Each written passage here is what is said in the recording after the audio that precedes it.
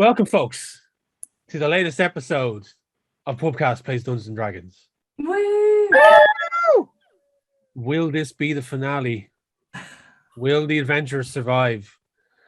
They have gone through a lot over the last nearly 2 years now, and it's all starting to come to a head.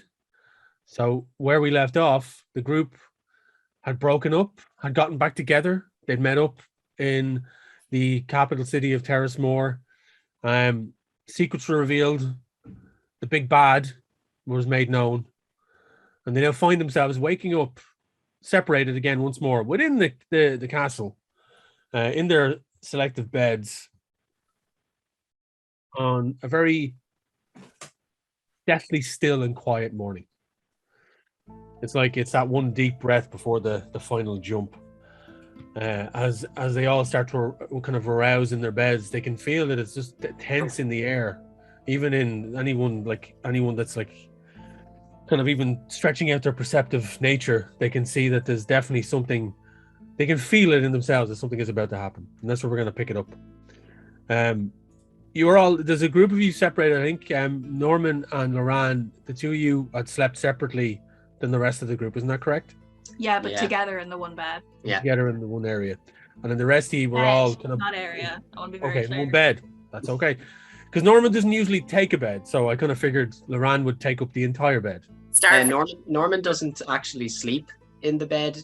He just lies there, eyes open, and stares for 8 hours.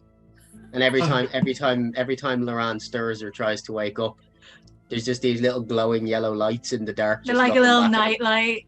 Finds it comforting. And when you open your eyes to like stir in the night, yeah, like a gross hand just reaches out and closes them again. Just like sleeping with Ryan. Yeah, it's exactly like that. Beautiful. So the two of you awake in this sparse room, a bit of furniture. You're sharing the bed, and you can hear milling about outside the room. It's like you can hear the odd shout every now and again, and there's like it sounds like people in armor are running back and forth in the corridor outside. Very much busy with activity. So what are both of you doing? Sleeping in. Got nothing going on. No. Nowhere to be. Norman's kind of antsy to get into this portal. So he's going to just shuffle a little bit closer so that Loran can't ignore the odor anymore and like has to wake up. I think he's petty enough that he just kind of pulls the covers over his nose. It's so sick. Norman like reaches out and pulls him down. You must rise. We have a hole to go into. Just a normal Tuesday. No. I don't follow. Loran kind of pulls the blanket around him and kind of clambers out of the bed, upset that no breakfast has been delivered to their room. Norman, because how dare they treat us this badly? Norman went out during the night and like killed a squirrel with his teeth and just left it in the bed as like a breakfast gift. Did you at least roast it with your fire breath first? I have a feeling. No, it's raw. It might actually still be alive, to be honest. Did you just kill Tim? Did you just kill Tim the squirrel? He was one day to retirement. Tiny Tim. Tiny Tim. So you can snack on your raw squirrel and then we'll get into this whole... I mean, there's raw and there's still fucking alive. His squirrel is so raw, it's still jumping in my hand. He just kind of like puts the squirrel down, lets it live its little life. Okay, let's find some actual food.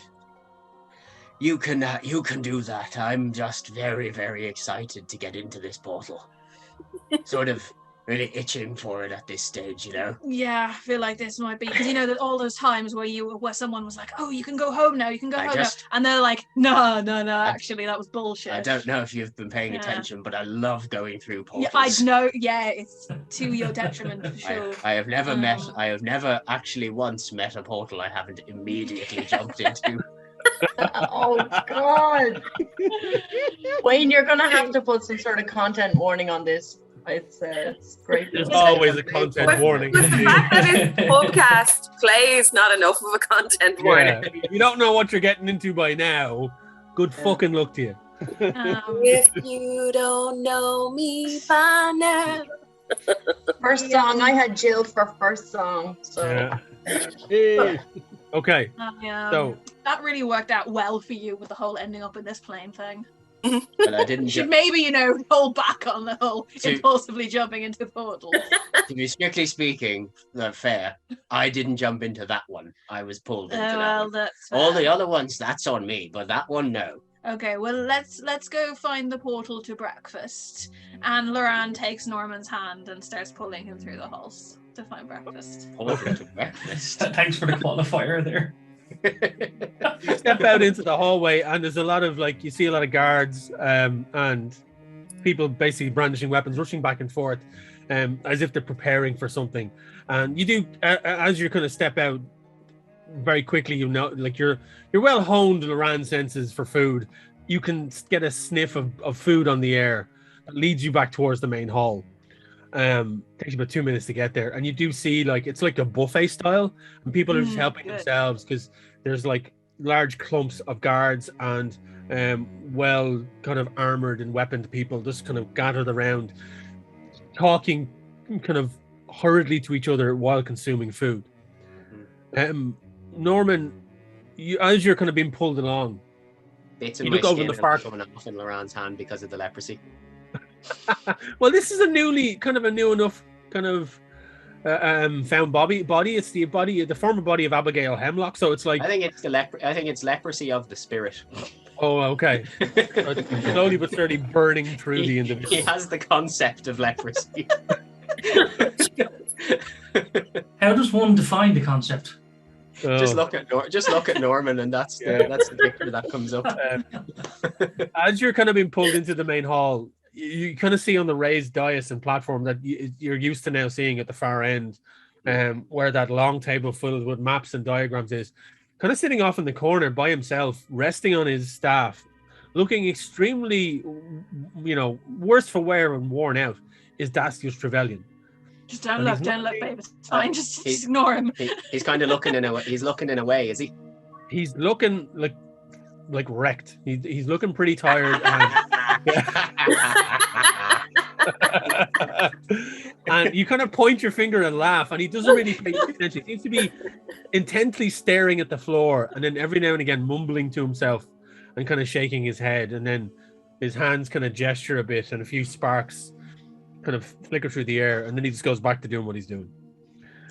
He's gone off his rocker. He might die. He might. Before the portal? Fingers crossed. So the two of you make your way in, and Loran, you see a large spread of breads, cheeses, meats. There's carafes of wine. All the guards are kind of hurriedly stuffing breakfast and stuff. Loran is still cloaked in his bed sheets.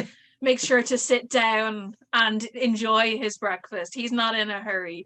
He's in their way. He's they're all trying to get their pre-war, pre-portal breakfast, and he's just they're my grapes. It's like Sherlock in the palace. Kind of, yeah, kind of. So you do as you're stepping around with your sheets, and a couple of them do trod on the kind of the tailing end of it, and you have to kind of reef and pull them, and they're and they're kind of a bit taken by your garb, seeing this gold skinned tiefling just kind of wrapped in bedding, and just slowly but surely just picking food from the buffet, and they're all giving you kind of queer looks of what the hell, and then obviously you then do whatever you do, you take your seat.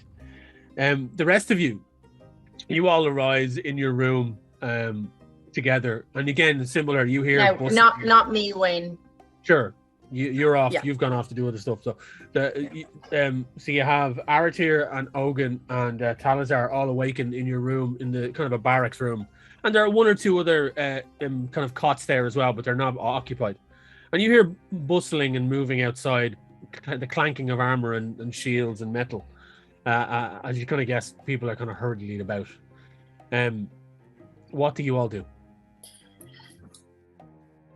Well, I think we've got a big day ahead of us, boys. I, for one, would like something to eat before that starts. How are you feeling? How did you sleep well? How are you feeling after yesterday's events? A little. Well, I'm gonna start this day off right, and I cough up a hairball. Yeah, that's been bugging me since last night. I still haven't gotten used to those. Sorry, Ogun. Yeah, I think it's because I'm sleeping on Shelby now that I tend to get a lot more fur in there, and then I have to get out of the hole. But anyway, yeah, I'm gonna just try and forget about yesterday, and let's get focused on getting what we need to get done, I suppose. But after a nice brekkie. Num num num num. Is Shelby in the room with you? Does Oh Shelby yeah, I'm literally curled up on top of him, it's like getting out of bed, but for everyone else it could be unnerving. And as I go num num num num num, I'm kind of just giving him, his morning scratches, because that's when he knows that breakfast is happening, and I'm sure there's a bone. Shelby does kind of stir a bit. Well. Yeah, Shelby just kind of stir a bit in the cot. The cot is creaking that you're all both lying on, and his massive form kind of creaks to one side, and you slide off and land on your feet, and it kind of and pulls itself up and kind of starts to trump out into the room and kind of look around to see what its surroundings is, because this is a creature that you've only recently befriended, and it's used to being out in the wilderness, and it's never been inside a castle before, so it's kind of like kind of looking around, kind of amused by the whole thing. We do have the night before we fell asleep, I used my another speak with animals to have chats and whatnot and get to know them a little bit better, and tell them not to eat the rest of us. Yeah, well. So, there. Okay. Aratir and Talazar, what are you two up to? Well, yeah, I'm gonna get my shit together, stick on my armor, sort myself out, and go and get some food. Bring the boys with me. Well, I think. Well, Ogun is obviously hungry. Talazar, I presume you'll need some sustenance to set you up for the rest of the day. I will. This is a long road that we've all gone on. It's time we set ourselves up and be ready for what's coming ahead. Who knows what the day is going to throw at us? Who knows? Big bald man might come out from the clouds to say, "You die, you die." Show us what you've got. And you get a death. And you get a death. Everybody's a wiener. Okay. So Shelby is kind of scritching at the door because he can hear the noise outside and kind of pushes it. And as you open it up, you can see that they're similar to what Loran and to Norman saw. There's people just rushing about. You were closer to the main hall, and you kind of all make your way there. And you can see off on one table by themselves, you see Norman and Loran. Loran is just wrapped in a bed sheet, gently eating their breakfast, and Norman is just standing there. Norman is looking at the cooked meats and is kind of sad that they've been cooked. They can do. There might actually, given that there are other dragonborn here and there are other creatures of different races and lineage, there's more than likely some raw meats on offer if you. Oh fuck yeah! Norman's going for those. They're going to try and cater for everyone to make sure everyone has right sustenance before whatever is about to happen. And you all make your way in. Let me see now. I need just if everyone that has just entered into the room, bar Loran and Norman, wants to give me a perception check. Cool. Let's get me. Sure, go on. Why not? While they're doing that, the image I have for Norman and Loran right now is, that scene in Withnell and I when they're drunk in the cafe. That would be 5, Wayne. Cool. I can. Oh, you've got okay. Yeah. 21. 11. Finest breakfast known to man, and we want it now. Finest I will bagels. buy Terrace Moore and fire you all. We've gone on an adventure by mistake. Literally. I mean, is that not That's accurate? it. That's very accurate for Loran. Actually, yeah, that pretty much sums up this entire fucking group. 21 for me, Wayne. 21. Okay, so Talazar, you definitely notice. You see Dacius Trevelyan off in the corner. Similar to what Norman saw previously, he is just sitting there, kind of seems to be muttering to himself. He looks wrecked. He looks like he's been up for like 4 days straight. Big bags under his eyes. He's clutching his staff kind of to himself, and he's leaning on it to one side, and he sits in a chair in the corner. And he's gesturing every now and again, and the sparks coming out of his fingers. He's looking at the floor as if he's reading something off it. I just go over to him and I say, Dacius, you okay? You look a bit worse than I've ever seen you. Looks up at you, and his eyes look a bit boggled, and he's like, yes. You're the monk with the broken mind, aren't you? It's a little bit more together now, but yes, that was me. Tell me. I seem to be suffering from something similar, given that I've recently discovered that one of my alter egos is here in the castle, under lock and key. I seem to be in proximity to him, has made me incapable of sleep. And my disposition has changed slightly. I'm wondering, how do you cope with such a broken mind? Well, for me, it was more ignorance than anything. I didn't know it was broken until several weeks ago. And he kind of sits up a bit, leaning on his staff, and he's like, might you indulge me in something? May I perform a slight study? Okay, what do you have in mind? A simple manner of me just putting my hand on you, really, just laying on hands. I just want- Can I get an insight check on this? Yeah, roll an insight check. Yeah, Roll to find out where he will touch you. That is very good. Jesus Christ, that's a 10. 10. He seems pretty straightforward about it. He just wants to kind of reach out and place his hand on your forehead just to kind of get another idea. I'm not comfortable with him coming that close. I say you may touch my hand. Fair enough. And he kind of What just if he was like, "Oh, I'm not interested." Then he just leaves it.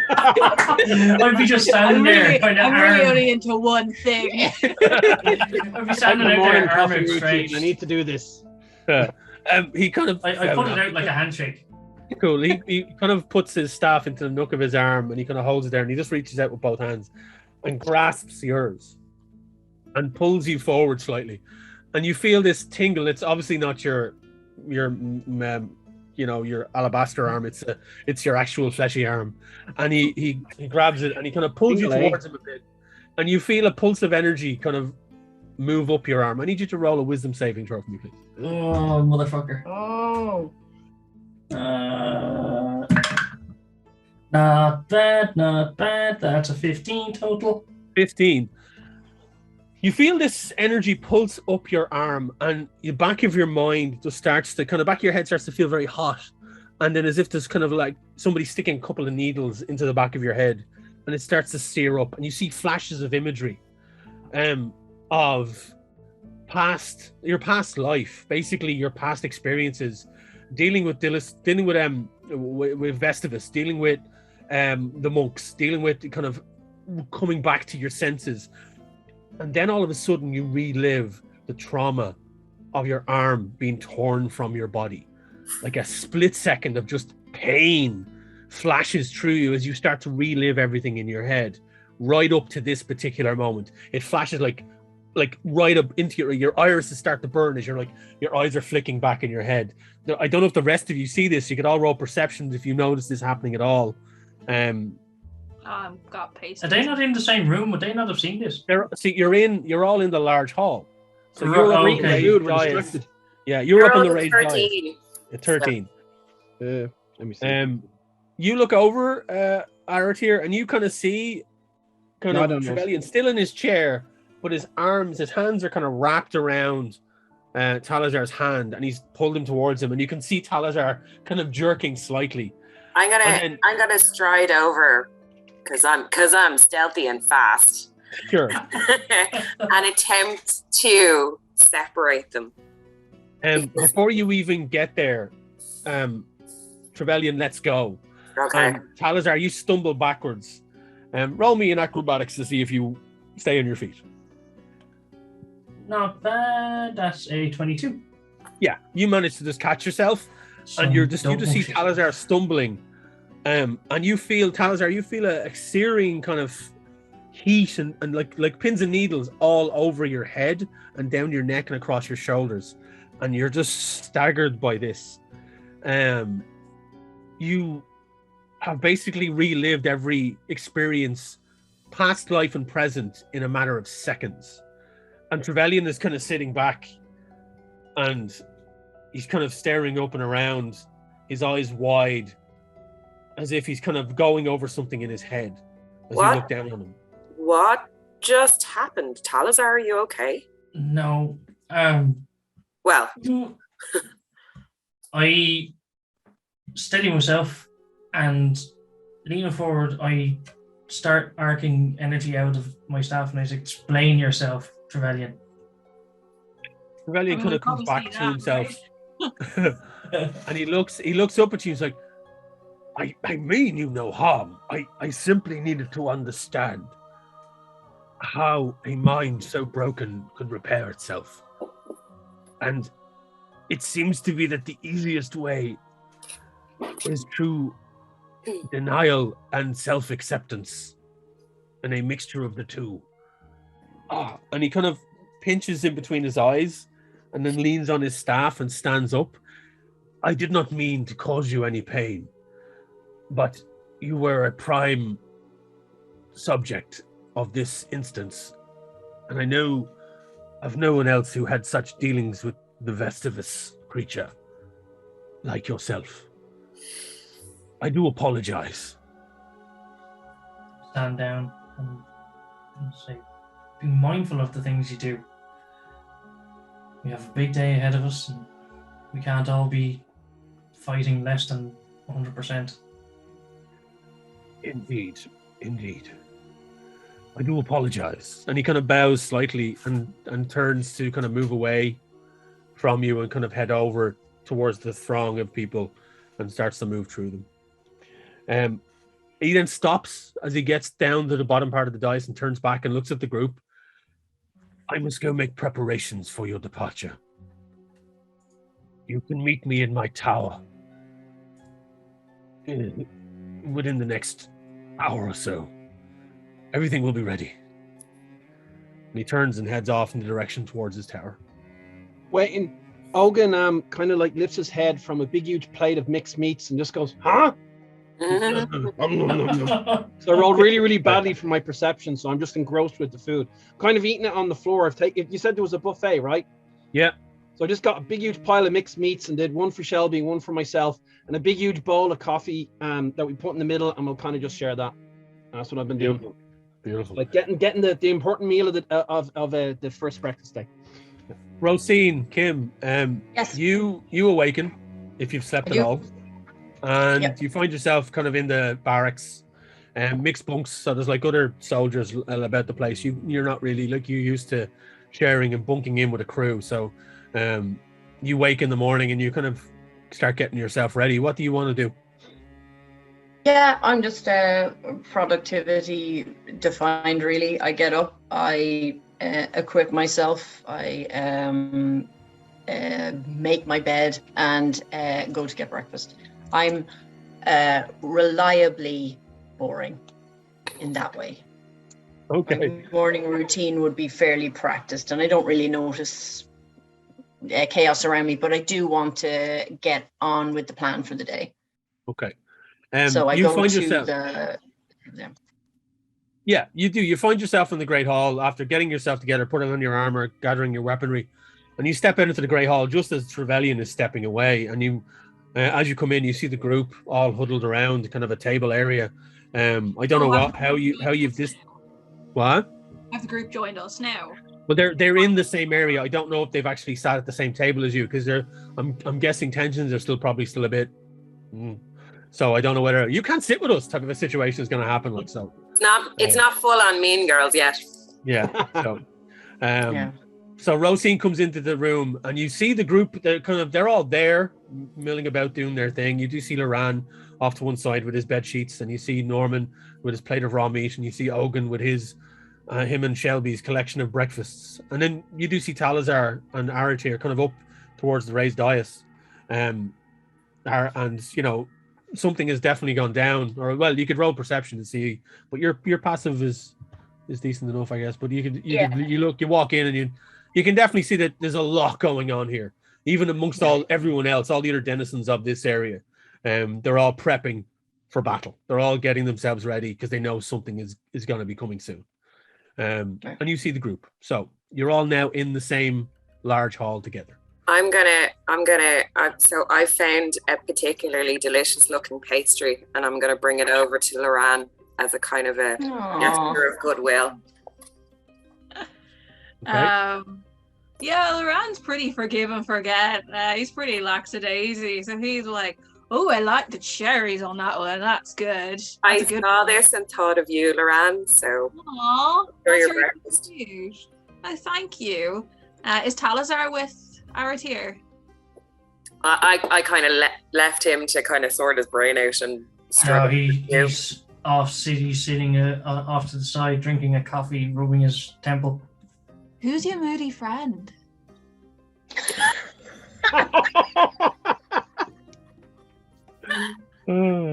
Wow. Oh, you. So,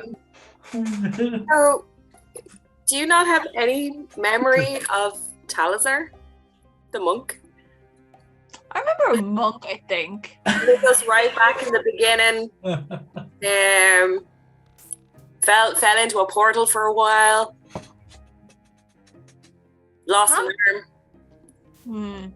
No, doesn't ring a bell.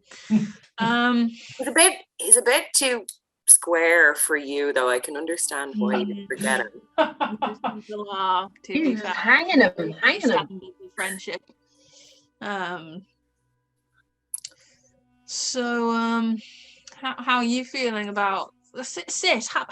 And he like pats like the seats. He's like, sit, pastries. Come on. How are you doing? Do you know, it's been a lot. It's really been a lot. I'm trying to focus myself and prepare for whatever shit that's going to go down today.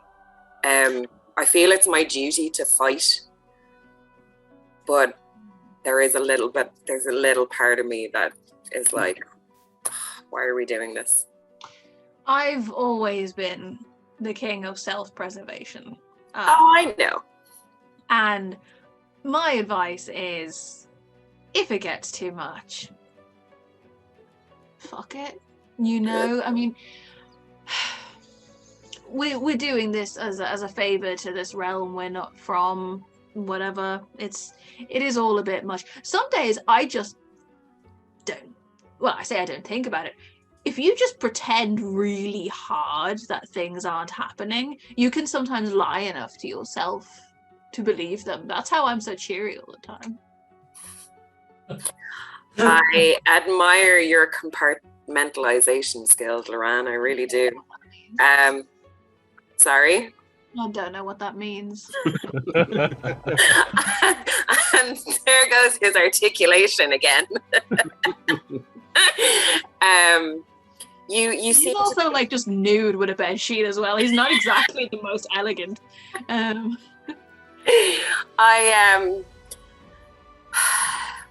guess I have the heart of a warrior. I do want to do the right thing, and I do believe that if I'm gonna go out, I'm gonna go out kicking and screaming and fighting and raging. I do believe there is a greater good we need to fight for, but but I mean, is it worth dying for? Are you really willing to like end it all for this? If I can make a difference for if I can make a difference for this world and save Like a cat. That's my squirrel. Just a random tabaxi that sticks their head into the conversations. Like, steal hello. something off my plate and fucks up. Sorry, is this the first act where the protagonist of the thing hurts a cat? Because that doesn't bode well for the end. Oh, beautiful. Kids, wink if you need us. You won't know because he's got a wonky eye. You won't know what he's trying to do. Oh. Yeah. Anyway, you ruined my fucking line of thought. Anyway, yeah. So I do believe that if sacrificing my life will save thousands, I believe it's a worthy cause. Well, and I appreciate that you don't feel that way, Loran. You're very on brand. You know what? I'll give you that. Very takes one to know one. Does anyone else want to see Loran's sketch of the trolley problem?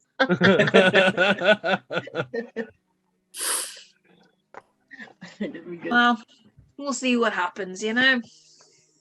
Is Norman sitting with us or? So yeah. Yeah, I think just Norman ignoring us. We're just having the chats, and he's like, whatever. This isn't part of his conversation. He's busy eldritch Staring at his blasting neighbour. rats off the ground and slurping them down like a serpent. Lovely. Why would you bother using eldritch blast if you have fire breath? Oh, because you can only use that You can only do that once. Oh, right, okay. Look at Kim there with the D&D facts. Look at Kim with the D&D facts. Huh? Yeah, I'm so proud of you, Kim. Right. Yeah, Also, that would end up cooking it. Yeah. Not it. Oh, Yeah, you just want it stunned or dead, and then Either or. Eldritch Blast is force damage, so it doesn't do anything but pulverize them. right. Yep. Right. It's like making a little smoothie. Beautiful. So, Loran, how do you feel? Like, are you going to? I know you said self-preservation is your thing. Are you going to take part at all, or are you gonna hightail it out of here before? I will trot along behind and see what happens. Okay. Mm. Very on brand. Thank you. Thank you very much. I, like Norman, would also like to get home if possible. This place does kind of suck. I do echo his sentiments there. Mm-hmm. I want to go back to my life of luxury, but I don't want to die in the process, you know, because then I win nothing. What's in it for me? I hear the afterlives are very nice this time of year. Well, maybe. I mean, I didn't. All of this was a mistake for me. I mean, I just trotted along because I ended up somewhere with no recollection of where I was and sided with the first group that seemed like they could protect me. And now I'm here. We did have some fun, though. A little bit along the way. I mean, I liked that pirate. You remembered pirate, but not Talazar. No. Well, yeah, he was hot, obviously. Can agree. Aratir, when all of this is done, and you know, because you're also strong, you'll fix everything. It'll be great and all that. And I know you're very wedded to the job, and but just come live in my big castle and be my bodyguard. It'll be really good. I pay really well. I'll tell you what, I'll give it some serious consideration, and we'll see what happens at the end of all this. Good. And in your downtime, we can like boink.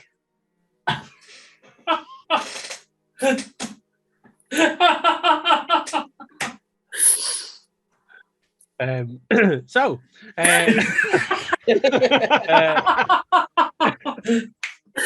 Really killed the whole end of the world vibe there, didn't you?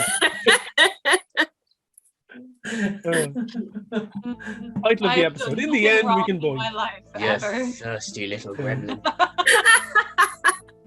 I'm a happy Oh my pansexual imp. Oh, Beautiful. is it getting hot in here? Oh, I'm actually roasted. Quite Yeah, well. So, while that's happening, Rosine, you've arrived in. You see Ogun, you see Talazar. You do see that trio of groups sitting over there together. Is there anything you want to do? Do you want to approach them? Was there anything you had planned you wanted to do? I'm going to circle around to any members of the council that are there, check if there's any updates, and then I'm going to make my way over. I know that I'm probably going to end up teamed up with these guys. Yeah. And there wasn't these folks, and there wasn't I didn't fully get it yesterday, so I'm going to try and get a bit more familiar with them so that I know that they know they have me whenever things kick off. So I'm going to who am I going to head towards? I'm going to go towards the people I annoyed the most. I'm going to go over to Loran, Norman, and Aratir, and I'm going to sit nearer to Aratir. That's okay. Why does everybody see Aratir as the trusting one? Well, right now, you are dressed in the captain of the guard's garb. That's true. Yeah. That's true. So you I are do wearing look a all modified. official and Yeah, shit. you're wearing a modified version of that armor to suit yourself. So it's still Aratir, but it's also a figure of authority. So people see you. my authority. Yeah. It's also the tall effect. Reference, bro. It's also the tall effect. If you're very tall, people will automatically use you as some kind of meeting point. You know? That's true. Like, Yeah. oh, you get it, Darren. Ogun doesn't get it, but you know. I don't know. It People sounds like are- Aratir's getting it after this. Hey, Aratir, that thing you said, have you tried these delicious breakfast foods? Chocolate salty balls? Wow. What? Welcome to What are these? 2002. Easy poops. Oh my god, so good. Okay, So, Roisin, you sit down next to Aratir. Culinary expert at this castle, Yes. particularly boisterous. Yeah. Hello, children. Welcome to my buffet. I have got the Salisbury steak, and I'm going to sit down next to Aratir. Okay. So, yeah, I'm going to sit down at the table, and I'm going to kind of warmly but also curtly nod at everybody and open with, I trust you all had a good night, and then I'm going to start eating. Cool. And if there's nothing else anyone else wants to do or talk about or kind of discuss between the group, as you kind of start to get together, Aratir, you see Rosine sit down next to you. If there's any conversation you guys want to have, feel free to have it. If not, we can start getting ready for you to go visiting to Dacius if you wish to. Is the Dacius that did the thing with my hand, is he gone or? Yeah, as I said, he headed off to his tower and told you to come meet him there within the next hour or so. Yeah, and just because I don't know what chance we have of shoehorning in another Springsteen moment before the end, as I was walking in, he was walking out. So Nice. Okay. sorry. So, Talazar, did you want to do something? Did you want to talk to anyone or? I just explain to me how Talazar will be left after that interaction with. You're pretty dazed, actually. You're sitting there sipping your coffee, and your head feels, the back of your head and your shoulders feel like this tingling sensation that is slowly but surely dissipating. But being forced to relive all of those moments in a matter of seconds, it obviously left its kind of mental mark on you. It's not a nice thing to have to wake up to first thing in the morning, and it's definitely left you a bit frazzled. And you do feel a bit like you slept well enough, but there is a mental drain there. That was going to be my next question. Is like, does he feel like as if he's like in mechanical terms taking a point of exhaustion or anything? Or well, yeah. Do me a favor. Roll me. What would I get you to roll? Roll me Constitution saving. Roll me Constitution saving throw. Yeah.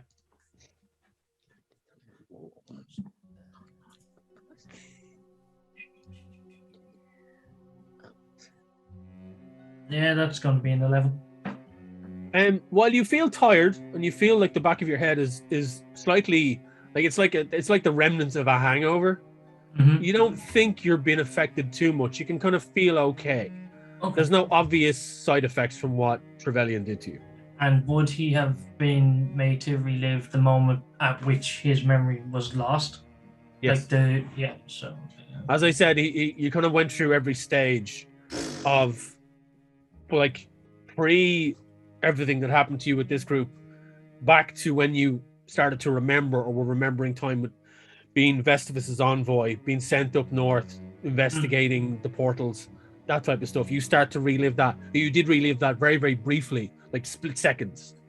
So that type of stuff. Think Shepard's memories in Mass Effect when he's reliving the stuff about the ancient kind of prophecies, that type of shit. Weird flashes of horrible images that just affected your mind very, very briefly. But you can't really tell if it's going to have a long-term effect for now. You feel a bit more grounded for sure once you're out of it, but only time will tell. I am just going to put myself into a bit more of a meditative kind of position on the bench or wherever I am, and just kind of meditate for a minute, thinking on what's happened, and just kind of just thinking of my deity, that's all. Okay. I want to make a paper plane out of a napkin and throw it at Talisair. Snatch it out of the air. While you're meditating, roll me a wisdom check. Check or save? Check. Okay. That's 16 total. You try to meditate, and you can't. Okay. There's too much going on in your mind. Some dude keeps throwing planes at you. Like, even though you managed to catch it, you caught it because you were aware of your surroundings. You could not put yourself in a meditative state.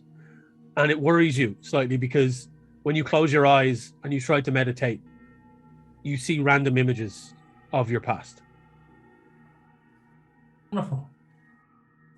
And each time a new plane comes over, I'm able to just deflect them. Sure. They're putting rocks on. Hold them back. Throw them back. It matches. Okay. Actually, the next one that does come across, I do snatch it and chuck it back without looking. Okay.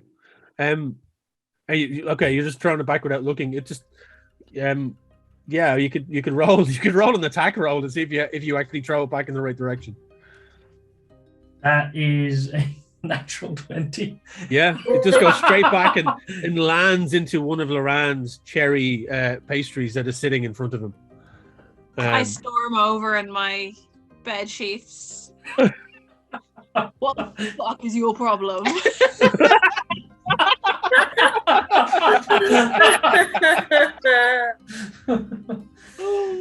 You ruined my breakfast. I believe you've ruined your own breakfast. I don't even know you, and you're like ruining my day. That sounds like a you problem. No, it's a you problem. You're the one ruining it. I'm going to sue you. All right, Daddy Warbucks. Take him to court. Get him.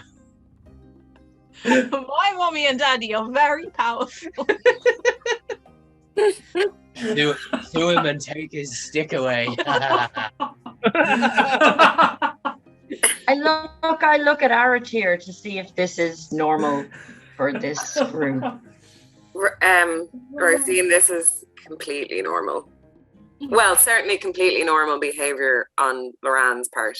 Welcome to the club. What happens when you are engaged in something that requires concentration? Well, Loran can concentrate when he wants to. As long as it's not going to be too taxing for him. Talazar is, well, he looks like he's having a bit of, A morning. I don't know, he has a bit of a frown on his face that isn't normally there. So I don't know what's going on with him at the moment. But what was that? You ruined my soup. That's why he's frowning. It's the guilt. Eating away.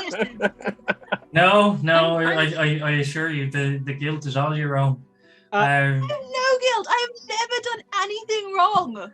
And I turn around and I point at all the other paper airplanes all around me. What? Again, I was trying to hit. I pointed you around problem. him. So Get out of the way. It's not my fault. You would have tried to ruin my soup.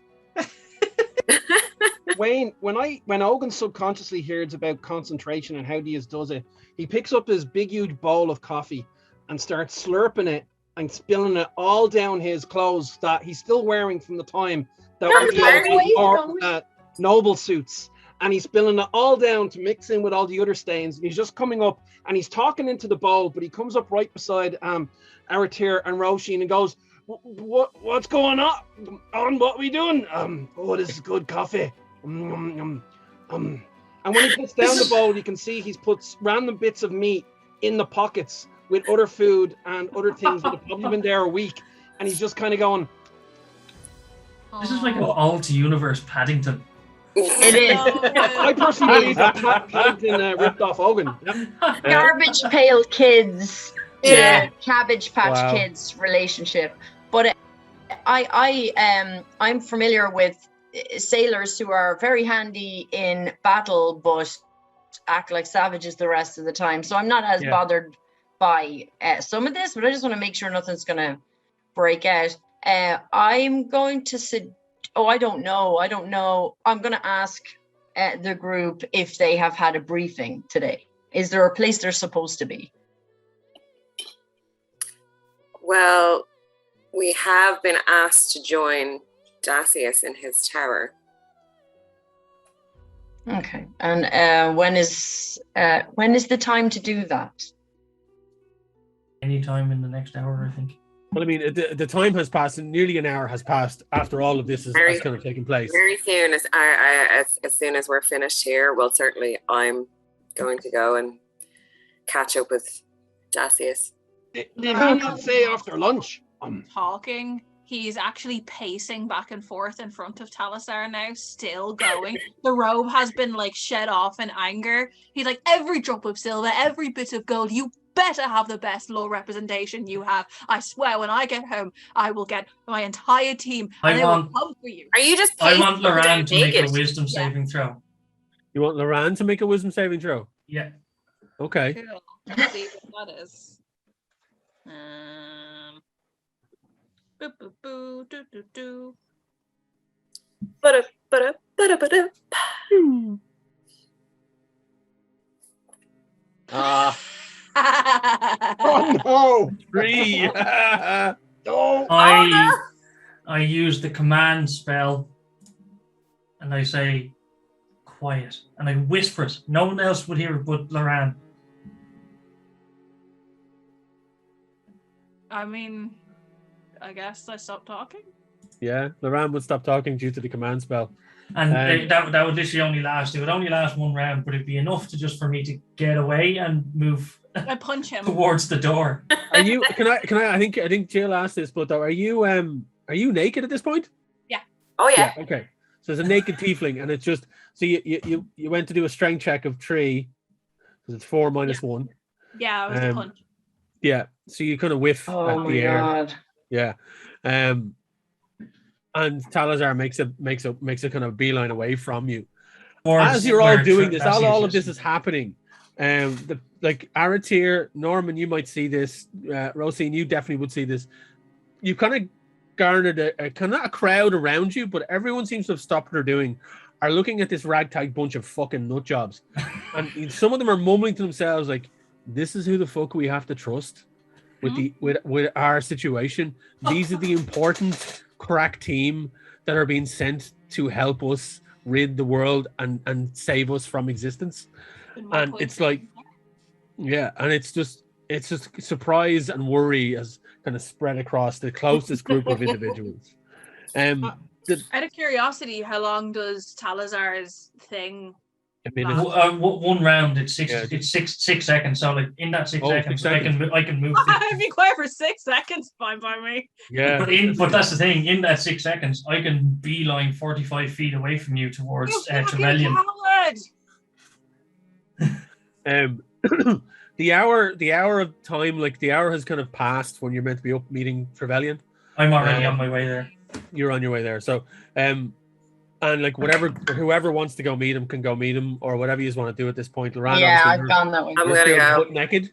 So you've dropped your sheets, so there's like a naked tiefling just wandering around the Great Hall. Like Giving 0 fucks. Yeah, that's fine. Wayne, as we're leaving, did Ogun hear anybody say that about us? Roll a perception check. Okay, cool. Oh, actually, okay. How do I keep on rolling so pantsy? I got 21.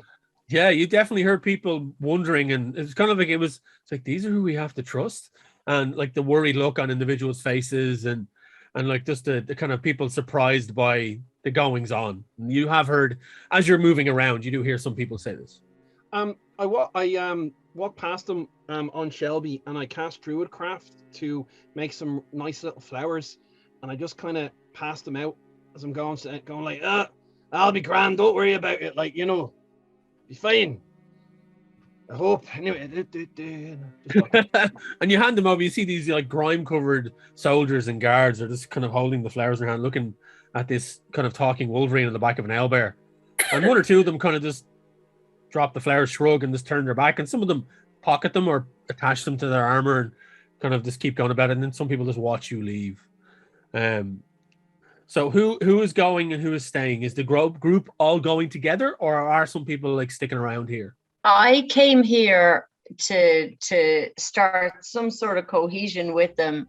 It didn't really work out, but when I see Talazar heading off, I follow him. I reckon we'll all meet up in the same place, so I'm gonna go initially. I'm the last to leave, but I'll go where the group's going. Yeah, I'm going. All right. Loran and Norman, what are you two doing? Norman is now who uncharacteristically quiet for breakfast is now focused. He just stands up from the seat and sweeps off in that direction. Loran follows like a naked puppy. Okay. You all make your way kind of like not all together, but kind of in different clumps. Eventually you all find yourself heading towards Trevelyan's tower. And you find it quick enough. People, if you get lost along the way, people give you directions. For those of you who haven't been directly there before. And as you kind of, the first person into the room would be Talazar because he left first. And you kind of push into the doorway. And you see that all of the furniture in the room has either been removed or pushed back against the walls. Like there's a bed on its side, sans any hay or form of mattress, and any coverings. There's no chairs or furniture else. There's one cabinet over to one side, some short cabinet with a big ton of paper on top of it, and markings all along the walls in white chalk.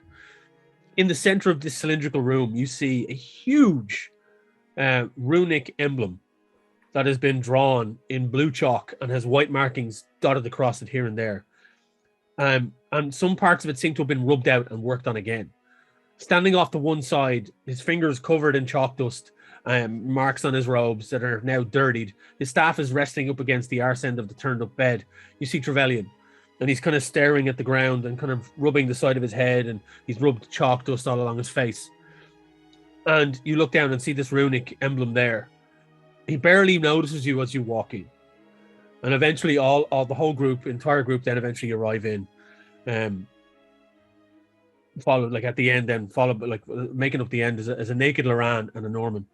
As you all step in, Trevelyan eventually acknowledges all of your presence and is like, "Ah, yes, you've arrived. Good. Preparations have been made. This will transport you to the..." And he kind of pauses for a second, staring into the air, and then back at you all. "This will bring you to the prison of Seveltharm's heart. I will warn you. This was difficult to conjure. This is not a place that people were meant to visit. It is locked away there for a reason. You go to seek out the heart, but be warned, there will be many obstacles in the way. There should, if my very spotty memory is correct, be a circle similar to this. In the chamber, you will find the heart. This can only transport you so far. You must make your way through what I can only describe as a maze-like cavern, a dungeon of sort that is there solely to stop you from reaching your goal. But once you find the heart, the sister of this circle will bring you back here.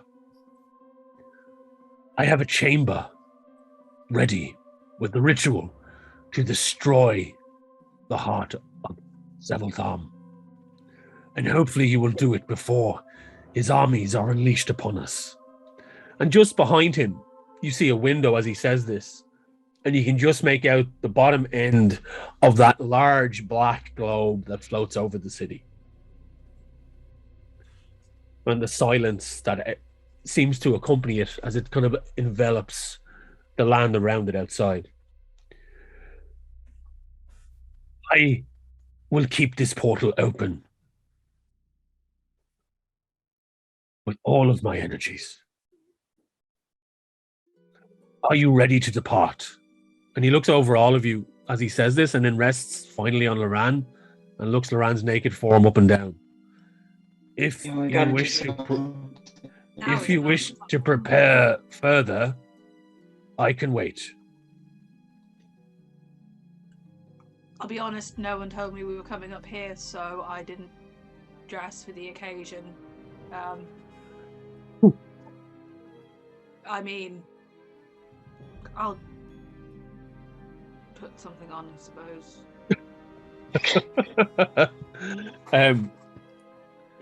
I can have your effects brought here. They won't take long. You won't have to leave. No, and he kind of... I don't like you and don't want you to touch my things, so I'm going to go. I'll be back. And he kind of just shrugs, and then goes back to staring at the kind of the runic symbols on the floor, and just double checking everything, triple checking everything as he points at everything. I'm going to ask Loran if they want an escort. No, it's fine. My room is just... You guys should have told me we were coming here. That's okay. Yeah, he just goes and just puts on clothes and comes back. Cool. You do it in a matter of 10, 15 minutes. You're up and down. Probably the quickest Loran has ever gotten ready. Sorry, just Shelby has a question. You said about there's a portal where the heart is to get us home. What if someone's robbed it? How do we get out? It is very difficult to find this place. I barely have the memory of it myself. It is old and known to only a few, most of which are dead. The portal at the other end is one way. You can only leave from there. It was created by the individuals that formed this prison. Yet there you must have the knowledge of this. And he gestures towards the runic elements on the floor. And you can see that they're, like, as I said, there was a lot of it that was worked on over and over again that's been kind of rubbed out as if he was trying to remember how to put it together. So obviously it's a very intricate kind of symbol. Like it's got circles, it's got diamante shapes, it's got just runic emblems everywhere in languages that Ogun that you don't understand at all. I'll And pretend like I do and go, oh yeah, Sure. that's Shelby Island. Yeah, that's great. Yeah, that one there. Yep. Salazar? Just want to make an insight check if I can, just on how kind of genius. Yeah, go ahead.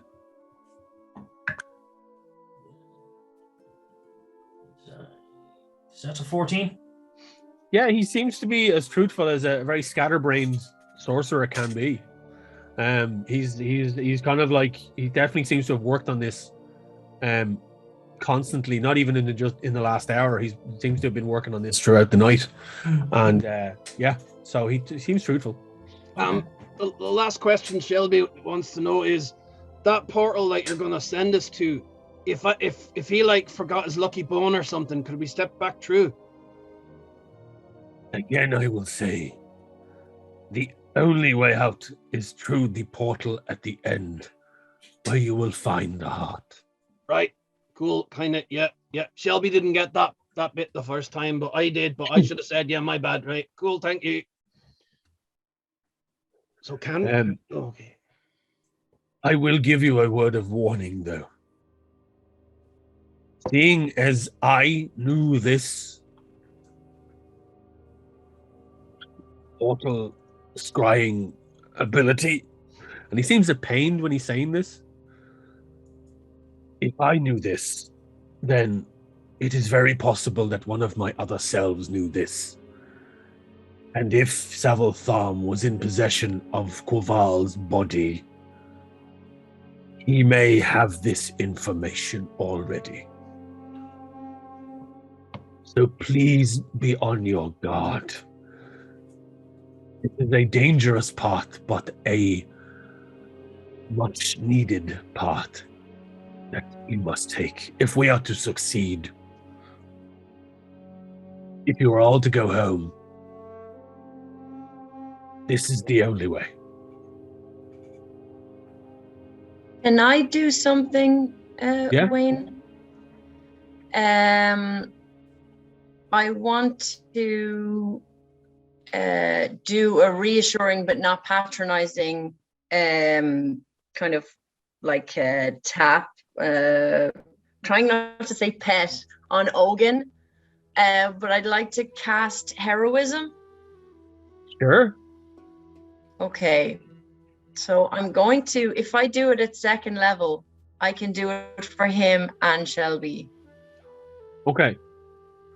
That's cool. Okay. I am going to tell Ogun, I've heard of your bravery, and I'm looking forward to seeing it in person. So am I. And I I'm mean, just yes. Yeah. I have that. Yep. So does Shelby. And I kind of, when you're going to kind of like wondering what to pet or to whatever, I just kind of like the ears that I can't quite scratch. You kind of, as the Wolverine in them kicks in, and yeah. What does this do for So someone? heroism, a willing creature you touch is imbued with bravery. Until the spell ends, the creature is immune to being frightened and gains temporary hit points equal to your spellcasting ability modifier at the start of each of its turns. When the spell ends, the target loses any remaining temporary hit points from this spell. Now, the thing about this is this spell only lasts 1 minute. Oh. So this is the type of spell you would generally cast in battle. Oh, sorry, I thought it took 1 minute of concentration to make it. No, it lasts 1 minute, so we're just going so through duration, it's concentration, but it only lasts up to 1 minute. So you would have to be concentrating, and then so if in battle, if your concentration is broken, the spell drops. But that's a minute in battle, a minute in a fight is a long time because each round is 6 seconds. So yes. So it is a great spell to cast mid-fight. You can't really concentrate mid-fight either. You can hold it. There's concentration checks you can do during battle. So, but yeah, so that is available to you if you wish to cast it on them during battle. That's fine. But just to give you a heads up that if you do it now for 1 minute, a minute afterwards, as soon as it's gone. So it's not. Well, you could have done a placebo effect and just and if I do him and Shelby, that's 2 spell slots. Yeah. Okay. So. Grand. So is everyone? So Trevelyan kind of nods. Is like, Are you all ready to go? As Loran steps in now, fully clothed in his beautiful regalia, as he waits acknowledgement from all of you, and then reaches down, and with one last stroke, finishes the spell, and the whole runic emblem buzzes with energy and light. As this silvery light fills the room, you have to shield your eyes slightly. Even in the morning sun that's coming in through the window, this is far brighter. And Trevelyan gestures you all to step into the portal. And as you all do this, he's like, I wish you luck. For all our sakes, I wish you luck. And it's up to yourselves now if you wish to step in. And Norman goes first. Norman goes first. Alice, Straight in, follows no suit. kissing, right into that portal. Norman loves jumping into portals. He's doing it. Aratir's going ahead. Yeah. Yeah, it's like thum, thum, thum, thum, thum, thum. All of you just step in, and there's a blinding light, and all of you, and you feel like you're being pulled 6 ways from Sunday as you're all just reefed and twisted and turned as you're transported through it. And Norman, as you do it, this entire kind of envelopment of planar energy surrounds you like a warm blanket, and that sense of home hits you. And then you're just stretched beyond your means as you feel a weird kind of sucking of energy from, if your lungs were working, the air would be knocked out of you. And all of you then land with a thud. And you are dazed, and your eyes take a while to readjust as you've come from bright light into near pure darkness. And as your senses come to, you look around and you can just see scorched ground. And you look up and see twisted black trees all around you. And the sky is a deep kind of shade of dark purple with black clouds rolling through it. And every now and again you see a of lightning in pure green as it pierces through the darkness and lights up the surrounding area. All of you look up and you realize you are standing on a floating chunk of earth, swimming in this planar bubble. Why Norman, didn't you just say we were in a corn video? Easier. Yeah. And you look, and there's other floating areas of ground and dislodged earth all around you. These large kind of chunks of whatever realm this is float. And in front of you, just on the next couple of, there's seems to be a row of them all together that you could jump easily across. And as your eyes move up, you see this huge floating chunk of earth and blackened kind of soil just floating in front of you that has the strangest looking building you've ever seen.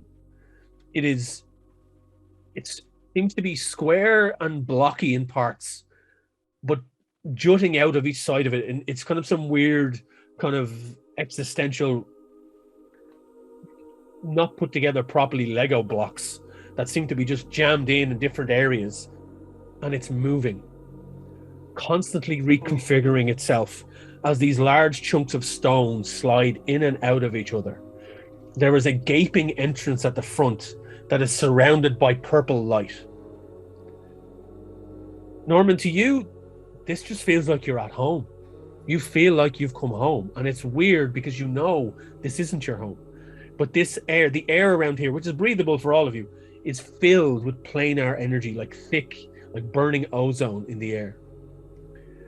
You don't see any other figures. You don't see any other people around. The only place you see that's large enough that can be what you're looking for is this ever-changing, ever-moving building that seems to just slide in and out of itself, trying to reconfigure it to its correct shape that it'll never obtain.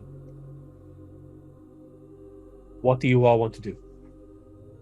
Can I just let a couple of my actual body's tendrils just sort of drift out of the mouth for a second to bask Sure. in it? Yeah, totally. Just to sort of feel it.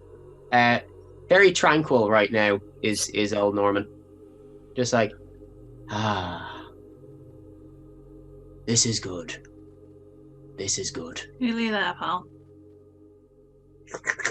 Yeah, you all watch as these like long, inky black tendrils with purple eldritch energy floating around them just kind of flick out and as if they're tasting the air. The rest of you, in part, especially anyone that has magic imbued in them, there is slight oppression of your mind here. Talazar, I need you to give me a wisdom saving throw. Wisdom saving throw. Come on. Oh, that's shit. 10. 10. As soon as you start to breathe in the air around you, you feel that sharp tingling at the back of your mind. Again, just like when Trevelyan grabbed your wrist and you see a flash and then you're like, whoa. And you kind of steady yourself and then kind of upright. The energy in the air, it's not oppressive in any way, but it's kind of like you feel that if you're here too long, it might have some adverse effect on you. And any other magic user like Iran, you kind of feel it slightly. Ogun, you feel it. Rosine, you would even feel it because you have some magic flowing through you, and it's there. Aratir, you just know that this place is fucking evil and that there's something wrong. This place is off. Wayne. Yeah. When I see Norman do the tentacle thing, I remembered that I've got like in this cheek a bunch of noodles that I haven't eaten yet, and I kind of bring them to the front and let them like turn to Norman and let them like go down my chin, and then gobble them up and swallow them and smile, and then go back to looking around. Love a nude. Hello, Ellie. I'm going to. I ask Norman. Norman seems comfortable. I ask Norman where he thinks we need to go, and it doesn't seem like ask him. Does it seem like there's anything else going on here except that building?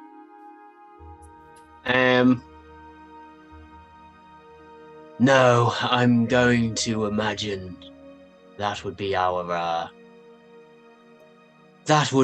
destination, I think. Yes. We can start walking towards it, just slowly. Norman seems quite content. Right. So when you said we were on a floating platform, we're up in the air? Everything seems to be in the air. There doesn't seem to be any solid like earth here. Everything is like a large chunk. It's as if a planet has exploded and there's large chunks of it everywhere. To me, it's like, after a lot of Fantasia was destroyed, after the nothing came about. There's bits. That's exactly it. Yeah. So yeah, this place looks all manner of shit. Okay. How are we going to get to that building? How much space is there between us on our little platform and the next one? It is on the next one. It is. No, there's a couple of smaller ones that seem to lead there like a path, and they're perfectly jumpable. It's like it looks like you've come into a landing area. Right. And if you want to give me a perception check, anyone wants to give me a perception check, I can give you a bit more in depth of the area that you're in. Well, my perception's shit, so if somebody else wants to, that hasn't stopped you from rolling high before. No, but I didn't. Fuck it, I'll give it a go. I didn't roll great earlier, and I got 17. 18 for me. Okay. 17 for me. You rolled a natural. Aratir rolled a natural 20, and your perception is -1. So, because it looked like a B. Yeah, I was like, that's a B. So you've all hit well enough. Like you're all kind of trying to take in your surroundings. Norman is just, he's away with the fairies. This is the happiest he has ever been. Yeah. He's so happy he's slightly high. Yeah. Just saying something after the Black Asylum. Yeah. Pretty much. He's just so pleased right now. He's just in his own world. Quite literally. Oh, I'm happy for him. Yeah, I never would have asked that question, Wayne, if I'd seen that there was crazy paving. I would have just seen it and then. Yeah, no, that's cool. Though with a perception check, all of you rolled quite well. So with that perception check, all of you, as you start to look around you, you take in where you are, and you can see that, and particularly Aratir, as you inspect where you're standing, there seems to be kind of a scorched area where you've landed. Right. And it's kind of faded, but you can see that there is a previous scorched area kind of underneath that, like a second imprint below it, right, that you've landed on top of, but it's old. Okay. But you also look around and can see that this area seems to have been built as a pathway towards whatever you're going towards. Mhm. And there are some platforms that can lead you there with a small jump, but there's no huge gap. Like even with a shitty roll on an athletics check, everyone's going to make it across. It's just a matter of making your way there. And we need to make it back to this spot to get home. Was what? No, the rune is in the main treasure room. It's in the treasure room. Oh, sorry. Yeah. So you have to make your way through wherever this building is to find the heart of Seville's Arm, and then there will be an exit there. But you have to get there first to get home. Yeah, That's what. But not as far as Dacius Trevelyan, that's what he considered. That's what he thinks, as far as he remembers. Right. When this place was created. Okay. So you've got no save point until the heart is in our possession. Right. Okay. Okay. A magical crystal. Hey, are you guys ready? It looks like there's only one way forward, so I'm ready. You all start to make your way across these platforms. I think Norman and Iran, are you at the rear, or Norman, where are you at this point? Because you're obviously savoring every moment. Yeah, I think I'm probably at the very back. Well, because I am walking like a sleepwalker, just breathing it in. Laurent's kind of walking along with Norman. I think kind of absent-mindedly chatting to him, but not expecting like a response. Mm-hmm. Sure. Okay. Well, wait. If Hogan can get away with it, he wants to go at the very back. Just the very back, behind Laurent and Norman. Behind them, especially. Okay. I mean, if you're deliberately at the back, then that because I'm not doing it on purpose, so that does make sense. I'm deliberately doing it, but I'm going to be smelling stuff or whatever. But if trying to hide that I'm deliberately doing it, but if people want to notice it. But yeah, okay. As the group starts to make their way up towards it, you get there in a matter of minutes. It's not that far of a trek. You can make up the building, but even as you get closer to this building, you can hear the parts of it that are moving, like.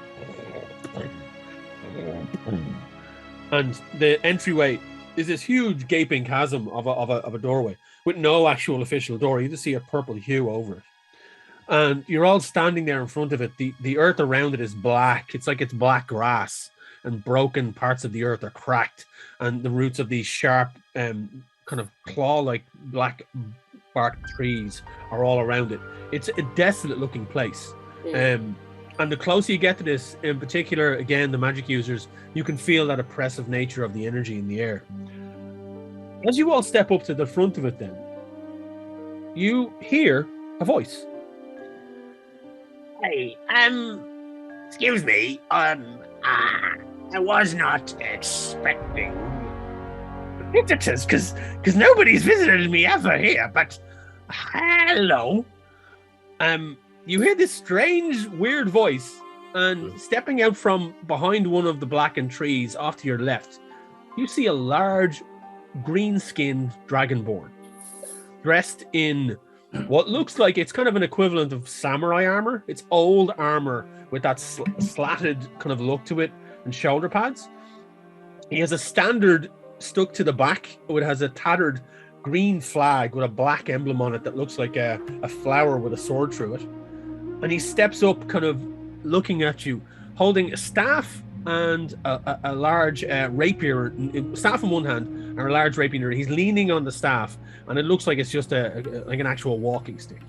He looks like quite an old dragonborn, and he is kind of a droopy jowls. The skin was once vibrant green, is now kind of a pale lime color. As he steps forward, and his one good white eye takes you all in as he steps into the whatever light is available here. Who are you lot, and what are you doing in this realm?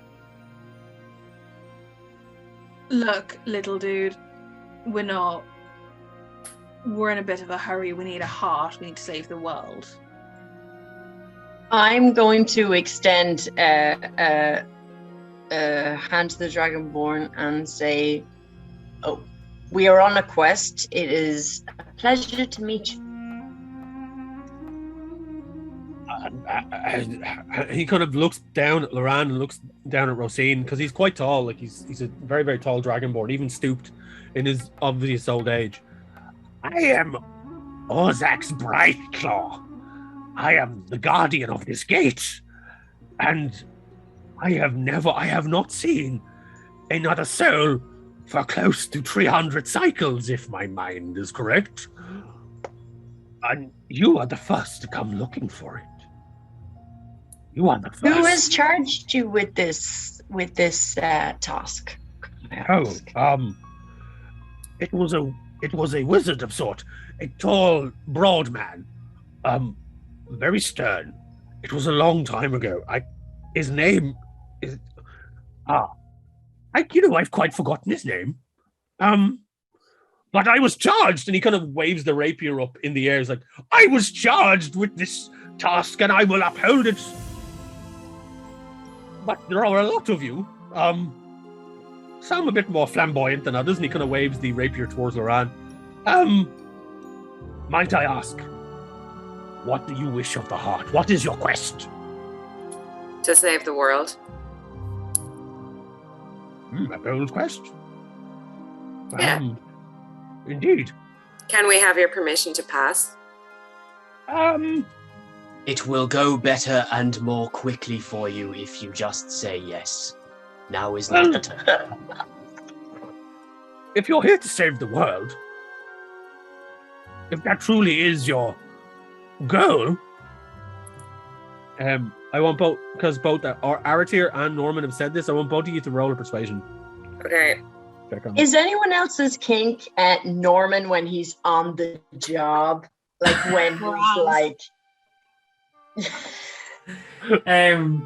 I just ask him. He's so rude. If you're tasked with keeping the heart here, why? Basically, I want to know what would happen to him if we take the heart. Do you know what would happen if anything were to happen to the heart?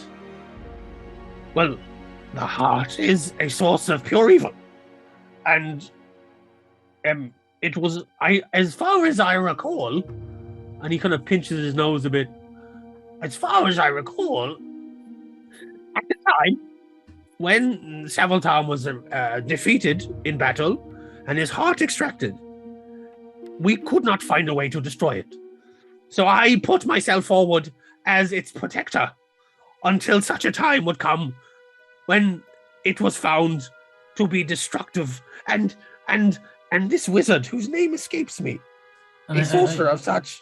I mentioned Dacius. Dacius. No, that doesn't ring a bell.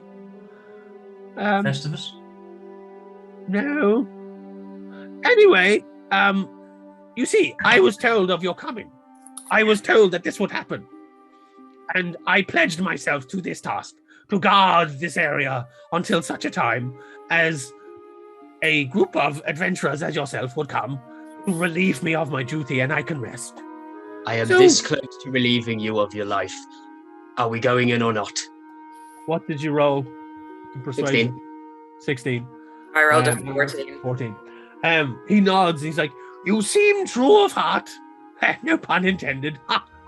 But yes, I relinquish my duty, and he kind of waves the staff up at the doorway, and the purple gate seems to shimmer and dissipate. You may enter, and I may finally rest. And Norman is already going towards the gate. Speaking of relief, give me 1 second, and I just go to a tiny corner and, all that talk made me get all that coffee. Clear them out. Rather do it now before we get inside, you know. Hold up a sec, I gotta go poo. Hogan really finds time for everything. Orzak sits down on a kind of a blackened rock next to the gateway, and as soon as Norman steps through, he kind of sits, and you can see the relief come off him. But as soon as somebody steps through that gateway, he just starts to dissipate into nothingness and vanish. Bye. Later. And he just it's the snap moment where he just starts to flake away, and he's gone. And you all begin after Norman, or after Ogun finishes what he was doing. I was about to say something else, and then I saw Bex. after Ogun finishes what he's doing and then rejoins the group, you all start to make your way into the opening that is this area. The darkness in this chasm as you step in envelops you. And then as you make your way deeper in, slowly but surely you see on sconces on the walls these torches with bright purple flames and they light this what seems like a never-ending corridor all the way down. And it's illuminated in this purple hue. Purple flame, purple flame. Sorry. Beautiful. When you were talking about a giant opening surrounded by purple smoke, I'm like, this is Prince's heaven. Oh yeah. As soon as the word purple got mentioned, I was like, oh. Yeah. We need now to see symbols. Well, funnily enough, as you all step in and the room, the corridor starts to light up, you start to see runic symbols dotted all along the walls, on the floors, and the very, very high ceiling above you. Norman, you're going first, and as you step in, you see all of these symbols. Can you roll me an Arcana check, please? Yes. And it is taking a second.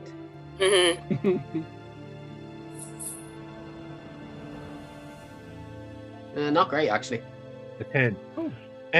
Some of the symbols are familiar to you, as planar kind of scribe and part of the kind of the symbology of your world, and others escape you completely. So this seems to be a mixture of keeping this place in its current form, or where it is in this realm, seems to be a mixture of planar magic and mixed with other arcane forms. But you can't make out the exact meaning of some of these. But you do know, as you step into this area, it seems impossibly long. From being on the outside of it and looking how far this goes, you can hear the distant grinding of stone upon stone as the building is reconfiguring itself. And off in the distance, you can just make out where there seems to be the odd blur every now and again as something moves across in the darkness. It's definitely, this is going to be, straight off the bat, you know that this is going to be something that you're going to have to solve this dungeon in order to get where you need to go. The group are all now in, and you're all there. What do you all want to do at this point?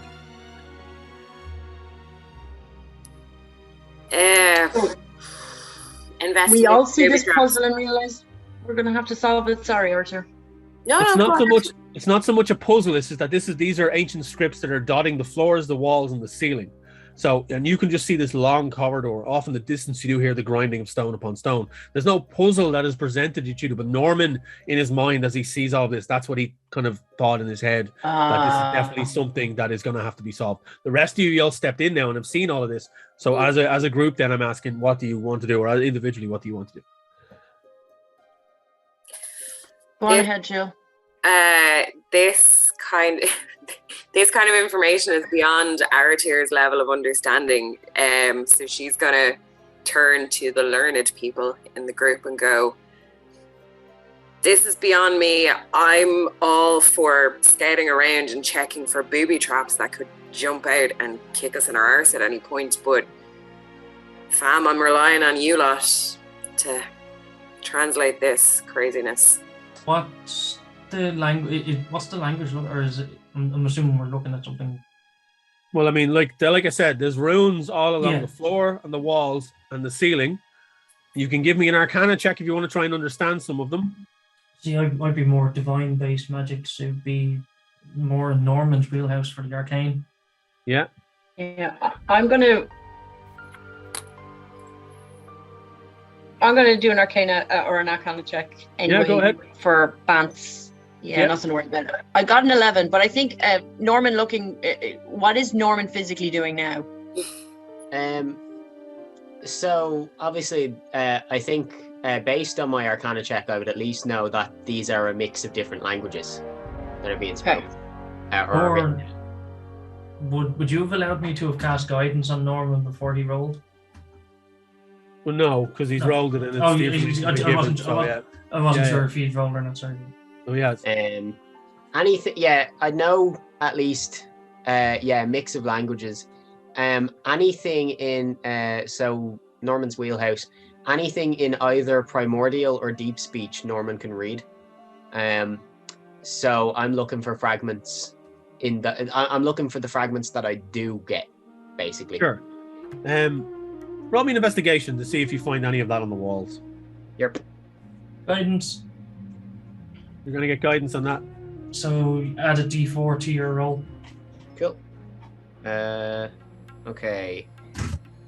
Investigation. So it's a 16 base. Oh, sorry, a 15 base. Yeah. And then a D4 on top of that.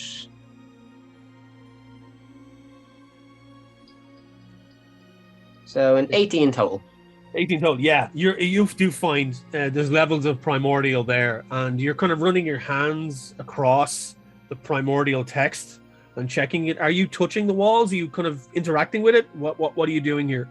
Yeah, I think tracing it out with a finger just to sort of be like, well, that's not how I'd write it, but sure, okay, this is fine. For shits and giggles, I might make an investigation check because I have Infernal as a language. Sure. Can't hurt to look just in case Norman needs anything. Yeah. I'm going to join the No Book Buff Bird Club over beside Arthur. Loran, even with the 16, yeah, same again. You see writing in scribes that you recognize. And again, are you running your hand over these on the wall? No, he's not getting that in deep. Cool. So Norman, no. Cool. While they're doing that, can I actually, would you mind, can I roll investigation to kind of actually check out, not the text obviously, but to see if there's any aforementioned booby traps that we should be aware of while they're all at the learning stuff? Yeah, give me investigation there. That's an 8. Okay. I see her doing that, and I'm going to do it too, if that's okay. I'll allow it, yeah. You can go ahead and roll. I'll allow it. No, it's a 9. Sorry, Arthur. 9. So all of this seems to happen at once. Basically, Norman goes over and starts to trace his hand along the wall where this piece of text that he recognizes is. Loran, you come up behind Norman, inform him that you're seeing other text that you recognize. And you're all kind of discussing at once, just as Aratir and Rosine both reach down and look at the floor at the same time. As soon as Norman touches the wall, the floor gives way and all of you fall into the blackness. Sliding down, you all hit this kind of like slant, and the group then start to slide into the darkness, not knowing where you're going. Amazing. You tumble out into a room, dusty, barely lit. There's a couple of sconces with maybe one purple flame torch off in the corner, and you all tumble into it, landing on top of each other, kicking up dust and web. You're all coughing as you pull yourself up off the floor. The section of the roof that you fell into closes up behind you. You all are picking yourself up off the floor, and you hear off in the distance behind you, Dad? Oh no!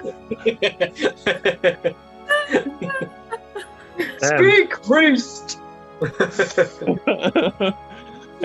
And you don't see anything as of yet, but you can hear something, and you don't know what the hell it is. Okay, I'm drawing a blade. Yeah, I'm equipping my axe. I don't like the sound of that.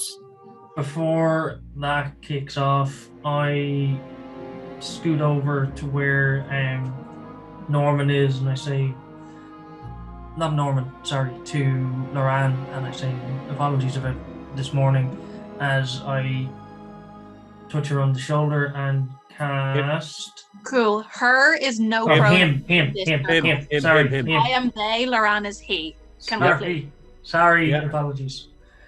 Now, Talazar, is that your attempt to, I don't know her, back at Loran, like Mariah Carey did to, who was it that time? Anyway, yeah. Didn't work. A very bad photo, I'm sorry. What's the bloody... thing. Where the hell is it? Oh, bless. Okay. So So Aran, you you have have- bless. You're blessed, so you get sorry, 3 people get it. So Norman, myself, and Loran add a D4 to your attack rolls and saves, saving throws. Okay. Can yeah. I pop on? So you said the room's dark, right? There's only one lit sconce off in the far corner behind you, and this sound is coming off from like pitch blackness in front of you. Cool. I'm gonna just drop. I'm gonna cast Create Bonfire. Cool. And get some more luminescence down here. Grand. For the non-dark vision inclined among us. Yeah. Even with people with dark vision, that you can only see, you can 60 see feet so of- far in that spectrum, like that aura that you see in dark vision, and then it still disappears into blackness. Yeah. But as you create bonfire, it casts light and shadow out into the room, and you can see the room you're in now contains a lot of mulched something. It's like something has been dissolved and melted down, and there are the odd bone here and there, half-broken shields, weaponry, something, but ancient, like really old shit, like stuff that's been here untouched for centuries. As the bonfire starts to cast out and build, it starts to illuminate the cavern in front of you, and this room seems a lot longer than it is. And then it casts up and sees as if it's hitting water. It's like it's hit some viscous liquid, and then it starts to illuminate it even more as you see this entire room at the far end, which is very long. You're talking about 60 to 80 feet away from you, just past the dark vision spectrum. You see that the rest of the room is taken up by this misshapen, horribly disfigured, filled with all sorts of crap. A massive, gigantic gelatinous cube is oozing its way slowly but surely towards you. It is like my dad. it is vast. It is vast. It takes up the entire room. It literally fills in the corners, as it's just, you see parts of it pulling itself along, like its small oozing sections look like little fingers that are just grabbing at the stonework all around it as it starts to slime itself towards you. You see remnants of other creatures, small rodents, like just different pieces of debris, furniture that have dissolved within it over the centuries. And it looks old. It's got bits of it slopping off itself as it moves. It's been here a long fucking time. You don't, as you kind of all look around, you see this, and the fire has illuminated the room so much that you notice that there is no other fucking way out of this room. Right. Okay. Except for through this fucking cube. Yeah, let's do it.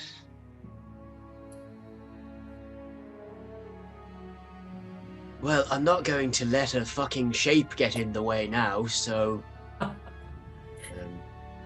Are you ready with just staff? need to hastily murder it and move on. I agree, Norman. Agreed. I could do with it murder to spice things up at the moment. Wayne, could I get a nature check to see if this ooze is a creature or if it's magical? I want to know if I can talk to it. Reason with the cube. Sure. Yeah. You can gain the cube if you wish. Well, no, I want a nature check to see if I have speak with animal. I just want to know if I've ever heard anybody ever mention about it. Well, not that I've ever met another druid before. I think I'm the only one, but sure. Animal, plant, or other, I guess. Yeah. Well, yeah. I think because of my role that it definitely is. But you tell me. Okay, 1 sec. Sorry, I was pouring myself a drinky there. I think that's the best roll I've ever rolled, and holy shit! I don't think anything could go wrong with that. Ogun rolled a natural 1, and you just watch as Ogun kind of steps forward a bit and is like, raises his arms up in the air. And what do you try to say to it? What do you try to say to the cube? Well, it was more that I was gonna think if to see if I know whether or not these are naturally occurring in the forest, even dark forests, and if they are, I wasn't gonna get close to it. I was gonna cast speak with animals. I just don't want to waste the spell. Yeah, sure. No, I mean your nature check. You, as far as you're concerned, this just looks like a giant piece of gelatinous mass. There's no real hint or there's no internal organs, there's no mouth, there's no eyes. You can't see anything that would give you an idea that this is a fully viable speaking creature that you can communicate with. All right. All right. So How far is it now from us? This particular version of The end of the gigantic cube, room? it's a gigantic cube. It's now moved up within 50 feet of you. It hasn't engaged you yet, but it is close. Right. It's slowly but Okay. surely pulling. You can see, like, at the corners where it touches the ceiling, the walls, because it touches everything in front of you. Like, there's no way past this thing. You have to go through it. Right. So you can see it's touching the ceiling, the walls, and the floor. And you can see small tendrils of it are reaching out, like, and it's pulling itself, like, closer and closer to you. I had a dream like this once, except I was still naked.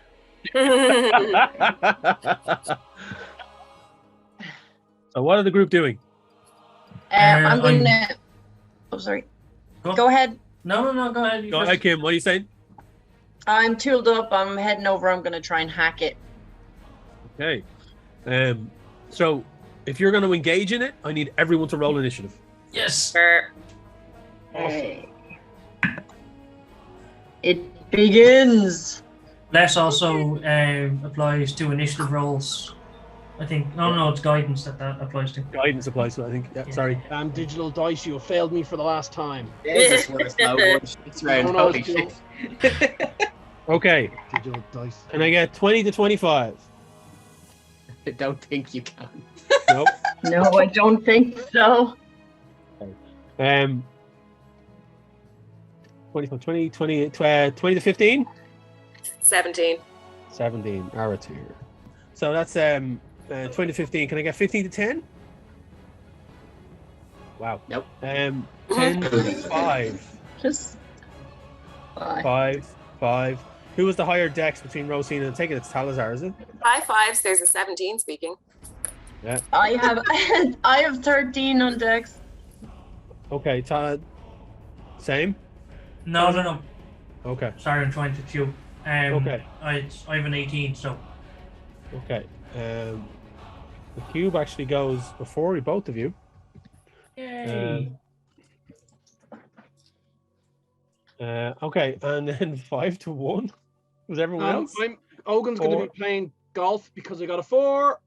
Oh, beautiful. So, and did you roll for Shelby? Did you roll for Shelby? Oh, sugar! I thought he just gets my initiative. No. No, you roll for Shelby separate. Oh yeah, cool. I'll roll the d20 and then I'll look at his pay. Oh, look at his pay. Give me a second. Norman, what's your dex compared to? So d20 Plus 2. 15 dex. So he gets +1. So give me a second. Is that the lowest collective roll we've ever 13 done? for Shelby. Pretty Wayne. bad. 13. So Shelby goes after Aratir. And then Loran is Paddy last. That's pretty on point, really. Okay. So, kicking us off, top of the order is Aratir. Aratir, what are you doing? The gelatinous cube is slowly but surely filling the room around you. Well, it's in my way, and I'm raging a bit. Yeah. So I'm gonna do a rage attack with my berserker battle axe. I'm gonna run forward, and I'm like, where am I gonna hit it? Just in the front, somewhere. So I'm gonna run forward, swinging two-handed my awesome battle axe. So I'm gonna roll to hit. That is a 26. Fucking hell, that hits. Yeah, that definitely hits. And why does it say 2 damage thingies on my battle axe? Or I'm gonna hit this one. Yeah, what's the difference if you get two separate icons for the same weapon? What does it mean? Which one do you choose? Slashing damage is one slashing damage and the other one's bludgeoning. Hang on, I'm gonna press them both. They're both slashing damage. Both of mine are slashing, yeah. Yeah. So one of mine, Wayne, is like 1d8 plus 5. 1d8 plus 5 and then 1d8 10 plus 5. So that's when it's a versatile weapon, whether you're using it one-handed or two-handed. Oh, okay, right. Oh, I'm gonna use a two-handed and go with the first one that I rolled. So I rolled a 12, but it does say that because I'm raging, I get bonus 2 melee damage, so 14 damage. 14 damage. You slice into the front of it, right in its center. cutting right into it. You just see this large slit just appears down it, and it kind of quivers and recoils outwards from your attack as it ripples through the entire cube. And you definitely hit into it. So what damage did you say you hit it with? 14. 14 damage. Okay. Yeah, you've hit it. You've heard it. It's kind of, and it slowly but surely starts to reform where you've cut it, but very slowly. But you can see it ripple through the effect and out into the back of it as well. It's not just at the front, because the force, it kind of pushes that section of it backwards a bit, and then it starts to slowly move forward towards you. Because you've moved up to engage with it, so you're within its area. Because it's still moving forward, I'm gonna back away a bit as well. Okay. Well, I mean, it's just still within your turn, so you should have a second swing if you want. Oh, yeah, I'll have a second swing. Yeah. So roll again. 18. That definitely hits. And 13 damage. 13 damage. 11. You slice into that motherfucking cube, and it's again in the same spot. You deepen the cut, so it's like a little kind of opening is opened up in front of you, like a little kind of area that you can nearly step into at this point, but obviously you don't want to. But it's big enough that you can see that all of you are looking as Aratir is standing in front of you, and you feel like you're cutting your way through the cube, and it just quivers as it undulates outwards. Kind of, you don't hear it go, but you can sense that in its mind it's like revolting from the pain. Guess it's not hip to be square. Okay. Shit. You're welcome, Kim. Wow. So that is the end of Aratir's go. Now into Shelby. Shelby is going. Can Shelby? No, Shelby will run forward and try and hurt the ooze. Okay. So, sorry about this.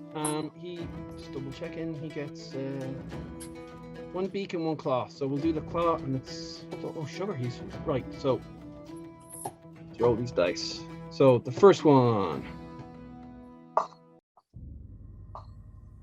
15, 17. So 22. The hit. Yeah. That definitely hits. And he takes 10 points of damage from the 10 beak. points of damage from the beak. So Shelby just just cuts out into it. You just see the beak slashing into it, really razor sharp. Takes chunks out of it, and you see parts of the cube just sloshes to the floor and starts to dissolve into it. And you can get this as soon as it starts to get hurt. Then you notice, and Aratir, you're smelling this as well. The more it gets hurt, there's like this horrible burnt, briny smell in the air. Even Tibbs can smell it. That's why he's coming up to get the sniff. And it's just foul. Sorry, Darren, what was the damage on that again? Oh crap, I've already forgotten. Sorry, no, 10. 10. Okay. 10. Right, so it is. Sorry, Wayne. Do you want me to roll it, or do you want to go by what he has? He has the dice, and then he has just the total for average. Let's roll the dice. Roll the dice to see what damage you get every time, because it's different every time. Grand. Yeah, go on. He's got a he's got a claw as well, which he hit for AC 19. That hits. Right, and then I rolled it, so 2d8 plus 5, Jesus. So 2d8 up here, and then do another one, and plus 5 to this, so 12, 5, so 17 points of damage. Okay, no. Okay. Rolled really good. Yeah, you're wreck these things, don't we? Yeah, you're slicing into it, and it's definitely doing damage to it. It's looking like parts of it are trying to reform at this stage, and they can't. So it's losing some of its kind of structure as it starts to kind of dissipate into sections. And it does look like Shelby is taking chunks out of the side of it, Narrator's chunking into the middle of it, and it is still coming towards you all, but there are parts of it that are slower than others. So it's like dragging its right side ahead of its left side type of thing. That is the end of Shelby's go. It's now the cube's go. The cube is going to reach out, and obviously Shelby and Aratir are the closest to it, so it's going to make a melee attack against Shelby. So that is 14 to hit. Yeah, I haven't cast a spell on them yet, so that does hurt him. So it's 3d6. Oh no, Shelby, I'm gonna have to. That is 12 points of acid damage into Shelby as the cube just lashes out after it tries to bite into it and strikes a large chunk of it over Shelby's back, burning into his feathers and skin, hitting him for 12 acid damage. Okay. It's then. Oh. Okay. It's moving forward then, so it's going to try to basically engulf both Aratir and Shelby in this movement. So I need both of you to roll a dexterity saving throw for me, please. You're right up on it.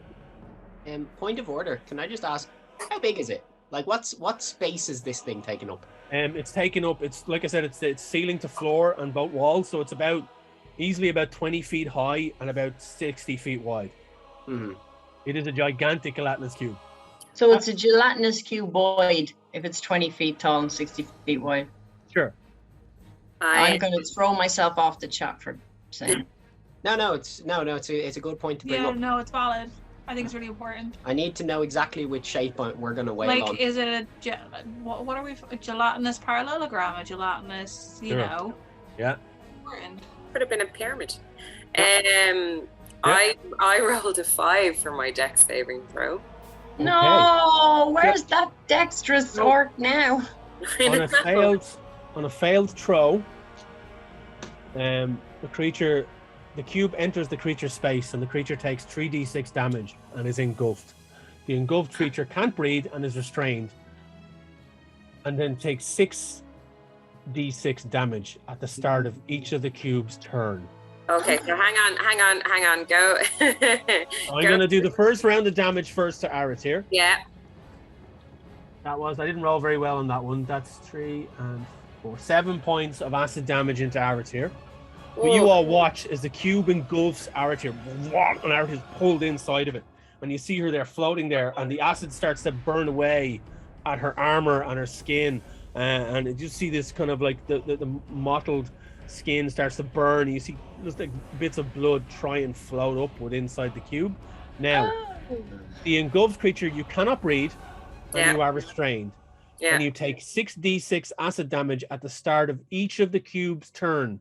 When the cube moves, the engulfed creature moves with it. Okay. So you're moving forward with inside the cube. Shelby, what did you roll? I'm giving it loads of this, and like I'm stuck in the gelatinous goo. Shelby rolled a 13 plus 1 for his dex, so 14. So Shelby sees this like Aratir getting engulfed. Shelby kind of like after being hit, it recoils backward and manages to jump out of the way. You push back 5 feet. A creature that chooses not to be pushed suffers the consequences of a failed saving. So if Shelby wants to stay there and not be pushed back, Shelby will become engulfed. But if Shelby won't, obviously you can move back. He'll get pushed back. Grand. Okay. So that is the end of the cube's go. It is now into Talazar. You've seen Aratir get engulfed, and seemingly you can see that there's a contorted look on her face through this cube. She is in pain.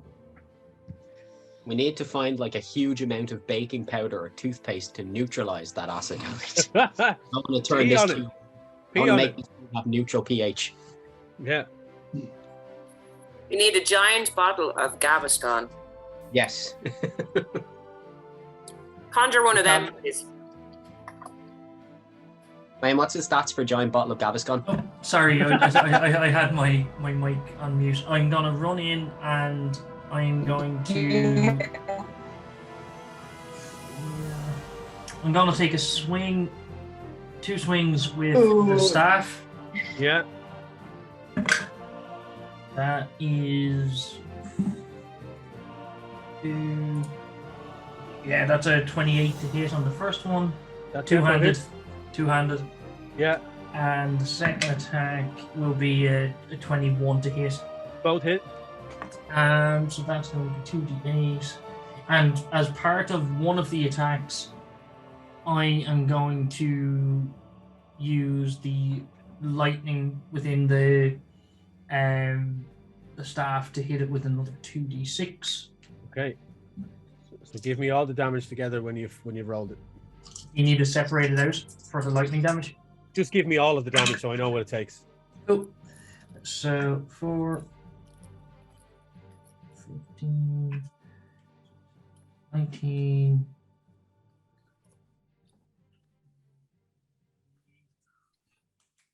$25 points total. 25. And Okay.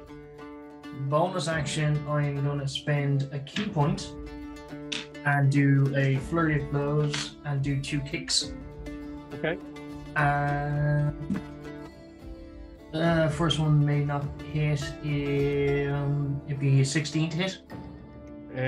That just hits. For this Cool. particular version of a cube, it just hits. Cool. And second attack probably won't hit. That was a 12 to hit. So the first one is a d6.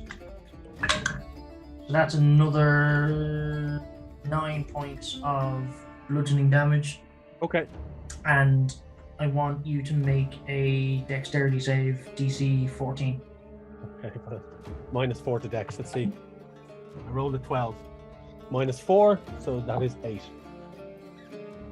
Okay, so you get pushed away from us 15 feet. 15 feet. So Yeah.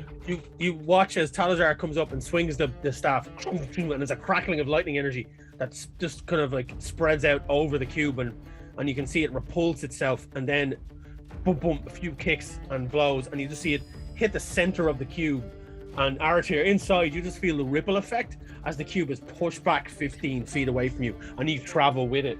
As it kind of undulates, it's like just imagine yourself inside a giant wave machine, and you just feel it going and pushing against your form, and you can still feel it stinging and burn away at you at the time. Talazar, is that the end of your go? Yeah. Okay. Rosine, it's into yourself. Is all right.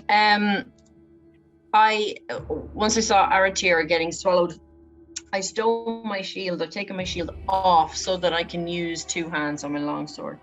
I'm gonna get to the cube and just give it my all with the longsword, and see what happens. So I'm gonna do that. You're kidding me. Did you see that, Wayne? Can you see me? No. I can't see your rolls because you're not in the same grouping because of Rosine is still an outlier in the group. It's a nat 1. Oh no. Oh no. Oh. So as you, I have a +6. I have a +6 to hit, and I got a nat 1, my friends. You rush up to swing your blade just as Talazar is delivering his final blow, and you goes to swing through the gelatinous cube, and it just pushes back 15 feet, and you hit air, and your blade just gets embedded in the ground. You're like, oh, and you look up as you just see Aratir as you lock eyes with Aratir as she's inside. Now I have sorry, that was delayed, Wayne. That's okay. I have two attacks. If you nat 1 the first one, do you get another one still? Yeah, I'll allow it. It's the final session. You're gonna say yes. I'm not gonna be that like I don't think there is a ruling for it. I think nat 1 is just it's a failure on that attack. Go for the second one. Yeah. Yeah. Oh, thank Christ! 19 for that one. That definitely hits. Woo! As you lock eyes with Aratir, you grit yourself and bring your blade back up, swinging upwards. And you catch the cube as you move into the blade. So what's the damage on that one? Let's do it.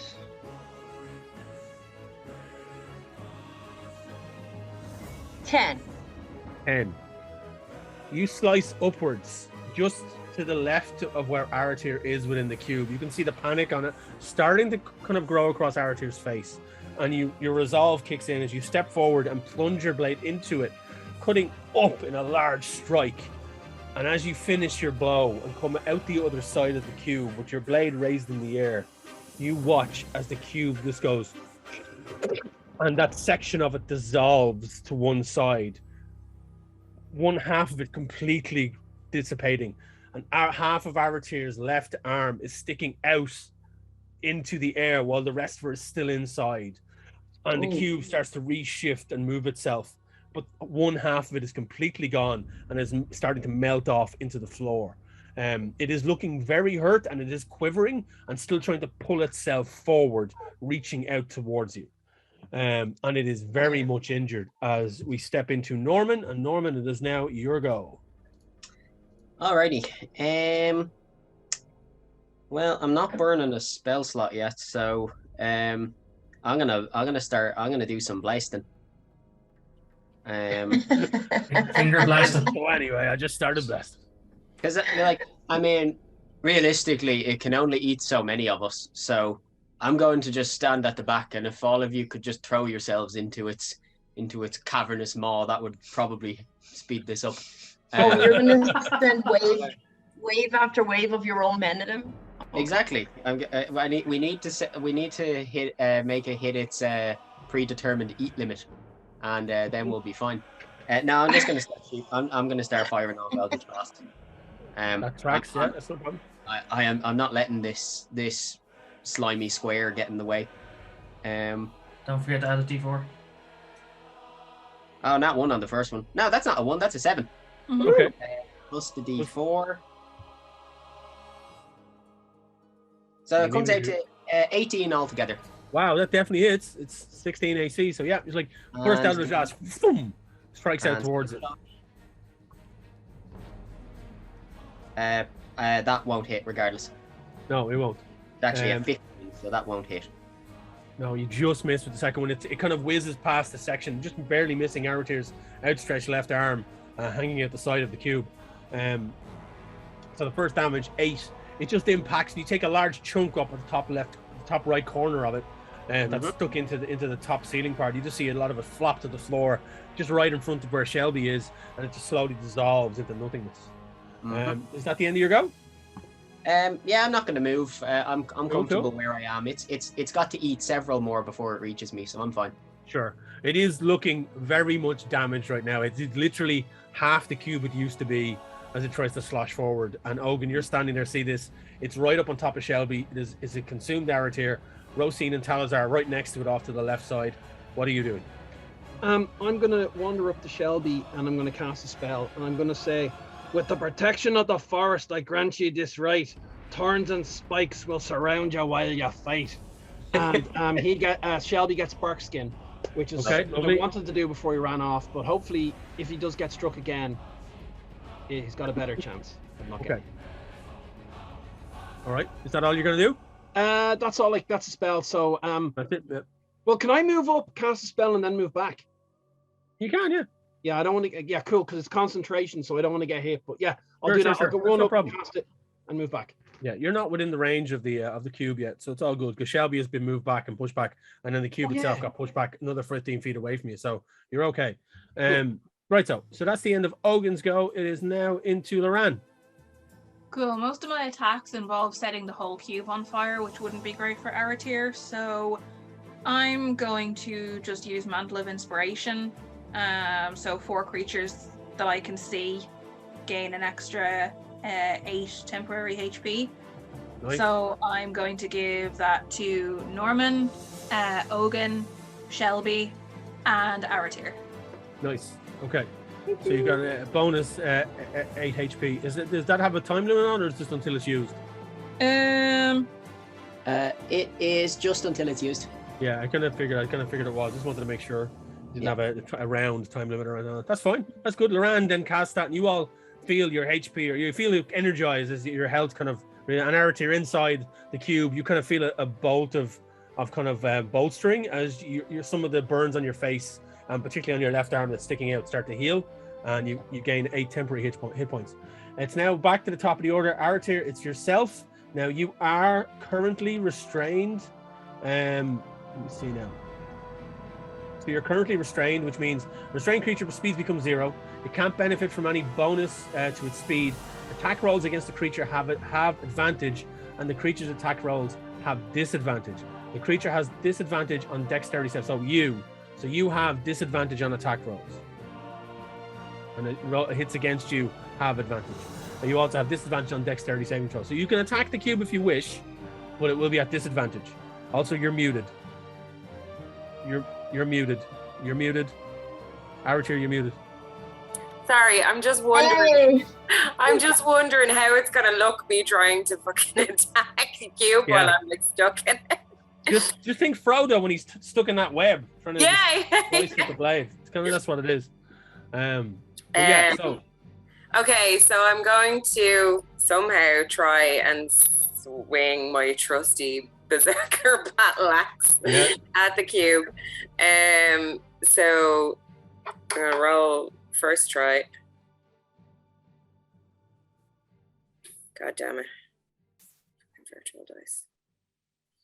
Right, so that was a roll with disadvantage, so I need to roll again. Yeah. Roll again. Yeah. So Yeah, you definitely hit it. Either way, you definitely hit it. Okay, cool. Roll damage, but you have advantage on damage. No, I have advantage on attack roll. So if the creature was attacking you, I'd have advantage on it. But Right. your damage is normal. Damage is normal. Okay. Did you say you had to roll at the top At of the your start of go? it? So you really need to hit this thing hard, otherwise it's going to hit you really hard on its next turn. Yeah, I know. I'm fucked. Yeah. Okay. 10. 10. Oh, 12 plus my rager action. Sure. So that was a 12. Yeah. You all watch as Aratir from inside the cube just slowly but surely swings her axe up, and it punctures out of the cube's body outwards, and you kind of see the cube quiver, and then it's as the right arm comes out and is free, swings down and literally slices herself out of the cube as the cube just goes to the floor, and Aratir is left standing there, the cube now completely dissolved, just covered in drippings with goo. Dripping. The cube is just left like just out, and you are just there. It's nothing. It's falling into the floor. There's like sizzles of like, it's like acid burning away into the air, and you can feel the pain of it as it drops off you, but it hasn't done any additional damage to you. Okay. It would have on the next turn though, so you managed to hit it. It literally had 9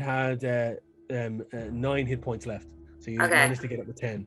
So well done. Aratir takes down the cube, takes a bit of damage. You can see the burn marks on her face, on her anywhere her skin is bared. You can see that there's burn marks on it that are just sizzling away as her skin melts.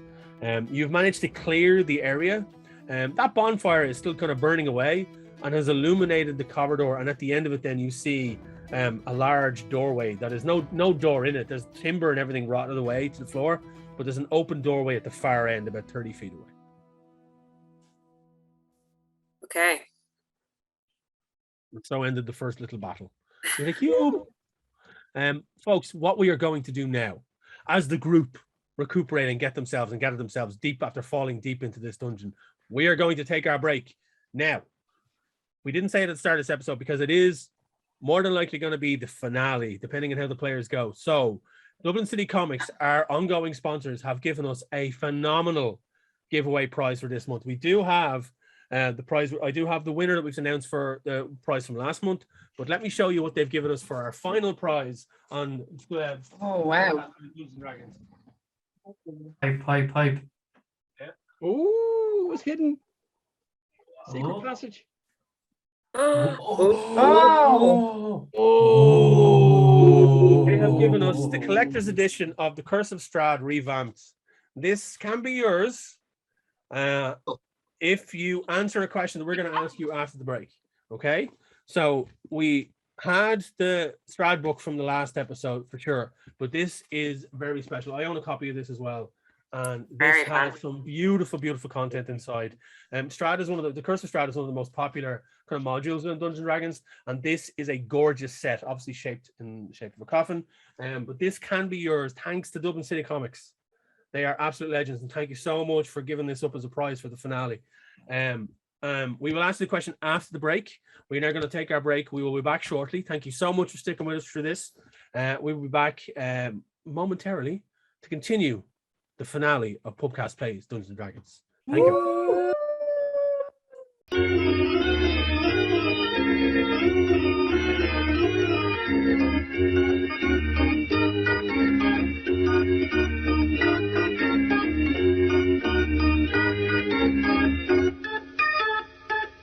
Howdy folks, welcome back after our break. We are going to jump straight in and do our giveaways thanks to our ongoing sponsor, Dublin City Comics. So this is the finale. So we have the giveaway for last episode, which is funny enough, the brand new Van Richten's Guide to Ravenloft. And for that, we had asked the question, what domain or what area was the story of Ravenloft or the Curse of Strahd? Where did it take place? Now, technically, there were two answers to this: the Domain of Dread or Shadowfell, because basically, Domain of Dread is a demiplane within Shadowfell. So we accepted both answers. So we are going to do, we're going to roll the dice. So I'm going to roll the dice on this one. I usually ask them, but this is the finale, so I'm going to roll the dice. So we have 1, 2, 3, 4. I'm actually going to roll a d20 and see who we get.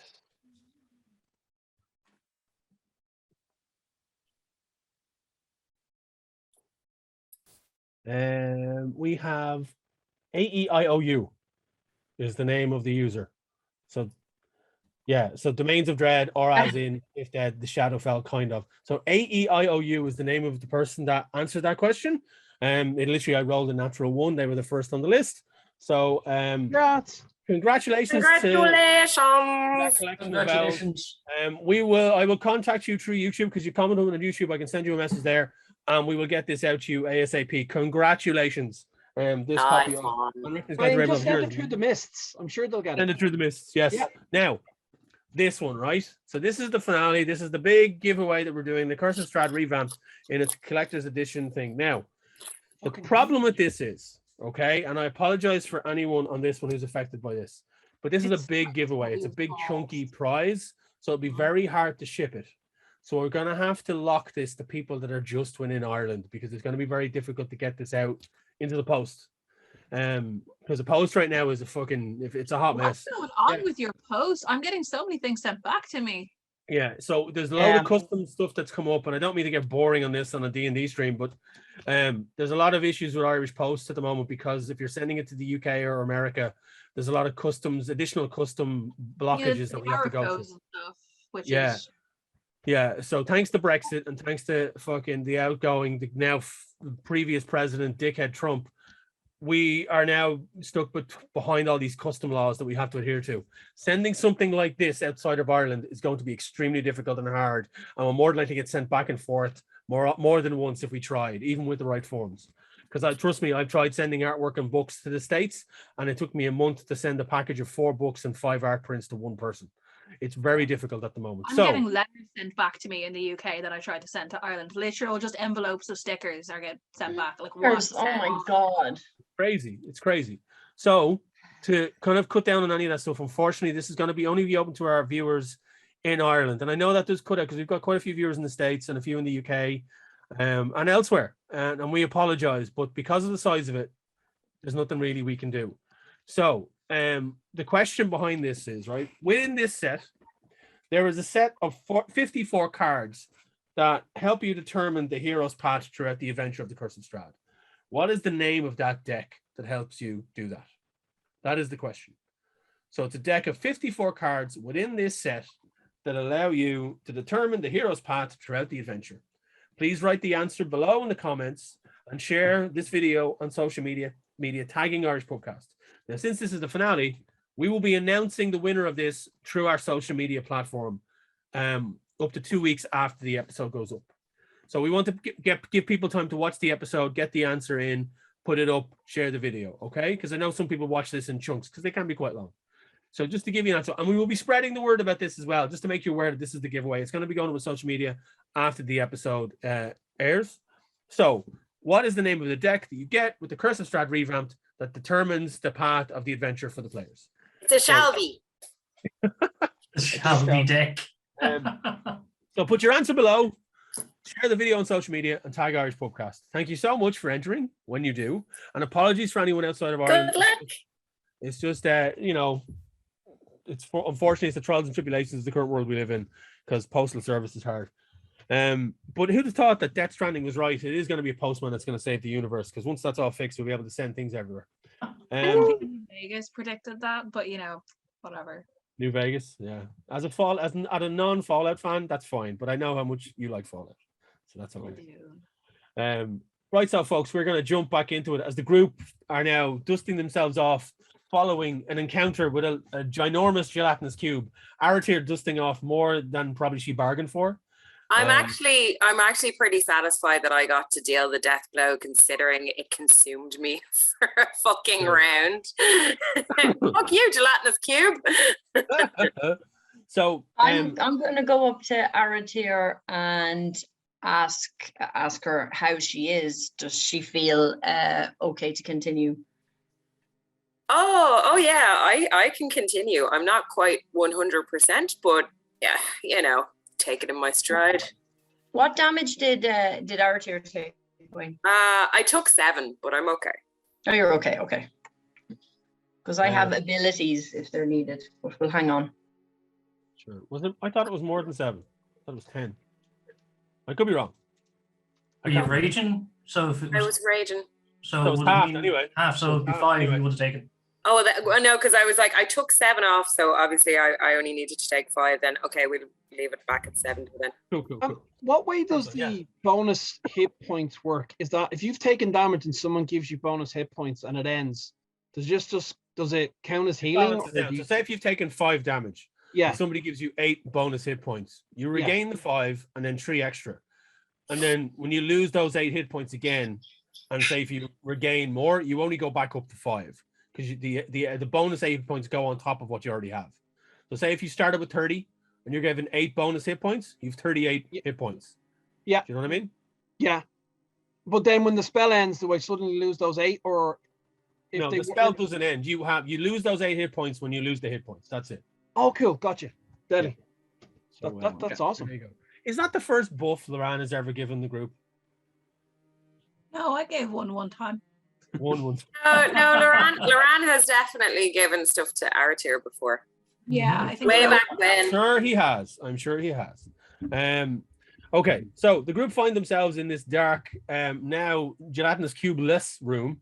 The bonfire now fizzling out, and the shadows are stretching out into the room. But you can see just make out at the end of the room an open doorway with a disheveled remnants of a door that has long since rotted away, and a darkness beyond. So what are the group doing at this point? You can't see beyond what's there, just literally the open. Yeah, because it's like it's a good 60 to 80 feet away from you, but it's just darkness. There's no real light in this room, bar the one purple torch behind you in a sconce. It is pure darkness. Even people with dark vision can only see 60 feet ahead of you. So the sconce behind us is on a wall, so behind us is most definitely a dead end. Yeah, there's no exit out that way. Yeah. So push forward. Can the sconce, the light from the sconce be lifted? Can the torch be lifted out from the sconce, or you can certainly give it a go if you want. Yeah, we'll give it a go to try and take it out and have a light. Do you want me to make a strength or? Yeah, please. You go over and you place your hand around the kind of torch that's in the wall attached into the sconce. Please roll a strength saving throw for me, please. Save. That's not too bad. That's a 15 total. 15. You pull it and it starts to move, and then there's a wave of arcane energy just bursts out from it. I need you to make a wisdom saving throw, please. Fuck's sake. Goddamn traps. Wisdom save is 20 total. 20. Then you kind of shake it off, and again you see a flash of a memory in your mind, and you kind of shake that briefly off, and you kind of refocus, and the sconce hasn't moved, and the torch is still there, and your hand is slightly scorched, but it just starts to kind of crackles off with energy. Obviously, yeah. I have a torch in my kit. Most of you should have. Yeah.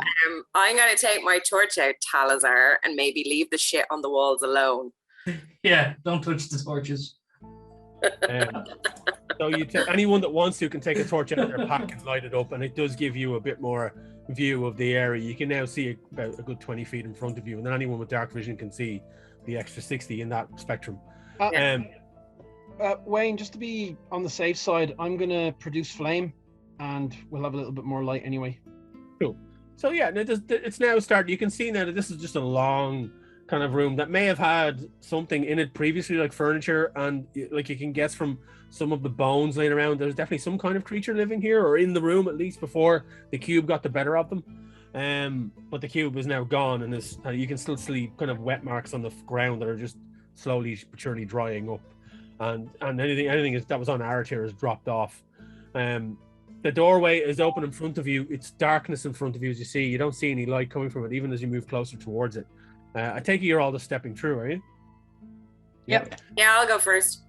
You step I'll out. go second. Yeah, you go second. So Aratir's going first with Talazar. I take Rosine is next, and Norman and Loran, and then again I take it Bogan is taking up the rear.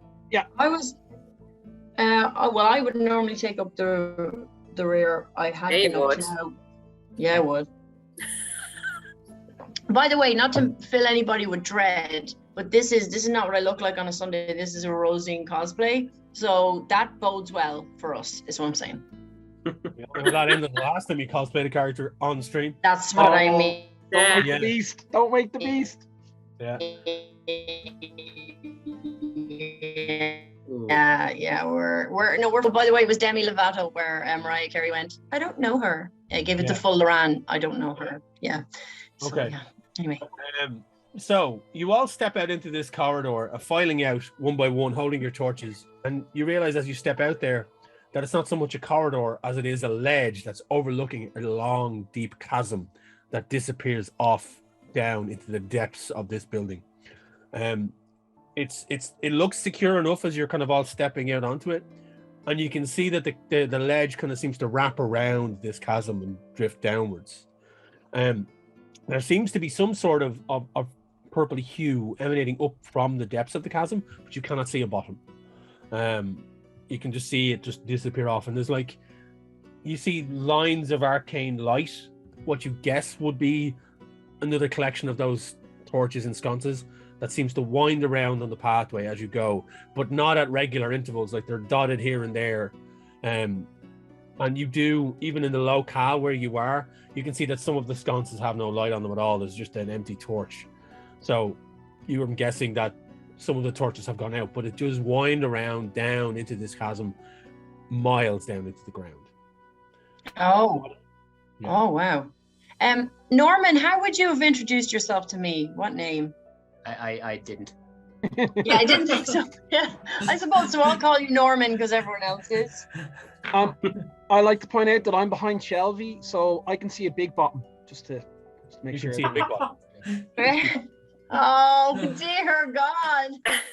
He makes big butts and he next can't round. lie. I'm going to ask some of our more wondrous members. Oh wait, that sounds terrible. Which I'm going to address Norman and ask Norman. Does he have any insight into which path is the best for us right now? I feel like Norman's like down. Yeah. Just points. Yeah, and cut to Michael Bluth opening the paper bag and saying, I don't know what I expected.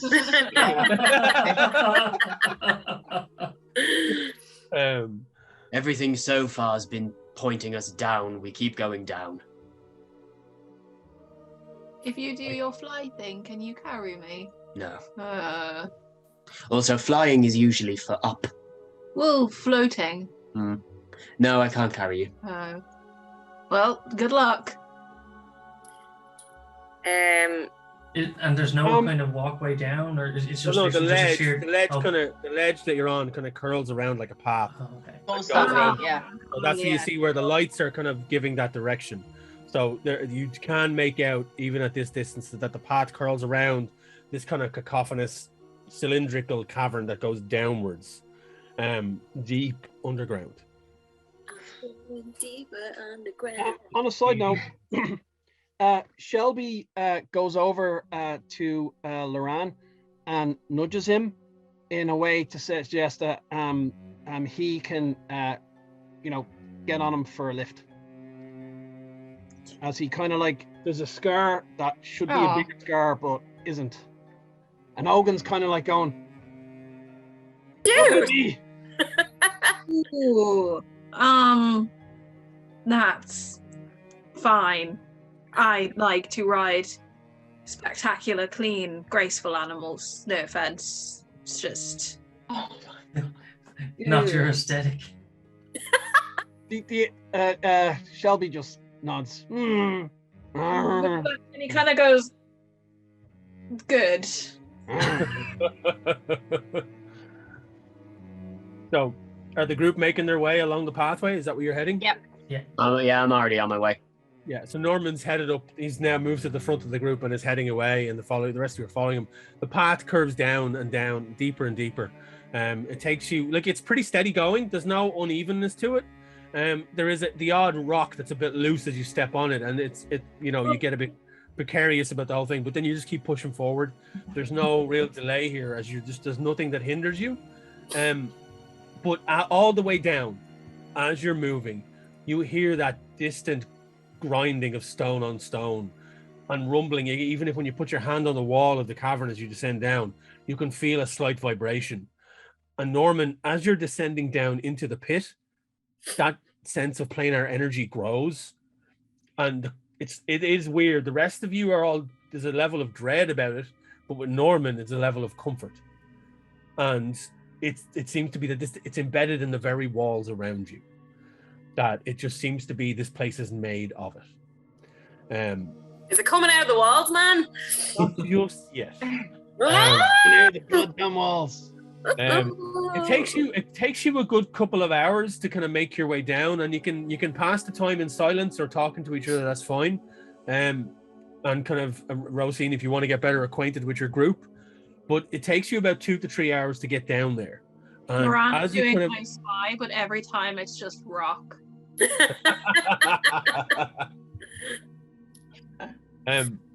As you descend, he gets it right every time and is really proud of himself. At least he's making an effort. Yeah. There's not a lot to see down here. Yeah. There isn't, and it gets very samey, and it starts to get a bit dizzying, but then all of a sudden it starts to level out. Okay. Instead of now a winding, twisting thing, it kind of comes to a flatness, and you see not so much the bottom, but there's an area and an outcropping of a large plateau that has a cavernous opening in it, and that's where the road ends. And you can see that there's now multiple sconces with these purple torches in them, all kind of framing this doorway. And there is a hue coming out of it, like a light purple hue coming out from the doorway, giving some light. The cavern still descends more down, deeper into the ground, and you can, as you look down, faintly through the mists and through the kind of the dank that's down here, you can hear down below the ever motion and the grinding of rock. That seems to be the heart of what this is. But the cavern now stands in front of you, with the purple hue illuminating all your faces as you all stand there waiting to enter. Not waiting. Yeet. Yeet. Norman. The rest very much. I'm gonna arm my shield again. Okay. Very much not registering that the rest of you guys are kind of present at this stage. One track mind right now, heading on. Okay. Norman leads the way. Do the rest of you follow? Yep. Okay.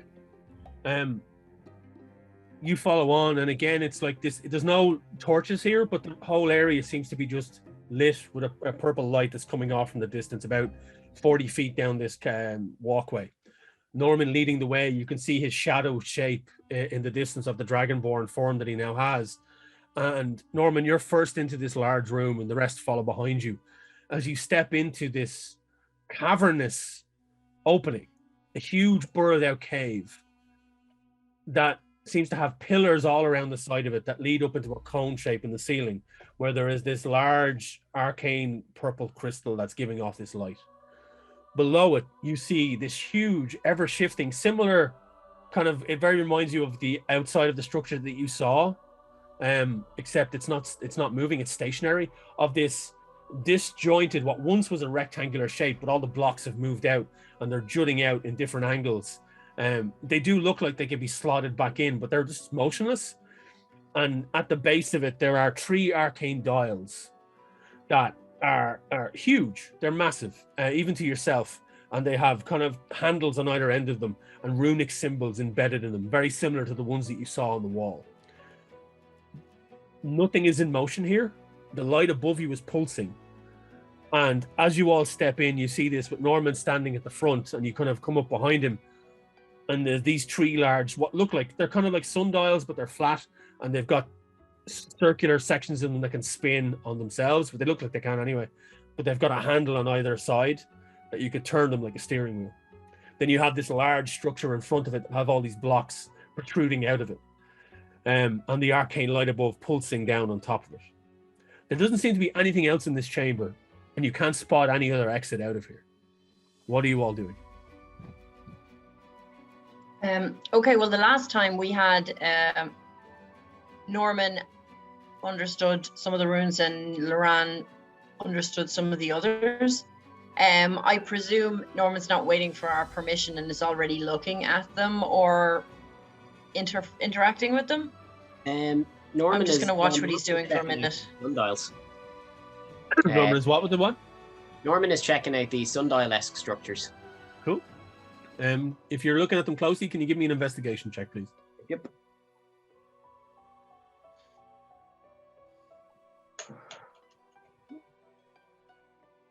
I'm looking for traps in the chamber, so can I roll investigation Please as well? do, yeah. Norman, with that roll?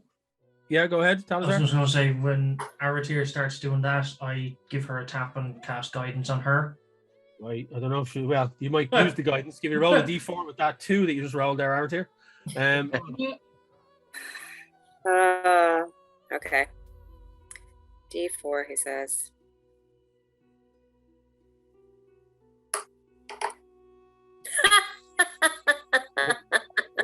With that 3. Oh no. With I that am 3. not the person to be checking for traps. No, you don't find any traps for sure. You find very little, bar a bit of rock here and there. And that's it. The purple hue is kind of messing with your sight a bit, as it's very much in the room, and you can't see anything. Norman, as you step up with that roll of 20, you step up and start investigating these dials, and you again recognize partially some of the text on it. And even previously before, with Loran pointing out to you what the text that they understood, you see that as well. You kind of start piecing it all together. And there are ones that correspond with each individual dial. There's some on them that aren't the same and some that are. The symbols that you see that line up all seem to be higgledy-piggledy, but there's words that you recognize like portal, walkway, doorway, that all kind of seem to be mixed as you are, because that's a high roll. You automatically start putting these words together like as if it's a word search and an anagram that you're mixing around in your head. Anyone else that wants to help on this, or are you all just standing around? I'm not going to sorry. help. I'm going to just let the guy. Sorry, go ahead. That's all right, Tom. I went up to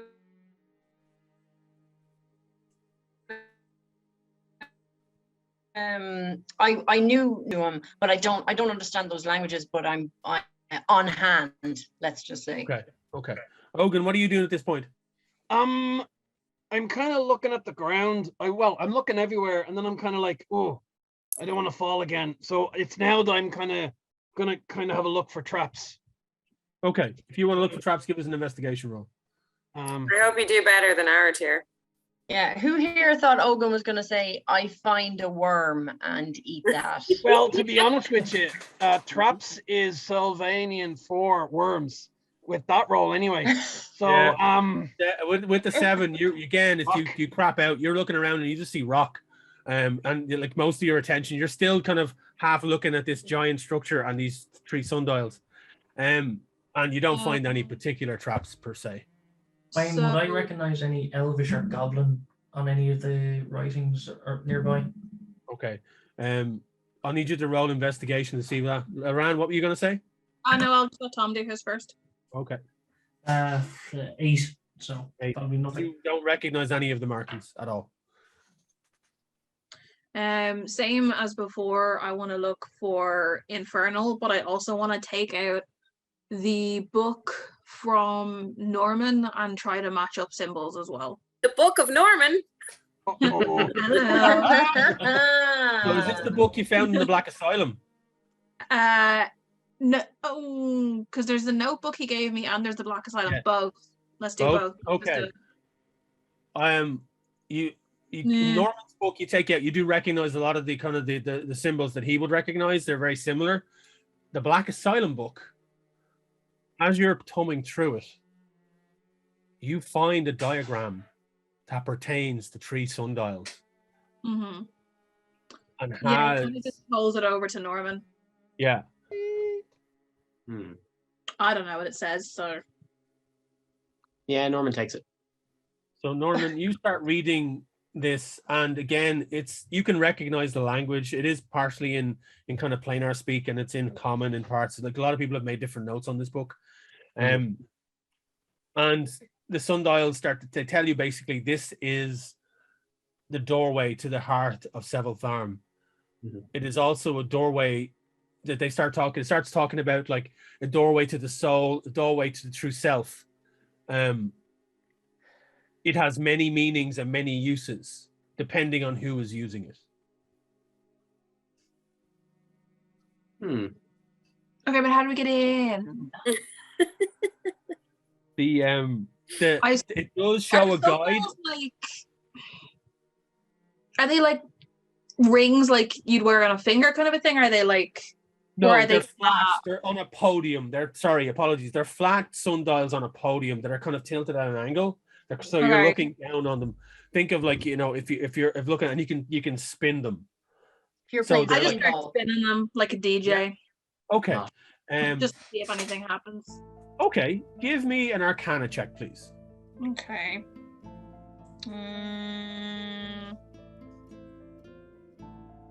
Yeah, that's pretty good. 21. Pretty good. You start spinning the dials, and the first one, it starts to spin, and as you spin the first section of it, the outer section, and you hear a click, and you spin the interior section, and that also, after a couple of spins, clicks into place. And then you start spinning the third interior section, and that spins and clicks as well. I just need to figure out where everyone is in the room at this point. So obviously Norman and Loran are up at the sundials. Rosine is there as well. Are you close by? Grand. Yeah. Talazar, where are you standing? I would have been a little. I was looking mostly near the outer walls, so I wouldn't have been as close. To the side. Ogun, where are you? I was going to say I'd probably be looking around the area, like for traps and not finding anything, and then finding nice rocks. And Aratir, where are you at? So I was obviously doing the similar action to Ogun, but I'm furthest away from where we came in. So I've made my way. Yeah. Okay, so I need Talazar, Ogun, and Aratir to roll a. Let me see now. I need you to roll a dexterity saving throw for me, please. Lovely. Oh no! Oh dear. All right. 12. No. That's a 5. Yeah. Oh. That's an 8. An 8. Okay. Ogun, just as you're at the back of the area, and then the last cylindrical section of this first sundial clicks into place, it thrums to life with energy as purple energy kind of lights upwards, and it lights up on Loran's face and Norman, who's off to one side. And the outer area of this room glows, and there is a pulse of arcane energy that flies up into the air from the ground.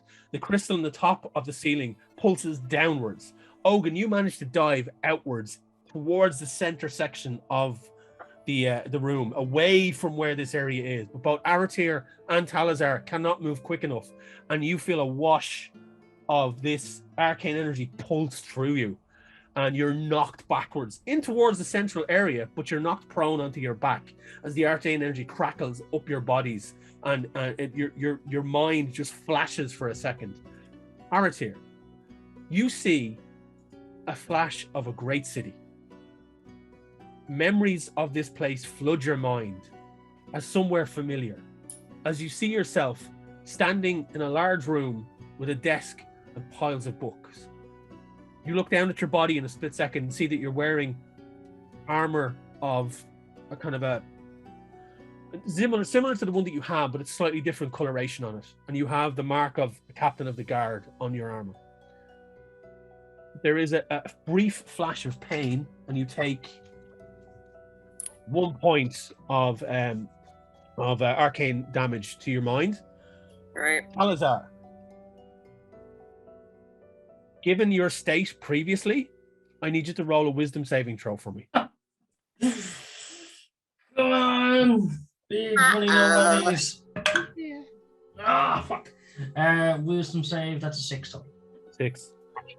You take 4 points of damage, arcane damage to your mind, as again you see flashes of your previous lives go before you. God. And you start to lose connection with them. And as you come through, you are kind of searching around on the floor and you try and pull yourself up. And Aratir is the closest to you, and you look at her and you don't recognize her for about 2 minutes. I scoot back, I scuttle back as she comes near me. You start to look around the room, and for a while it takes you a minute to remember who everyone is. And then eventually it starts to come back to you, but the pain is searing. It's like a migraine is pushing through your mind. Loran, you're standing there and the sundial in front of you is glowing in place and seems to be locked, but there is now light coming from it. And the second and third one are just starting to slowly spin. All the circles within them are just slowly spinning of their own accord. I think I did it. I did something. Did I? Just as Can you I say see that. the party members, or are they gone? Can you see what? Sorry? The party members that got hit by the... Oh yeah, they're all around you. Nobody has gone okay. anywhere. That the outer area of the room is glowing. The floor is glowing with this purple hue, similar to the one on the ceiling. And as you kind of turn to Norman and say, I think I did it, the large structure in the center of the room that you're looking up at, that the sundials are at the base of, the top sections slowly but surely close in. And then there's a as the crystal at the top seems to pulse and lines of arcane energy form into symbols along the top part of this structure. The rest of it's still in This place. is exactly why you should have chosen me. I'm so latently talented. Like, Evidently, you certainly know how to spin those dials. spin random objects and make things happen. Thank you.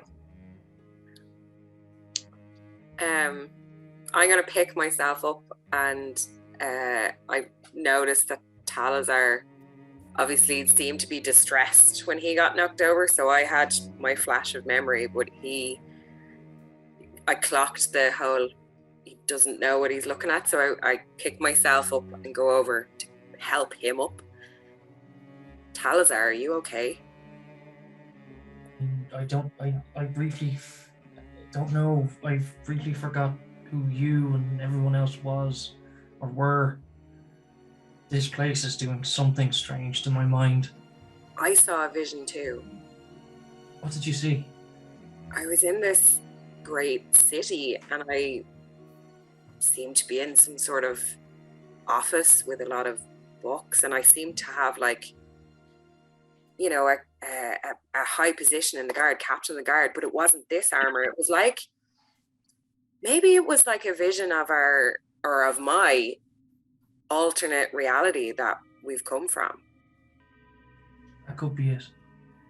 I've told my story before, but I keep seeing visions of the time when I lost my arm, and as he does, he just touches the arm, the alabaster arm, and I've been seeing elements of my time from before being brought here, but this is something else entirely, and all the while he's just rubbing, like really kind of putting the palm, the meat of his hand rubbing it against the back of his head because of the intense pain.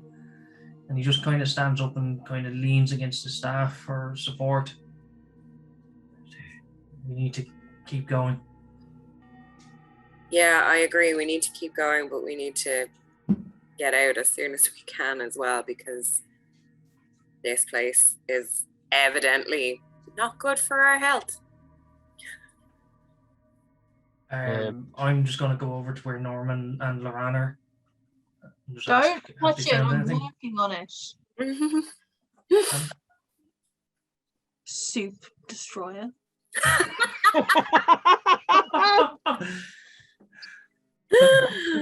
Norman is looking up at the big crystal. Yeah. With this thing. So how far above us is it? A good 100 feet above you. Looking at it like he kind of sort of wants to fuck it.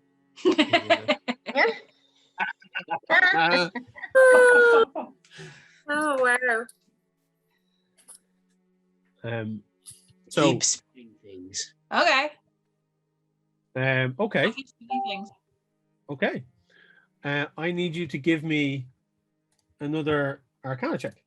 Okay. Mhm. Not great. 11. 11. Okay.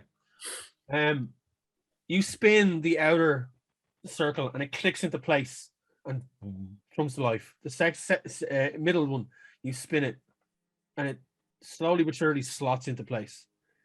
And as you go to spin the third one, you spin it too far and it just jams. And it's like, oh. And it like the top two are pulsing. The second one is just there's no life in it. And then Strong. there's a Aratir, come here. Strong hands. Come on. Okay, I'm gonna head over and It's stuck, like like child lock caps. I can never open them either. You just. Aratir, as you step up, you can see that the two outer circles are glowing. And the center one is kind of seems to be like clicking in place, like as if it's kind of just stuck on a mechanism of some sort. And as you're doing this, you can see that the outer circles are going boom, boom, boom, boom, boom, boom, boom, boom, and they're like building up to something. Oh, this looks like a fucking timer. It looks like a bomb. Okay, well, do something with the third one then to fix it. Come on. Okay, brute force as usual. So, I don't know. Give me a strength check. If you're gonna punch it or do something with it, just roll a strength roll. Another tap of guidance. Just a strength, not a saving throw, just a regular strength Just roll. a regular. If you're gonna do just a roll strength, and Tom has given you guidance, so you can roll a d4 with it as well. Okay, so my strength was 21 plus. I think you're okay. Roll the d4 there. Okay, hang on. Sorry. See what you get. See how hard you hit this fucking pulverize this motherfucker. Plus the 23. Aratir, you see that kind of the timer seems to be going down, and you rear back and it's just like a thump as the whole thing just seems to rock and even slightly buckle in the center as you punch the central ring into place as it just crunches inwards and snaps in. Fuck you for knocking me out. And just as it goes in, the timers seem to all stop and it's like a and there is another kind of arcane pulse as now further in the room there is another from the ground. I'm gonna need everyone to roll a dexterity saving throw for this one. Oh man. Oh dear. Oh fuck you, digital dice. Yeah, I'm having a shocking time with the digital dice. Well, this is a 15. Well, no, it's just my dex saving throws this game have been rubbish. No, that one is a lot better than the other two I had. That was an 11 at least. But so Aratir got an 11, Ogun got a 14, Norman got an 8, and Loran got a 17. Rosine got a 15. I got a 14. 14. Okay. So, out of everyone there, Norman, you are too engrossed in the book and in these dials to even notice what's going on. You don't care what the rest of them are doing. And you don't even notice the rest of them all diving for a central area of this room. And the arcane pulse just pushes out in a wave and seemingly catches you in the back of the head. And you all watch as Norman is kind of pushed forward and lands on one of the sundials, and the tentacles spring forth from his face and just as you just see the arcane energy crackle over him. Norman, you have a flash of your home dimension, and as if you're just floating in space. This rainbow of hues around you, that comfort of home wrapped around you like a blanket, and then you are violently pulled from it, and the tentacles slap back inside the dragonborn shell, and you rock backwards. It's like a small semblance of what it was the first time you were dragged into this existence, and you are in any way affected by it. You can decide. I think he's too addled by everything going on around him and kind of that sort of rich, heady scent of home to really be paying attention to anything for more than a second, other than everything that's giving off this like energy to him. He's like feeding on it more so, I suppose would be the word, just taking it in. Cool.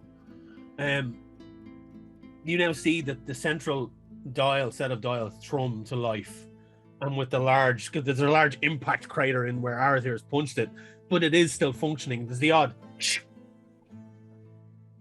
Just as Norman rights himself back up, and the tentacles flick back into his face, and you all pick yourself up off the floor. The central section of the column starts to twist and turn and spin on its axis as you see large chunks of it slide back into place, and it turns at weird angles that you seem impossible to you as you're looking at it, but it's morphing and melding into its own shape as it solidifies, and the arcane energy pulses down another level and centralizes into the area. And you see more arcane symbols pulse around it in bright purple light, now leaving the last sundial untouched. Right. Wait, there's another one? There's 3 in total. Oh, the second one jammed, was it? I thought the second one clicked and the third one jammed. Yeah. So one of them got broken. There's 3 circle areas in each sundial, and the central part of the second sundial was what Arthur had to punch. Oh, So there's okay. 1 sundial left over. So has Norman touched the third one, or has Loran No. spun the third one? Yeah. Oh, okay. All right. I'm going to move a bit closer to it and ask the Loran Norman squad if they want to try doing the same thing again with this one. Why not? I guess it's been working up to this point. Yeah. So another Look, arcane. my hitting it worked. Just give it a big belt. All I can hear in my head is, I'll take a plane to another dimension. I'll take a plane to another dimension. This might be a long shot, but to maybe minimize the casualties here, use the book that I found in the Black Asylum, kind of like the Golden Claw in Skyrim. Is there a reference point in the book that syncs up to how these should slot? There is. Norman is currently looking at that, but he hasn't. So he has that in his hands and hasn't offered any help because he's embedded in Yeah, it. Loran just comes over and he's like, I just need that for 1 second. He doesn't even like. He just Yeah, and just looks for like the matching diagram, I guess. You see as you flick through the pages that seem to have these symbols, you get to the third one and there's a diagram solely done for that. And there are different options available to you here. So you see there's one called Soul Changer, True Revealer, Portal, and Gateway. And they all have different kind of versions of what's on the third dial available to you. Well, Portal and Gateway are kind of the same thing. Norman, this is your wheelhouse. Fairly synonymous. Like, you love portals. I do love portals. I'm not so sure about gateways, but I love portals. Oh, I mean, it's half. It's 6 to 1 and half a dozen. You know. What feels right? Portal, gateway. Portal, gateway. What's your instinct saying? Go. Instinct says gateway. Gateway. So roll an arcane check with advantage, using the symbols within the book for Gateway to minimize any after effects and damage. Okay, well, the first one was an 8, so I'm just going to re-roll that for my advantage, because oof. That's much better. Yeah, much better. You look at the diagram within the book and effortlessly follow its instructions, and just without any pomp and ceremony, it just, even for Loran, there's no pomp and ceremony, it just slides into place, and without efforts, like zoom, zoom, zoom, and you see it thrum to life, and you're waiting for that arcane explosion to happen, and just the central section of the chamber just lights up. There is no arcane. There's no after effect. Nobody is hit with any arcane energy. Nobody gets knocked prone. And the final section of the bottom part of the large structure twists and turns, and you see cylinders move out and in again, and twist and click into place as it forms itself into the final section. And an arcane light goes from the base all the way to the top, and then splits as you see this entire thing go. And it moves open, revealing this brightly lit gateway. And as the light dissipates, you see into another section of the dungeon, a large cavernous room with a plinth in the center, containing what looks to be an entire cage made out of black brambles. flowerless, but filled with thorns, pulsating, alive. And in its center, a giant, misshapen, horribly vicious looking heart sits there, Nice. beating. Boom, boom, boom. Parts of it off beat with the other, as it all seems to have its own sections all moved off. The chambers of the heart moving independently of each other. Black ichor dripping from its base and then just disappearing into nothingness as they fall. That is the Okay. room in front of you. I've drawn my longsword and I'm just going to do a cursory slash to see what happens with these brambles. Are they Well, are you organic? moving through the portal first? You have to go through the gateway first because it's in a different room, so you have to move I through do. the gateway. Okay. Yeah, I'm going through the gateway, yeah. What are the rest of you doing? I follow suit. I might just head home. As I go by Moran, I just say to him, well done. Sorry, I'll have just you keep been here the going. whole time? Just kidding. I know who you are. You're the fucker who ruined my breakfast. Soup destroyer. Soup destroyer. Talazar, a soup destroyer. I'll take that over Stinky Talazar. Yeah. You all step through the gateway, and you feel this shimmering of light as you just pass through it. It's warm to the touch of your body, and you step into this room. And as the last person steps in, the gateway closes, and you're left in this room. And as you all emerge into it,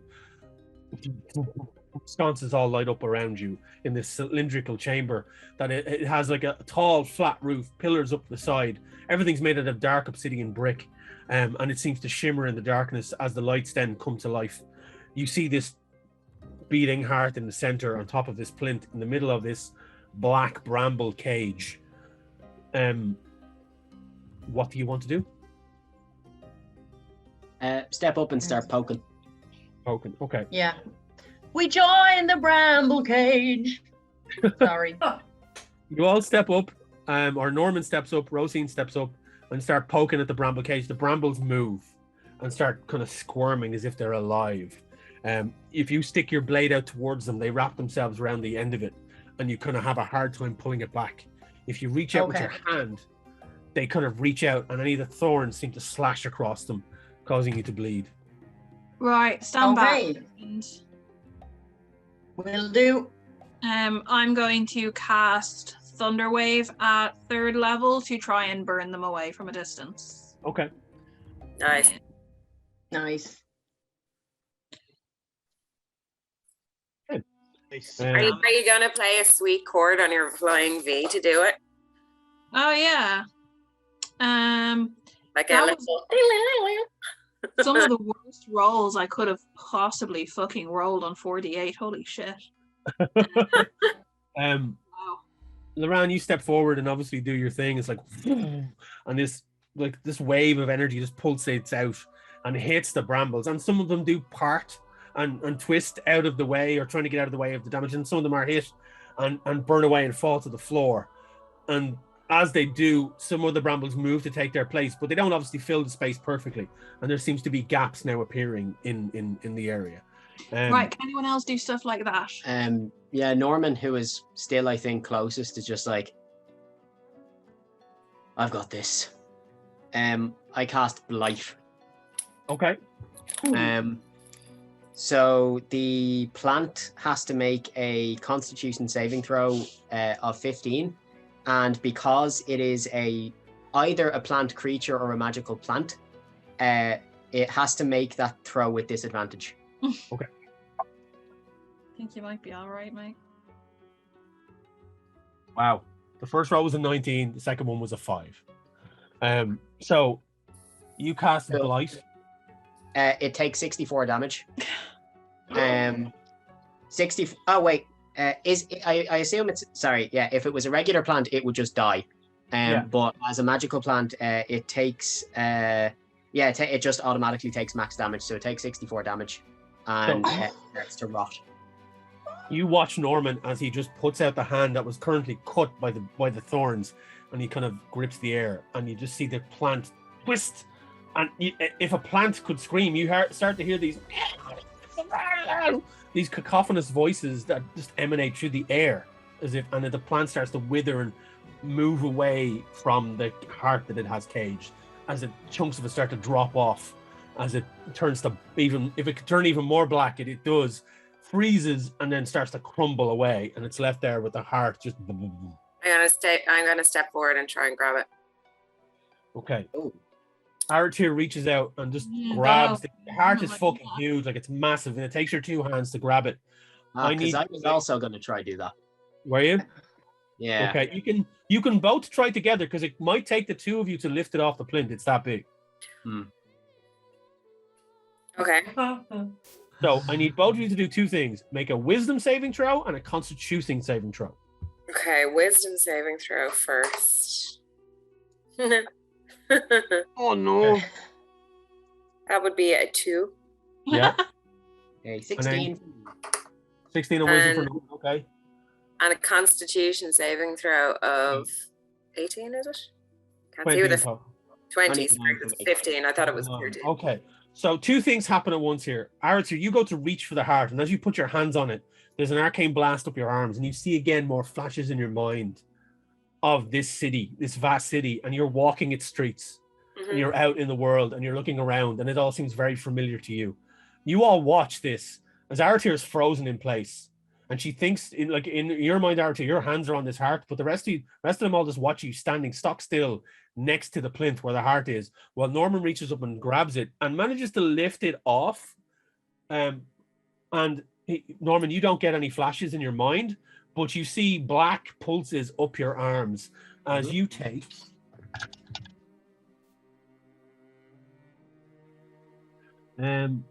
you take 11 points. Now, I don't know if you're immune to this. You're 11 points of necrotic damage. No, I still take it. You take it? So you take 11 points of necrotic damage as it pulsates up your arm, but your mind is still your own, and you stand backwards holding the heart as it's like beating loudly in your hands, and it's quite heavy for you to hold. Aratir, after a second, you come out of it, and you're like, ugh. And you then see Norman is just standing there holding the heart. And what then the fuck? Yeah. Then something happens all at once. At the far end of the room, you see this bright purple light emanate on the floor. And a very similar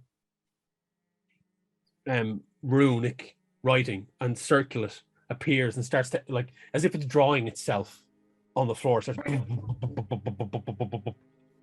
and it just glows brightly. That's at the far end of the room, away from where you first entered. Back where you entered, a similar runic shape starts to take place in red. And these tendrils of red, kind of crystalline whips. Yeah. And these large red crystalline whips tear up through the floor and start to, the whips themselves start to sketch out what is a large runic symbol. And they glow bright as there's a blinding flash of two corresponding lights, purplish white and red, meet each other in the air, and you're all left dazzled by it. As you look over to where the red light was, you see the runic symbol appear, and there, standing in the center, flanked by a multitude of crystalline zombies, is the undead familiar visage of Codeine, as she stands there with daggers drawn, staring you all down.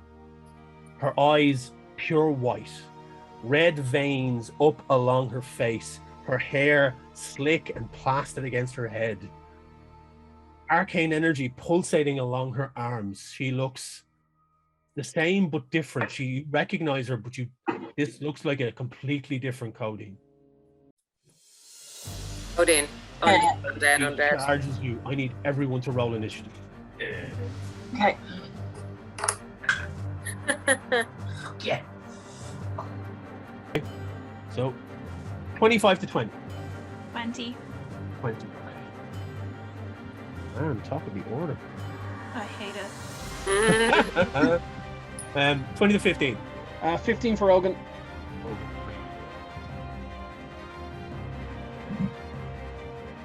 15 to 10. No. 10 to 5. 9. Both of these have 9, so I take it Talazar first, then. Wait, what's your dex? Jill. My dex modifier, or well, my dexterity is 14. Oh, yeah, 18. Yeah, so yeah, I figured yours would be higher than mine. 5 to 0, 5 to 1. Shelby got a 4. Shelby got a 4. And Rosine got 3. 3. I take Rose. Norman. I think Rosine's dex is higher than Norman, so Shelby. Odin rolled a fucking 2. My dex is 13. Oh, mine is higher. What is Yeah, it? I thought so. I'm kind of ungainly. Yeah, mine's Norman. 15. Rosine. Odin. Zombies. Okay, yeah, stay down. Zombies roll garbage too.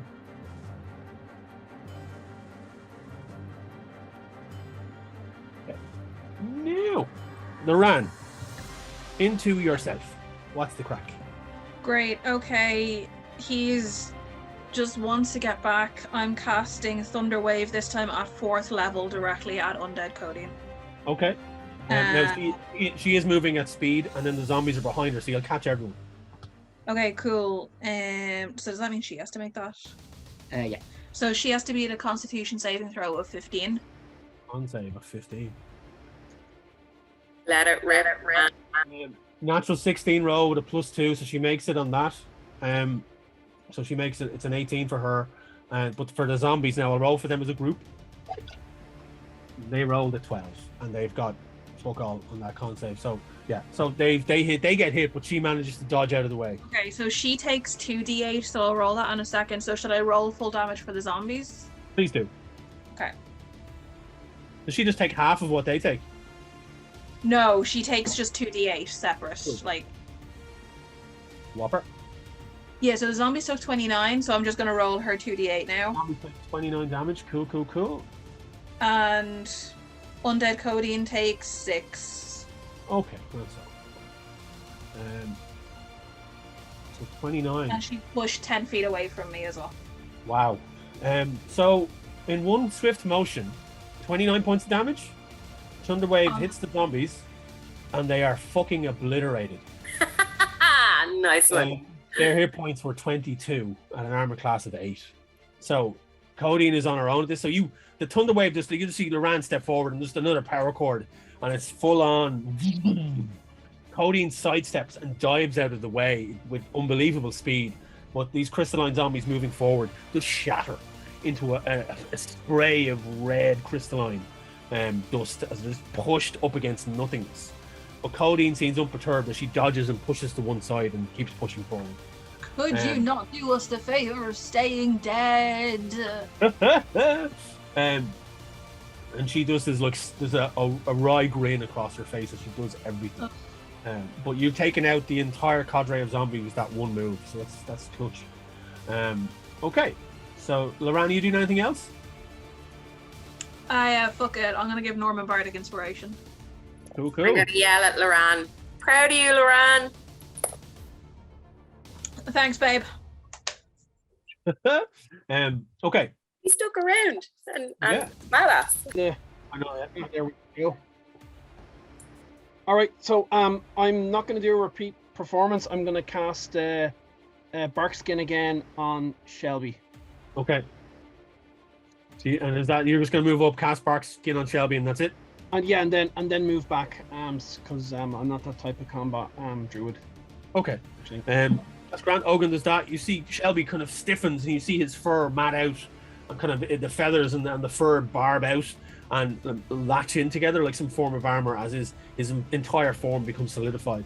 Talazar, it's into yourself. Cool. As soon as I see Codeine, I'm a bit taken aback. But seeing that she obviously has murderous intent, I'm going to dart in. What's the distance between me and Codeine? About she's gaining on you. She's coming right at you, so it's about 30 feet. Cool. So there's a bunch of things I'm going to be able to do. I'm going to dart in 30 feet, and I'm going to hit her twice with the staff. Cool. That was a 14 on the first hit. That misses. And a 15 Now on the- Codeine has armor. Now Um, Codeine has armor. 15 on ju- the second. 15 just hits. Cool. So, as part of the attack, I'm going to use from my staff the Thunder and Lightning ability, Okay. where she needs to make a Dexterity saving throw followed by a Constitution saving throw. And while I'm doing this, you see the divine energies of the arm glow as I'm going to use my channel divinity, that any thunder or lightning damage done to Codeine will be maxed. Cool. So the dexterity saving throw is you roll a natural 19. DC 17, by the way, so that's Rolled a grand. natural 19 and she's +9 to dex, so that is a 28. So she's okay with Yeah, that. that one. wasn't wise. And Constitution, she rolled a natural 16 and she's got a +2. So let me see what happens now. Okay, so she takes half of that. 2, 3, 4, 14, 16, 18, 23.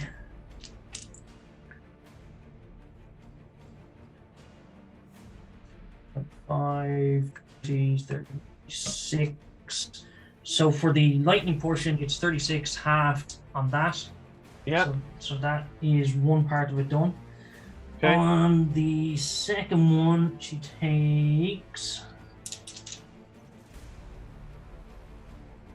And she takes 2 points of damage, and then there's the actual hit of the staff itself.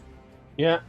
1d8 plus 6, which is 7 plus 6 is 12 or no 13.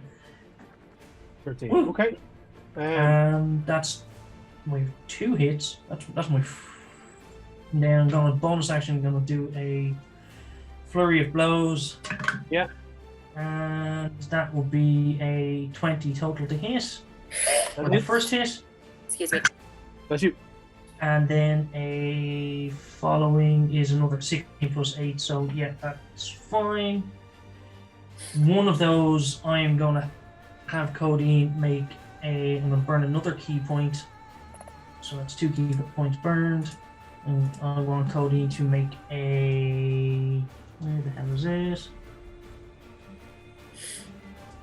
I want you to make a Constitution saving throw, along with a Dex saving throw. Con saving throw is a natural 20. Okay, Dex saving throw is a natural 17 plus 9. cool. Neither of the open hand or stunning strike take hit. She takes another 4 points of... Sorry, no, not 4. It's 9 points of damage. 9 points of damage. Grand son. After all of this, she points her finger at you and casts Hellish Rebuke at 4th level. You need to make a Dexterity saving throw. She got Natural hot. fucking 20. Natural 20. You still take 2d10 damage.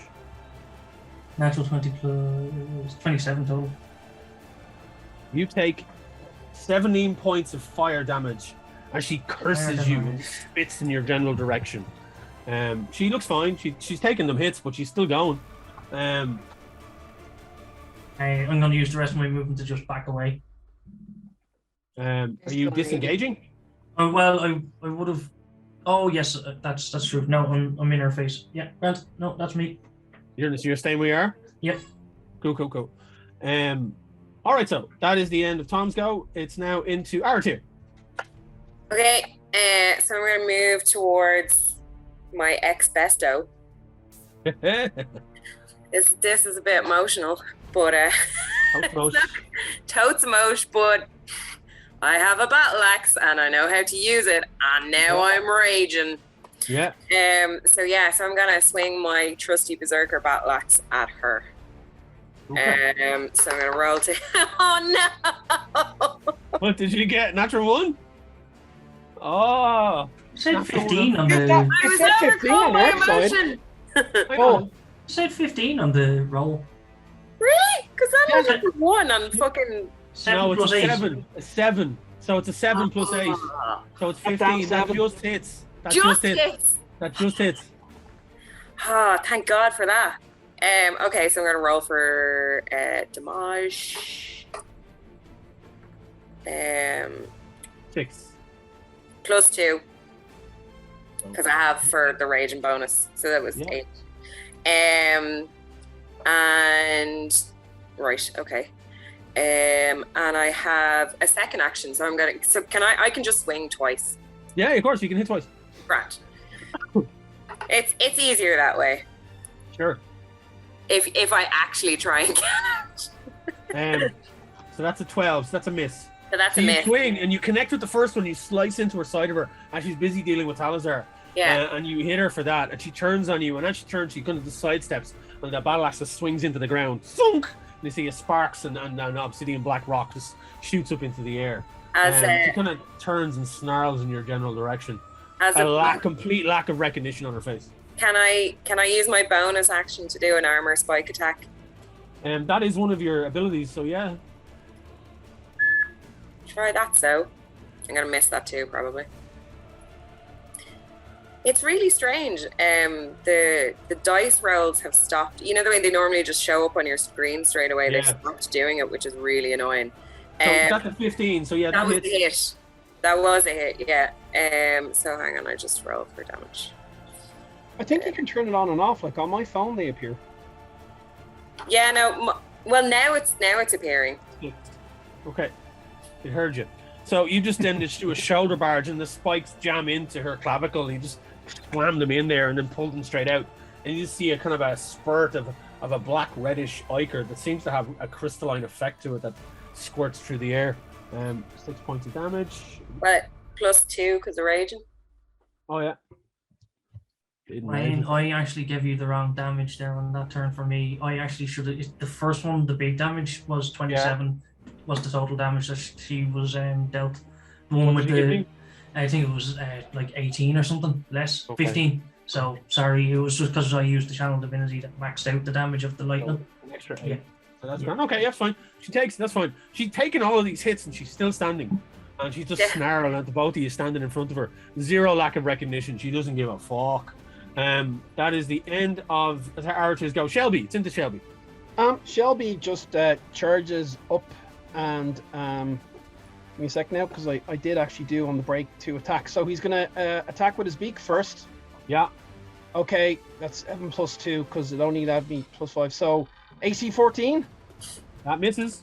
Yeah, and then with a claw. Oh yeah, that is 25. That definitely hits. And then the damage, if I've done it right, okay, is 11.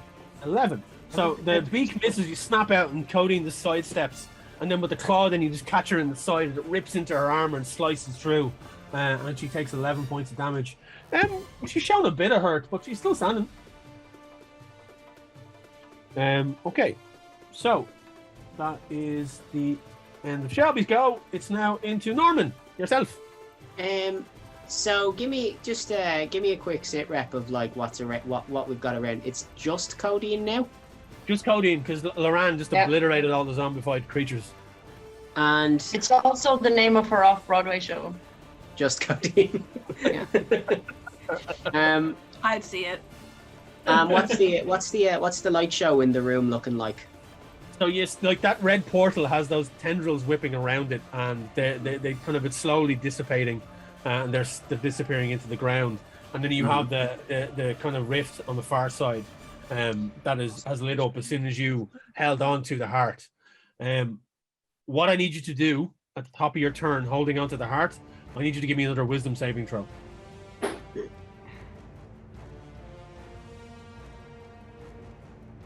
Okay. That is not a bother to you. You just any kind of pulsing from this, as the tendrils seem to be attaching themselves into your arms as you're holding onto the heart, and you push back any kind of anything that tries to invade your mind. You're just pushing it back. Like then you need to give me a Constitution saving throw as well. Oh yeah. As the tendrils pulse up your arm, and you feel them kind of pulsing horrible dark energy into you. It's okay. I guess. That's fine. You shrug it off. It's like it's like you push it back out of your veins, back into the heart. That double time pumps in your hands as you're holding it. Other than the portals, is the room still pretty kind of gloomy and miserable? Yeah. Yeah, it's a large black chamber. There's very little to it, bar the podium in front of you. There's nothing else that you can see within the room. I take my full movement of 30 feet towards the purple rift portal. Yeah, cool. You get pretty close, but you don't get right to it because it's at the far end of the room. So you've got in your next movement, if you move your full 30 feet, you'll get to it. And then I use my action to use my one with shadows and become invisible. Cool. You just all watches. You just see Norman move towards the rift, and then he's gone. He doesn't step into the rift, but he vanishes just before he gets to it. That's it. Okay. Operation was wasted on you. It's now into Rosine. It's now your turn. I took it for 10 minutes.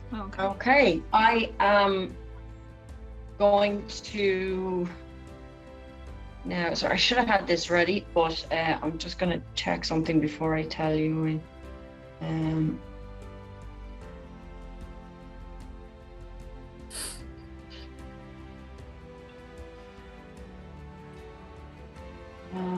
Can I use? I'm going to use my channel divinity.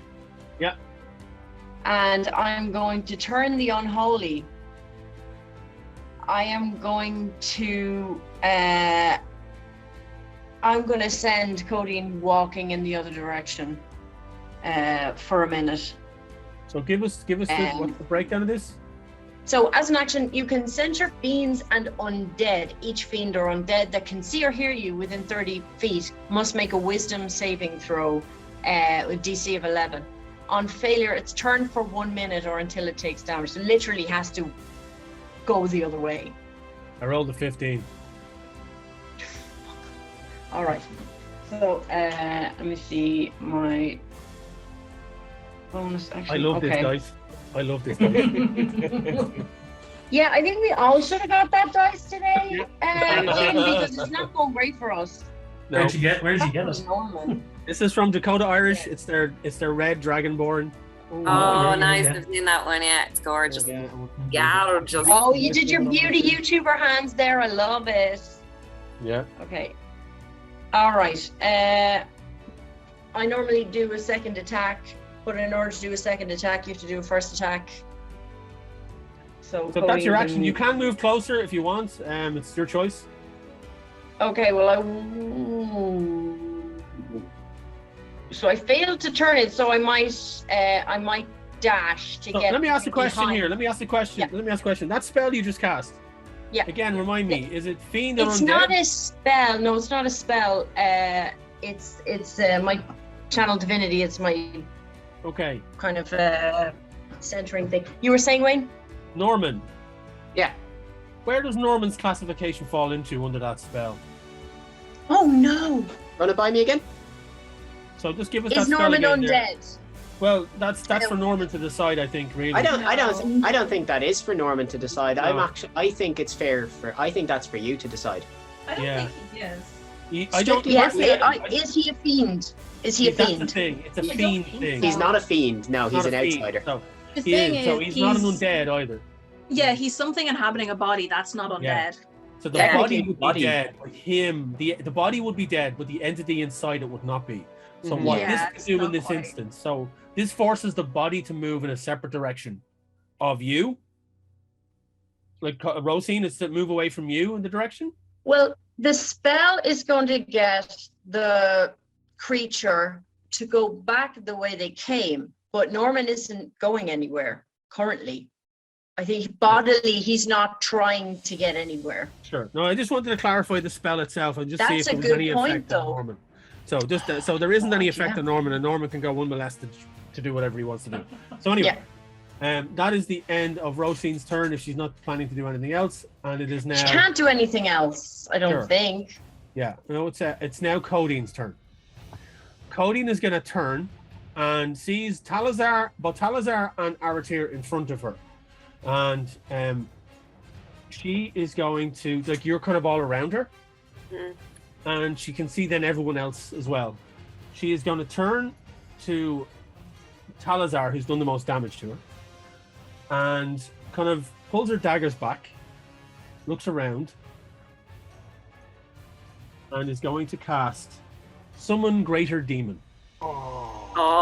Now, wouldn't that have been handy at the dinner, though, at the gala? He utters a selection of foul words, summoning a demon from the chaos of the abyss.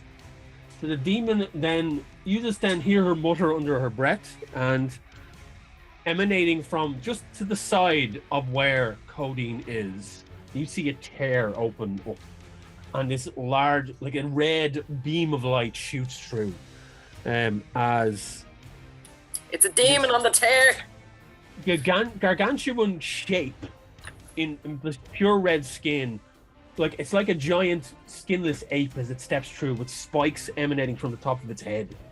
As it steps out into this room and kind of lands down in front of Talazar, staring down at you as it towers above you. And you are then faced with this creature looking up at it. I need to roll initiative for the demon. I know what Rolled a this natural is. 18. And it's initiative's got a +5, so that now brings it to the top of the round. It's above Loran. Okay, so the demon gets to go before Loran on the next turn. As it's now standing over Talazar, looking down at you. Codeine then flips her daggers back up after casting that spell. Now. And then it's going to bonus action disengage away from the group and steps back out of melee range of both of you, leaving you there with the demon in front of you. That is the end of Codeine's turn. It is now into, it would have been the zombies, it's now into the demon. The demon is now going to look down upon Talazar and Arakir, and it is basically going to do a multi-attack on Talazar. But as you see its arm flick out, its fingers and talons elongate into this long blade shape as a blade forms in its hand, and it flicks and grasps the air as a blade made of pure flame appears in front of you, and it swipes down, doing a multi-attack. That is a holy shit. That is a 20. That is a holy Not shit amount of That damage. is a dirty 20 to hit. Oh fuck! Excuse me. And Plus you probably take plus 12 to hit. plus 14 to hit. Oh, it's nasty. Then you take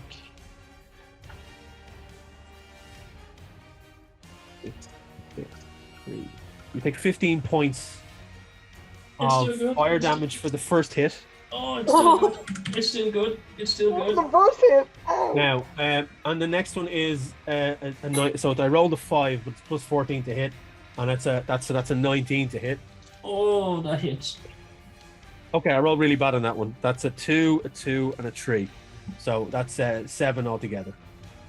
So it just swipes down as it cuts into Talazar. Archer, you see this in front of you as Talazar is sliced into, as the blade just cuts into him, burns into his armor as he's pushed backwards. Oh, he's not wearing armor. He's like just. Oh yeah, his robes. Sorry, his robes. And they're kind of starting to go on flame. As you take the damage, Talazar, I need you to make a wisdom saving throw. Oh dear, sweet Jesus. That's not bad. Wisdom save 17. Need to turn the 17. light on. Again, there's like the pain erupts through your body, and there's a flash of that memory, but you push it to the back of your mind because the pain is greater, and you manage to stay upright, but you've taken that serious amount of damage. The demon just like snarls down on you. It's now into Loran. Yeah, I'm just going to target Cody with another Thunder Wave, so I'm going to have her roll a Constitution saving throw, try to be 15. Oh, you might have got her. Hang on. Oh dear. Yeah, that's only a 9. Roll a 9. Right. So she takes 17 damage from that. Okay. Nice. You just, and this wave then emanates out as she's stepping away from the group. Then the thunder wave catches her in the side, and she just about keeps herself upright, and she kind of winces a bit, and she's looking hurt. That means damage, not heal. Fuck's sake. She's again pushed back another 10 feet. Push back into the so she's basically back kind of at the lip, not too far from where her entrance was, at that rift. As she's there kind of snarling in your general direction. And she again motions as if to make her way towards you, because there is a slight glimmer of recognition in her eyes as she locks her eyes on Loran. Just a slight one. And she kind of turns her head ever so slightly and starts moving towards you. Is that the end of your go, Loran? Yeah, I've already got a bardic inspiration going on this fella here, so Cool. good. Ogun, it's into yourself. Quick question, Wayne. That rift Yeah. red thing, is that the way out of here back home, or is that just a red rift thing? The red rifting is where Codeine and the zombies came from. The other rift at the other end that Norman made a beeline for. Dacius told you that there would be a rift similar to the one that he made that would be the exit once you managed to capture the heart, which Cool. you've done. Right, so I begin casting, and Ogun turns to Codeine and says, Codeine, you shouldn't be up. You should be deceased. So let the water consume you and return you to the peace. And I cast Tidal Wave. Tidal Wave, oh, geez. Yeah, and I'm gonna try just capture her and the fiend, and hopefully that'll work. It's because I don't know how big the area is, but I know that she kind of disengaged and the demon. She disengaged and moved off to the side, so she's a bit away from the demon. The demon is kind of in front of Talazar. Yeah. Kind of towering over him, and Aratir as well. Aratir's off to one side. I have a range of 120 feet, and what this is, it's an that'll area get them. of up to 30 feet long and 10 feet wide. So I'm going to clip the demon and hopefully catch Cody. Now, does that cover every creature in that space, or just combatants? I think it gets everyone. Well, So no, you're gonna that's hit why Talazar. I'm directing it. It's pretty much a tidal wave, but I'm going to direct it in such a way that hopefully, if the demon's big enough, it'll just catch. Now, you tell me. It is. The capture demon him. right now is engaged with Talazar, so you're going to hit him, and Aratir is right next to it, so you're going to hit her. So Okay, you're no, gonna well, if then you're I'm going to not- go for the demon, you are going to hit both of them. But if you're going to go for Codeine by yourself, you'll get her by yourself. I'll capture Codeine because I'm not going to hurt the party. So Okay, cool. So this is a Dex saving throw of 13. I rolled a 10, and she's +9, so it's 19. Yeah, I'm not that much of a combative, but right. So Does she take any damage on that at all? She takes damage. Yeah, I'm just reading up to make sure. Yeah, she takes half of this. So I roll crap. So 16. You take half. 8 points. Yeah. 8 points of damage. Okay. The tidal wave buckles into her, and she kind of keeps herself up, and it does bash against her. And you see her kind of gnash her teeth, and there's a pulse of arcane red energy off her body, and she kind of keeps herself upwards and pushes against the wave. She's still standing. One last thing, Wayne. Has that demon been actually physically summoned here, or is there a spell keeping it here? This is Ogun going into the backs of his mind and you tapping into the druid nature of his. If you want Ogun to find that out, you're going to have to make an Arcana check. Yeah, this is my way of asking, can I? Because normally I'm very. Of course you relaxed can. Yeah, with- of course you can. Yeah. So, okay, I get a 17. Okay. So that particular spell, you would know that it is just an action. It is concentration. So I now have to roll and see, because you've damaged Codeine, I have to roll and see if she holds her concentration. Okay. Grand. So that's a good call on your part. I rolled a natural 18 plus 2. Nope, that's So that's she good. holds her concentration and the demon stays. Yeah, sorry. This dice is really doing me well today. I have to get some. Okay. Although it did do me wrong on Loran's Thunder Wave. Okay, so right, that's the end of your go. That's me you've done, hit her yeah. for 8 points. So it's now into Talazar.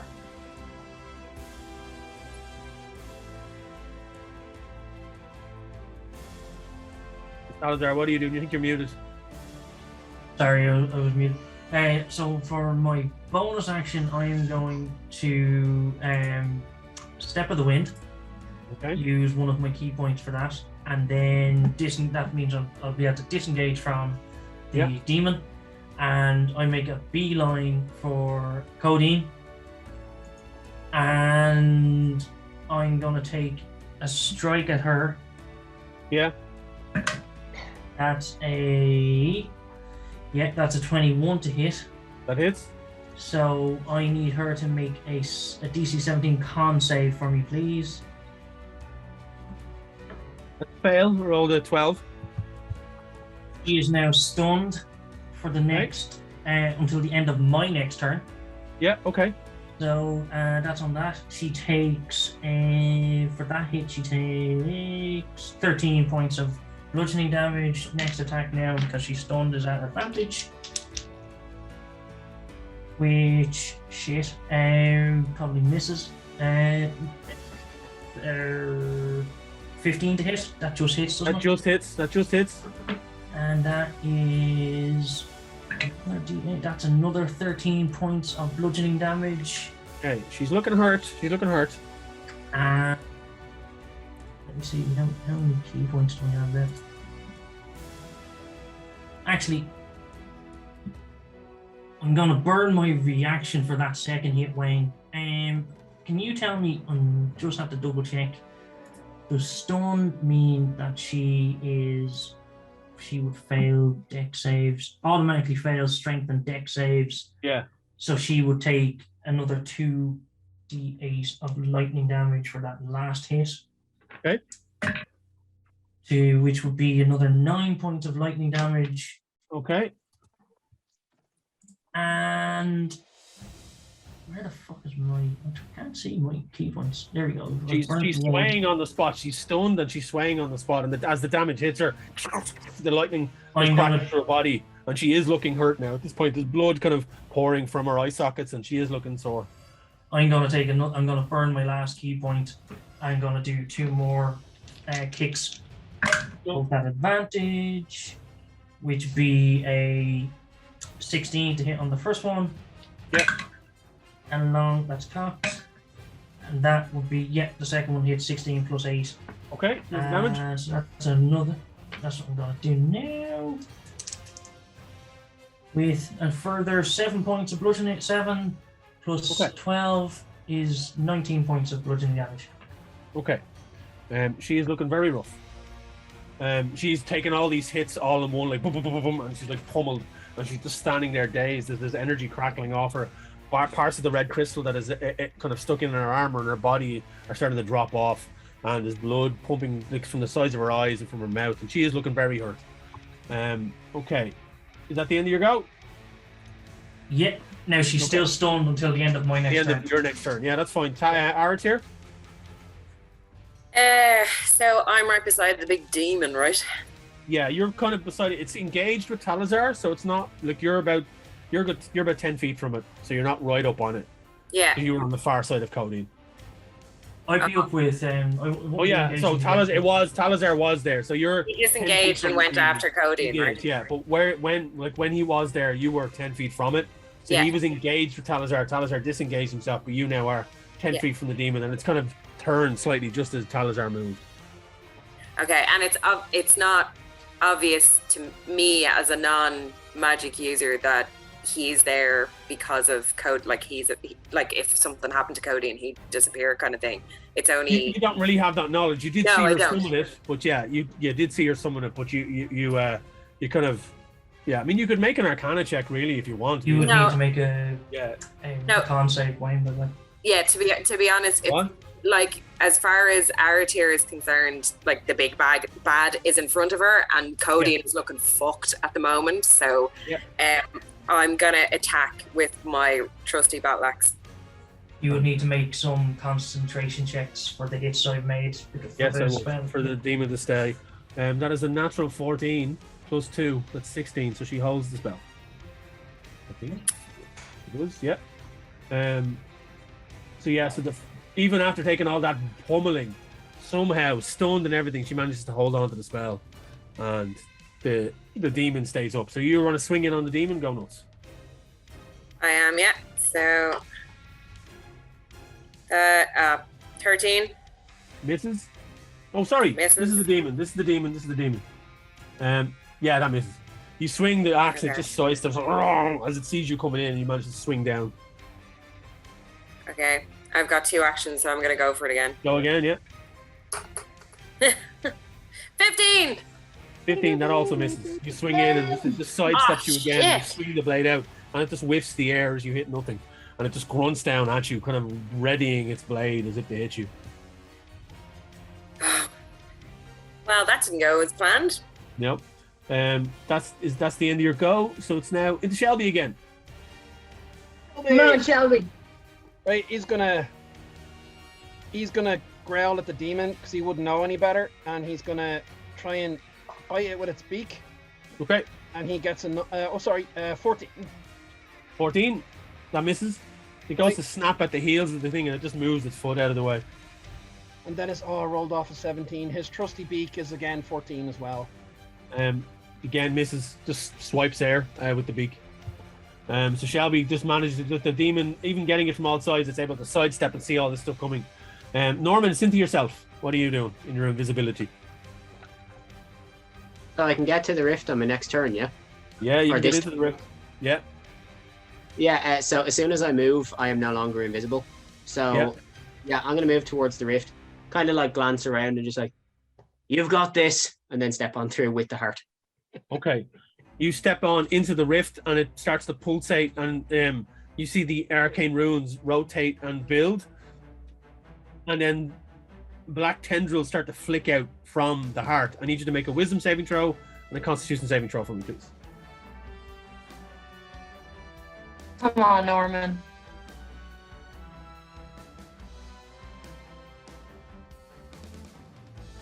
That's wisdom. Yeah, that's good. You push the effects from your mind. Ooh. Constitution, though, no. But the black ichor pulses back up your arms, and you just feel this pulse into this dragonborn body as it fucking hurts. And you take 6 points of necrotic damage.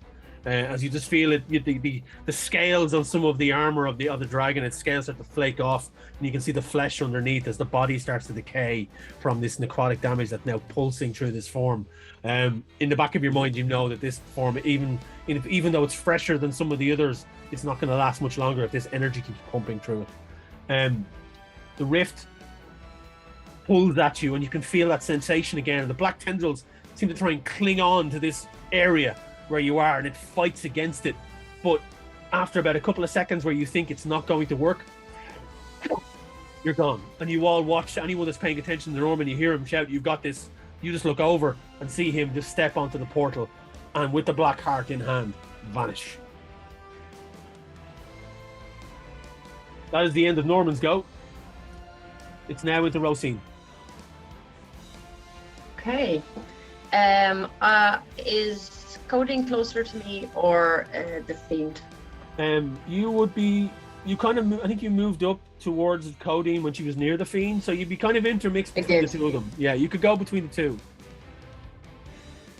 They're about. All right, about, I am going about to 20 feet each from you. Okay, I'm gonna try and hit Codeine two-handed with the longsword. Okay, go for it.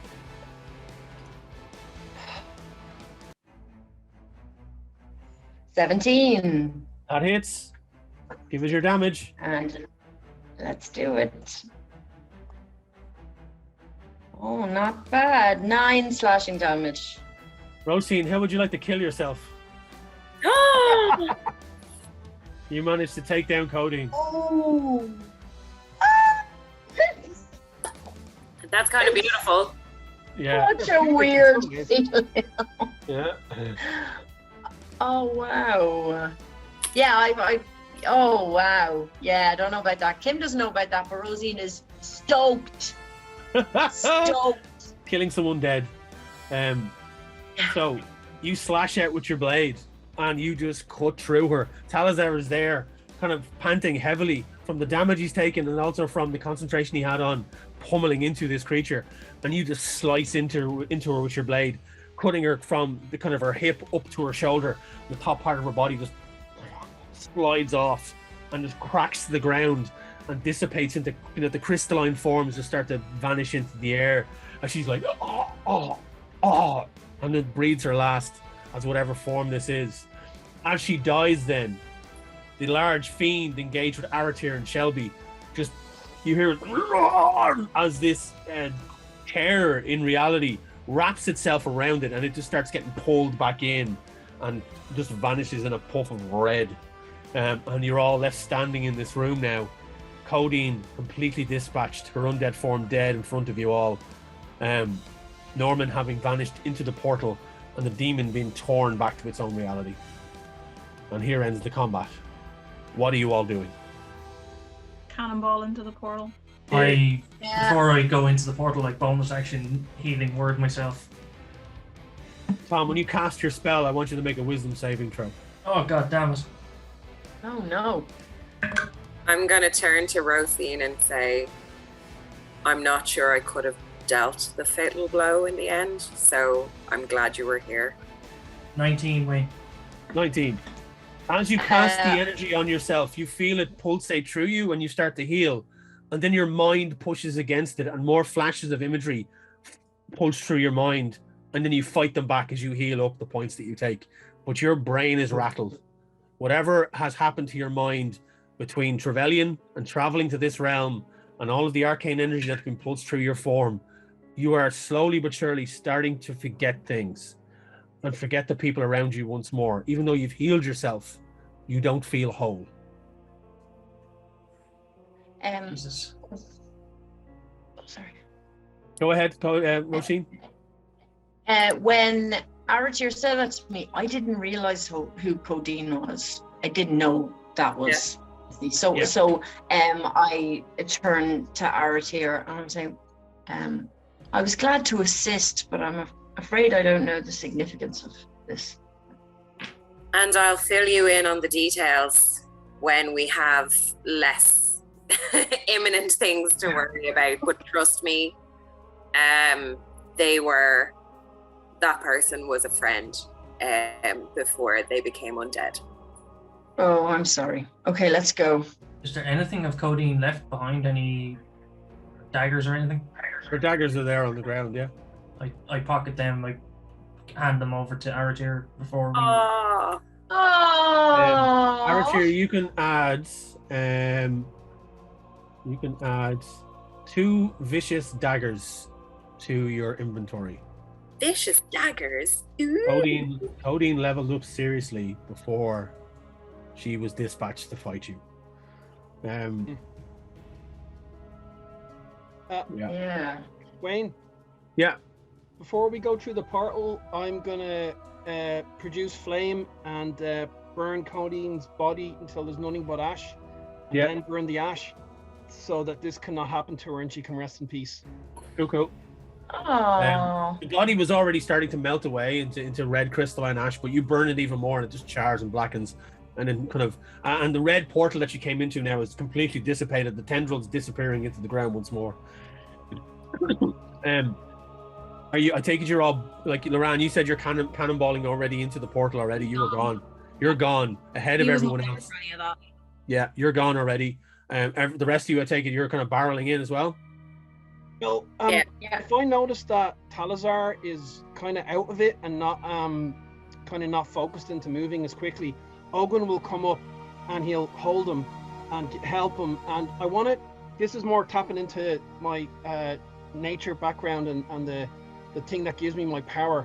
Would I know if a lesser restoration on him would do anything to help him? Give me an Arcana check. See. Okay, cool. Because it's. Oh, okay. That's a 19. 19. Yeah. Wow. You, if you want, you can definitely try to cast lesser restoration on him, but you Talazar may confide in you what's ailing him, and his body seems to be healing, but his mind seems to be loosening. Oh, its grip on reality. Lesser restoration. It cures one of the following conditions: blinded, deafened, paralyzed, or poisoned. If it's not going to do anything like that, then I'll save it for just in case we're not out of this, you know. But I just wanted to see. Totally. But I also wanted to help him because he is like going really slow for him. Yeah, no, that's no problem. So the rest of you have bundled into the portal. Mm-hmm. Have you? Yeah. Okay. Yeah. So Norman, you materialized back out into Dacius Trevelyan's tower. The spindly tall form of Trevelyan, leaning against his staff in the corner, stands bolt upright as you appear in by yourself, holding this Icarus heart out. As you land in, you look up, you see, and you lock eyes. I need you to make another wisdom saving throw and a constitution saving throw. Doesn't miss on wisdom. No. Wow. Orcon. Orcon, no. You manage to push both back as you're like, ugh! You land in and you just focus as the planar energies have left you and you feel that pull of loss. The anger pulses through your body and you just push any effects out. Because you've been torn back into this reality from a very comfortable place, even though it was a dark and horrible place. It was comfortable for you. Prick makes me angry. I'm like, exactly. So Trevelyan moves forward, and at a brief second, there's a smile on his face, happy to see you arrive in. And you know if the rest are following behind you, you have very short time. So what are you doing? Right, this. What do I do with it? Follow me. And Trevelyan leads the way out of the tower and down the spiral staircase. Instead of going right where at the bottom of the tower into the main great hall area, he leads you to a left area, and there's a wall at the end, and he just pushes on the wall in one section, and arcane symbols appear around his hand, and the wall kind of just shimmers out of existence, and you see the entrance into a larger room. You follow him in, and you see a long enough room with pillars on either side and standards of different houses that you have no recollection of what they are, but there's these different heralds of different houses of royalty.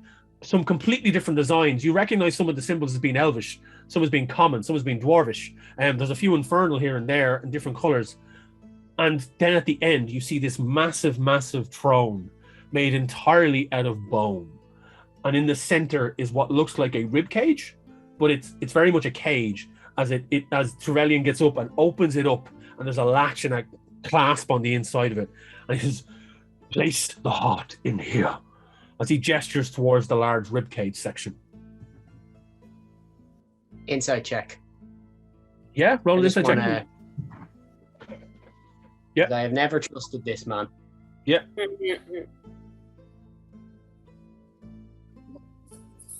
And I still do. Yeah, no, he seems very sincere.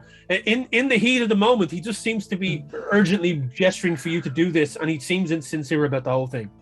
And he just gestures for you to put the heart in. And if you wish, you go ahead to do it. Then, back in the tower, Loran, you land into the place, and you kind of, as your senses come back to you, you see the room all about you.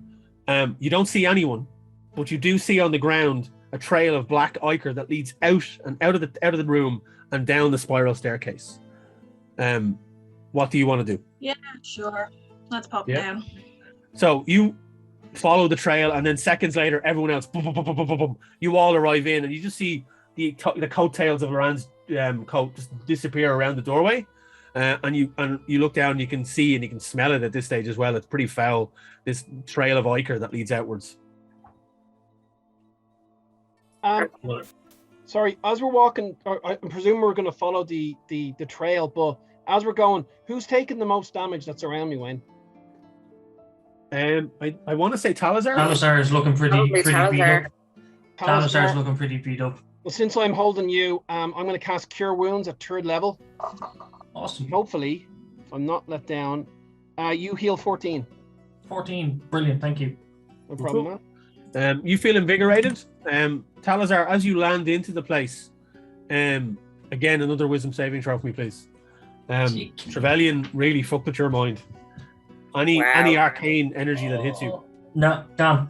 I rolled a 7. A 7. As the heal hits your body, you feel invigorated, but then your mind flashes again, and you see a large portal. And you're frozen in place, and you see Vestivus standing there. You see 2 other forms, and you see Vestivus gesturing, and there's screams all around you and bright lights in red as this just arcane blast moves through the portal, catching everyone, and you're knocked back. The rest of you are all standing wherever you're standing with Talazar, and you see his form get bounced up against the wall as he kind of tries to right himself. And as you look up, and you do not recognize anyone around you, and no matter how hard you try, you can't pull back the names or recognize the faces. And it takes you some time. You're staggering down with this group as you're all moving, but you're finding it very hard to and as they kind of talk to each other as you're moving and checking on you, you're still trying to pull back their names and you don't know who they are. Do I even recognize any of the kind of garb I'm wearing? The kind of do I recognize that I'm even a monk? You start to kind of get recollections of yourself. The arm fucks up your mind. You're like, what the fuck? You're looking at your appendage, your extra appendage, and your alabaster arm with the runic symbols on it. You're like from the memory you just had, you had full body. You weren't had a neck. You didn't have this fake arm on you. So you're like wondering what's going on. You're scared. You feel strength. You don't feel weak in any way, shape, or form. It's just that you're confused, and the whole place seems to be spinning. Norman, back in the room where you are you placing the heart into the cage? Am I? Mm-hmm. Laran walks in with Starbucks.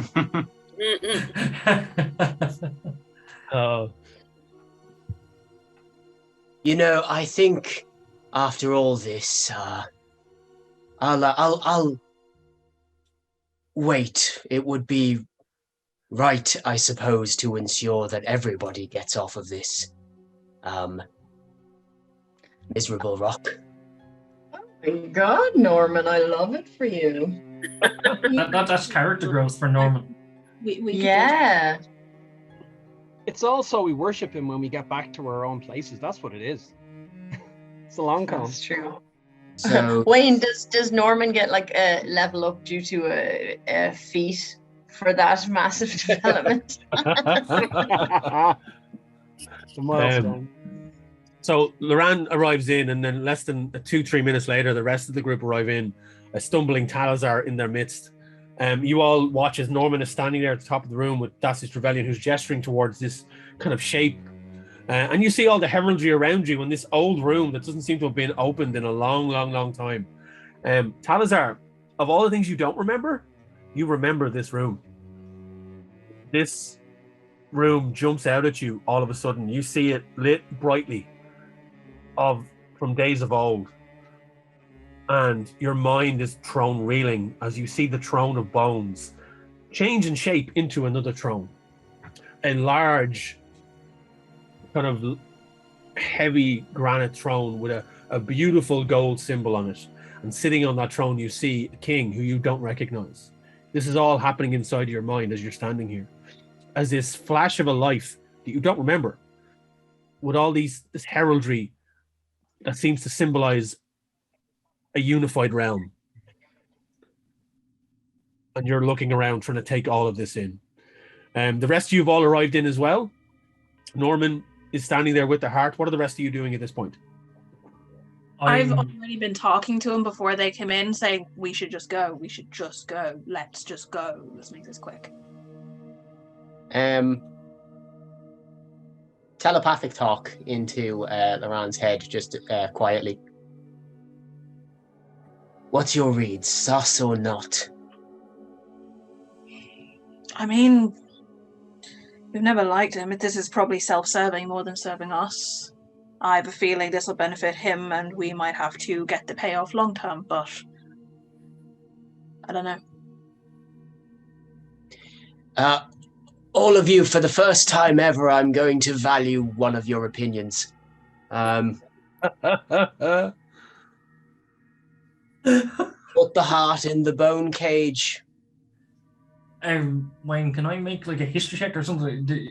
Yeah, to you can give me a history check for sure to see if you remember this area. Yeah. For the first time ever, because I've been staring at it for ages and never wanted to use it, I want to try and see if I can do a religion check as well to maybe copy. Sure. Because this kind of feels a bit dark, putting this heart into a rib cage to make everything better again. But sure, you know, it could be the decor of the place. So yeah. Not 20 plus 1. Not 20 plus 1. In all your kind of lack of memory and flashes of previous lives, you focus hard, staring at this throne of bones that morphs into something more welcoming. All of a sudden you remember. This was the throne room of an old king who ruled over a city called Neverwinter that you were a herald of many, many years ago in a past life.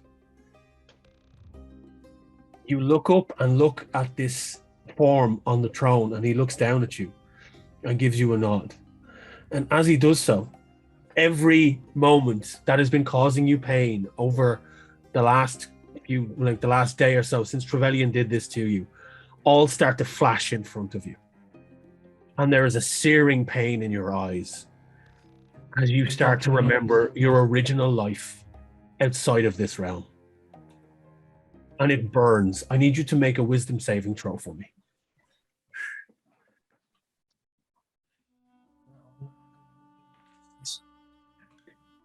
Oh, 13. Okay. You try to grasp onto these memories that give you a semblance of normality and a semblance of recognition, but they slip through your fingers as they start to burn away in your mind, and you begin to forget. The bright image of the throne room slips away, and you see nothing but darkness. You all watch as Talazar grips his eyes, and his mind burns away from him as he forgets everything. And he's left with two white orbs as the monk in front of you is blind. You needed to hit a wisdom saving throw of 16. Wow. You hang are on, having, hang on. He's blind and he's lost all his memories. he is blind and he's lost his memories, and he is just staggering in front of you. You've watched all of this happen, just as Norman is asking you all for your opinion on this, and Talazar is trying to make sense of everything as he kind of staggers and screams. Ogun holding him up, with Shelby probably propping him up as well. And Talazar loses sense of himself. Can I cast Lesser Restoration? Yes. And restore his sight. I'm going to do that. Yeah. I'm going to place my hands on, it's at second level if that matters. I'll place my hands on Talazar. And I just startle as you do this. Sure. Yeah. You feel the divine energy burn into you, but it's not painful. It's healing, and your sight comes back to you, and you blink blurry vision as the forms in front of you appear, but you've no memory of who they are. You've no memory of this place, and you're wondering what is happening as the last memory of your disjointed lives throughout your existence fades from your mind, and you are a blank slate. You have your sight, and you are alive, but your memories are gone. Who are you? I'm gonna put a hand on his shoulder and just I just recoil. Okay, I'll back up a little bit. I'm just going to comfort him, tell him that we'll figure this out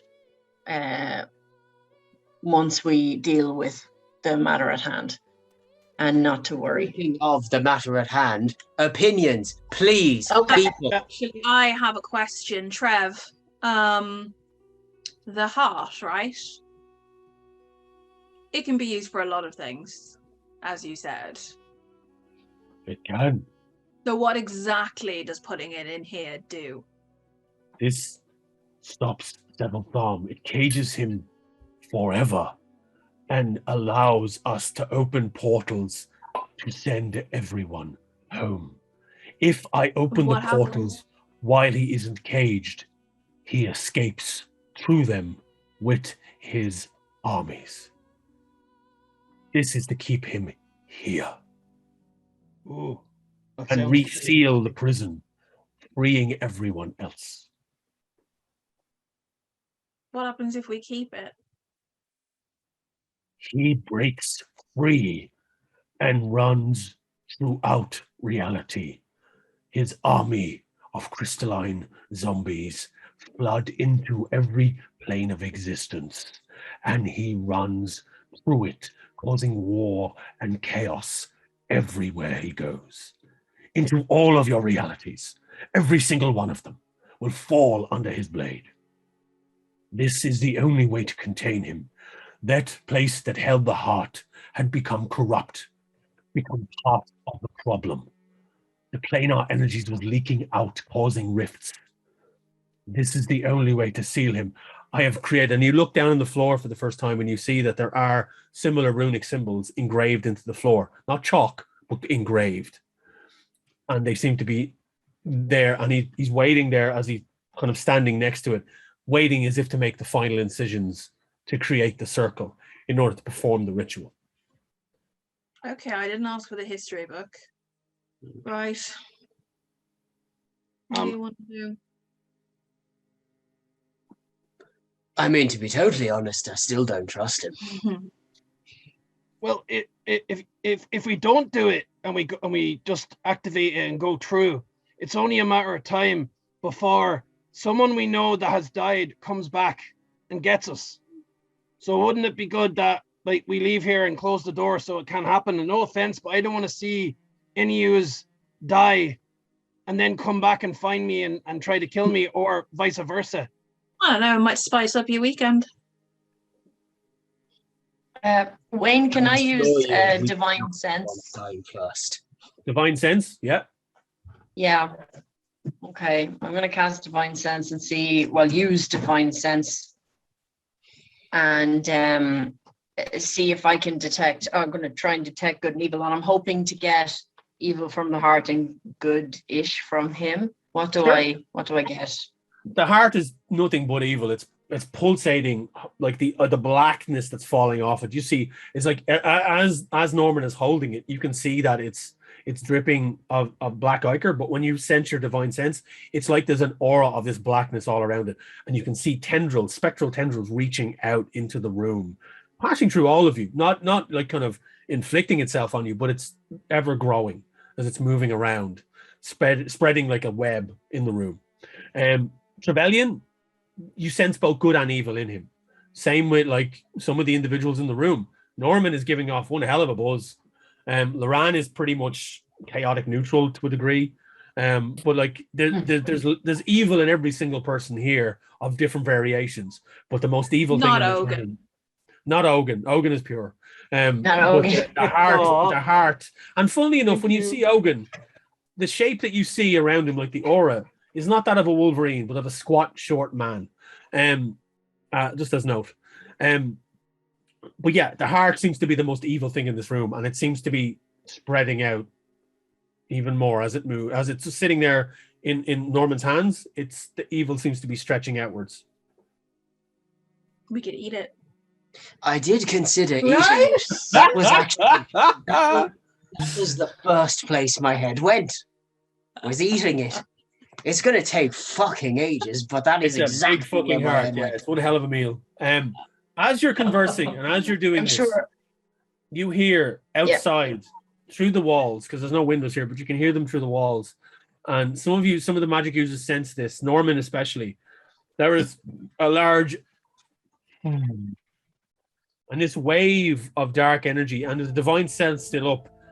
You see the heart go and it beats heftily in Norman's hands, and there's a pulsate through it, and you see the black ichor flick off into the air and tendrils flick out from it. You then start to hear screams outside and a loud cacophony of skittering legs of something, like hundreds upon hundreds of legs. Outside, wherever this room is, out in the world outside, you hear screaming, you hear shouts of battle. You can just hear this outside. We gotta cage that heart. We gotta do it. Gotta cage that heart, man. I know you want your fun, Norman, and I know you don't trust Dacius, but it is the lesser of. Sorry? You? Not particularly, but I'd be willing to stay here to keep him in line to make sure that heart is caged, so that we don't have any of this shit coming at us anymore, because I'm seriously fucking sick of it. Well, in at least one regard, we were like, fine, on your head be it. Yeah, while this is going on, Talazar's just like literally just on the floor. What's his damage? I've no idea. It seems he's really gone through something. Something's beset him, and he seems to have lost his entire self. His one vote for is destroyed. Tragic, really. Yeah. It's like me on a Monday morning when I haven't had my coffee. I can't think straight, like there's nothing in there. Yeah, I'm sitting here desperately. Let's do it. Okay.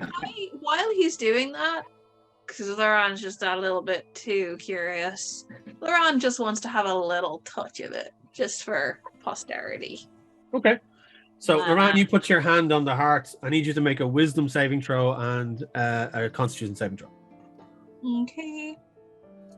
Okay. Wayne, I'm over here singing, "Cage your heart, look around you." Yeah. Wisdom. Hoo-hoo. Wisdom's only an 11. All right. And calm is a 10. So, Laurent, you put your hand on the heart, and there's a pulse of black energy just moves up your arm, and you see the veins start to creep up as well. There's a flash in the back of your mind, and you see your home. You see the castle. You see your parents. And you see a demonic form circling both of them, and they seem to be unaware of it. And you see the demonic form over and over again plunge a long blade into them, but they're alive. They don't see this. They don't feel it. They don't seem to acknowledge it. But this demonic form is just constantly doing it over and over and over again. And your mind flashes away. And then you take... you take 9 points of necrotic damage as you recoil back from it, and the black veins move up your arm. Cool. And that is what you see, and that is what you feel. Norman, you move forward and place the heart into the rib cage, and it slots in place, and the cage wraps itself around it and seems to, like, it's like the heart barely fits in as the cage pushes itself around it, and parts of it are oozing out the ribs, and there's ichor flowing down it. It then starts to glow as Trevelyan, with the end of his staff, carves into the floor, and there's a bright flash of white light. And you see the light emanate up through the floor, and there's a rumble as the ground starts to shake. And Trevelyan pulsates himself, and you see that crystal that he opened up in his chest starts to pulse. And he is pulled towards the throne, jamming into it. His essence sinks inwards into the throne as the entire room shakes. And the area around the throne breaks away with the runic symbols and gets pulled out of the ground and up into the air. Breaking through the ceiling, you see light from the day pour in as the walls collapse around you. And the throne, with the essence of the heart and whatever was left of Trevelyan, now completely dissipated into the throne, disappear up through the ceiling. The room is open up around you. You can see out into the courtyard at the side of the castle. And the sight that you behold is definitely something. As you peer up, you can see that the large globe that was hanging over the city has burst open, and thousands upon thousands of spiders are flowing out into the city in a wave over. And you can see all the guards and all the armed people are fighting them and slashing through them as a battle ensues. The group, you all move out and look as you see the throne rise up and come in line with the globe, just in time for these large pincers to reach out of the globe as you see this huge form of a half man, half purple crystalline spider pull itself from the depth of it. As you see the form of Seville Tharm looking out over the realm. The throne moves up. The throne moves up into place, and Norman, you feel it as this pulse of arcane energy waves over the whole thing, and a beam of light shoots directly from the center of the throne where the heart is, catching Seville Tharm in the chest, and he reels back and screams, a blood-curdling scream, as you see people clasping their hands over their ears and crying as some of the spiders overtake them. As they swarm over the city. There are spiders close by near you, about 120 feet away, but they're busy fighting soldiers, and your group is all standing there looking at all this unfold. The beam pushes Sevaltharm back into, slowly but surely, as he tries to grip onto the side of the globe. This dark mass, like a huge hole in the air, like a Wile E. Coyote hole sitting in the air like an Acme hole, as he is pushed back in. And the energy builds up and builds up and builds up until there's a blinding light, and it pours out over the area. The spiders stop and they're repulsed by the energy. Norman, you feel a pull at the back of your head as the dragonborn form starts to fade away. The energy pushes Sevaltharm back into his prison and starts to seal it shut as the spiders all start to kind of squirm away and dissipate into nothing. And then before you even know, the throne just is gone. Rebellion with it, the heart gone. And the large black globe that was over the city just vanishes into a pinprick and then out of existence. For the longest time, there is silence as the remaining forces that were there to fight pick themselves up and are all looking around. And they see, some of you see you, the group, huddled together, standing in this pile of rubble at the side of the castle. And some of them cheer and point at you. Some of them cheer and shout at the air. As the sky returns back to its normal blue-grey. And it's just silence then. And as each of you look at each other, you all start to feel this sense of a pull in the back of your mind. Then memories start to return to you. Memories of your life that you had long forgotten. Talazar, you still don't remember anything. As you stare at everyone, a blinding light catches you, and you watch as Talazar vanishes.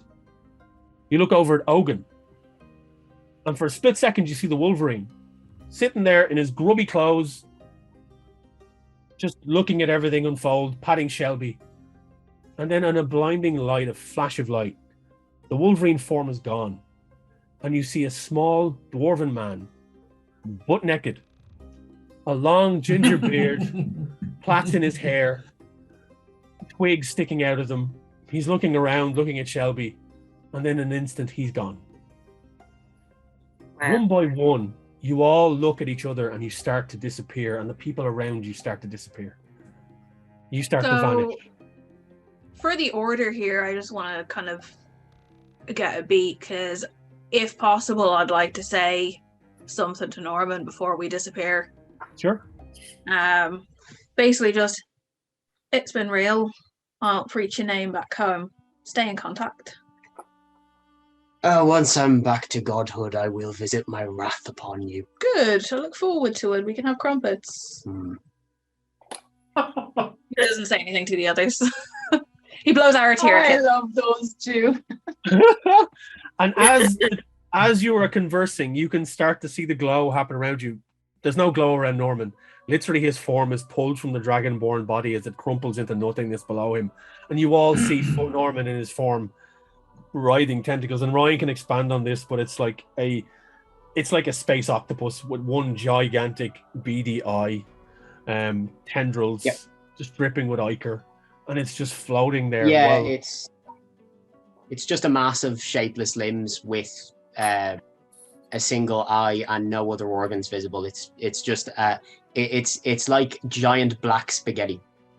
Almost like a beholder. No, not at all like a beholder, because they have loads of eyes and are just a ball. This is just limbs.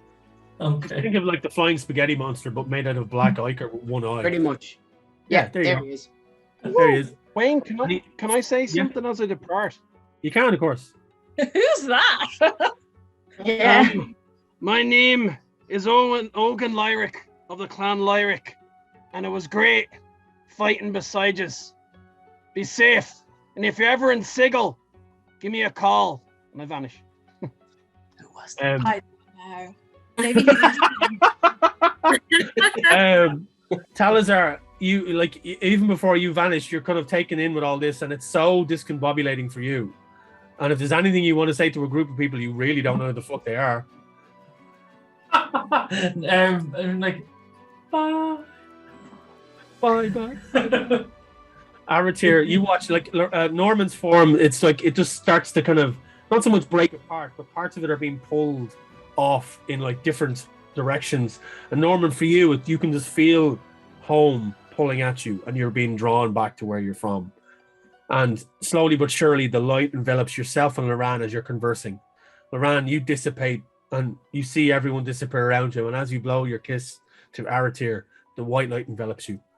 Aratir, you see this happen as you see them all start to dissipate and vanish around you. And the light starts to envelop you. And you see the world around you fall apart and start to reform and fall apart again as the light overtakes you, and as a bright light envelops and blinds you. Rosine, your small time with this group was action heavy. And you see it all dissipate as well, and you see them all leave in their different forms as the world starts to crumble and fall apart. And you feel the divine light, and to you it is divine light because this is your way. As the light envelops you, you smile and take it upon yourself, and you can say your goodbyes to whoever you wish. I'm just gonna hold my symbol and let what happens happen. Each of you Just in your like- own time vanish into the light. And each of you in your own time reform into your original realms. Ogun, you find yourself at the gates of a large dwarven palace. Statues of dwarven lords all around you, the guardsmen there, as they all see this form, a butt-naked dwarf, appear in front of them, just appear out of nothingness, a bright, blinding light. But just as quickly as they kind of focus on you, they recognize who you are. And they start to shout and cheer, and bells are rung. Is it the prince? The prince has returned! And they run down to you. One of them grabs a cloak and wraps it around your naked form and bundles you into the city. And you're whisked through this massive, vast dwarven city. Can I just say, it's okay. I know, well, I've been away a while. I still know how to dress myself. No, I don't. Can you just tell my dad I'm here? Yeah, can you do this? Well, bringing you to the king now. He's been worried sick. You've been gone for so long. And they drag you through this large dwarven castle, like a massive, massive dwarven city. And you burst through large corridors, large doors, and you find yourself down in the throne room as this lone old dwarf sitting on top of a massive throne at a high plinth. He's sitting there holding a helmet. You recognize your helm. As he's looking at it, he looks up and sees you burst naked in through the door, but just a cloth over you. He's like, my son! My son's returned! You're back! Oh my gods! And he runs down and embraces you. And he's like, I thought they got you, boy! I thought they got you! You're home. We can fight them together. Me and you. We're going to take these vampiric bastards down. And you remember that you and your crew were last lost in the tunnels underneath this great dwarven city, fighting a vampiric horde that had infested it.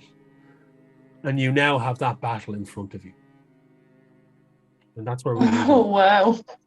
Right, Dad, I've got an epic tale to tell you, but we'll have a few pints while we go to the army. Oh, I missed you, Croft. It's good to see you again. Let's go, Dad. Yeah. No. Talazar, you materialize into a large kind of great hall. Not too dissimilar to the one you left in Terrace Moor, but you don't really remember it. You see the heraldry all around it. And you see confused faces as your monk form appears. As there is trepidation and precaution as they are all questioning who you are.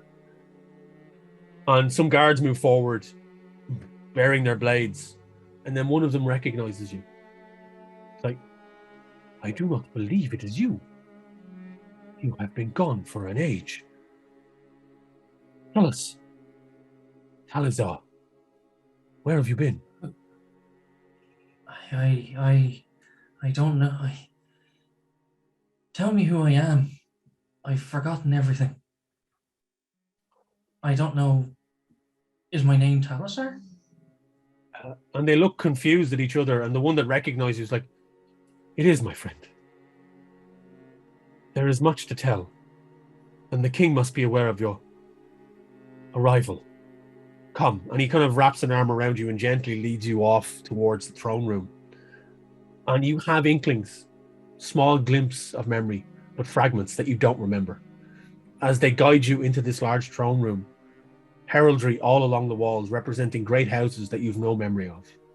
And there, sitting on the throne, as he looks up, a large human form of a king who looks down upon you concerned and rushes forward to embrace you and sees your arm and kind of recoils slightly and then reaches forward to embrace your other arm. He's like, "Well met, Talazar. It is good to see you once again, my friend." And the guard regales him like, "You've no memory of who you are? It will come back in time. We will make you remember, or help you remember." And they take you off to one side and begin to tell you of who you are and of your past and where you came from. And that's where we'll leave Talazar. Loran,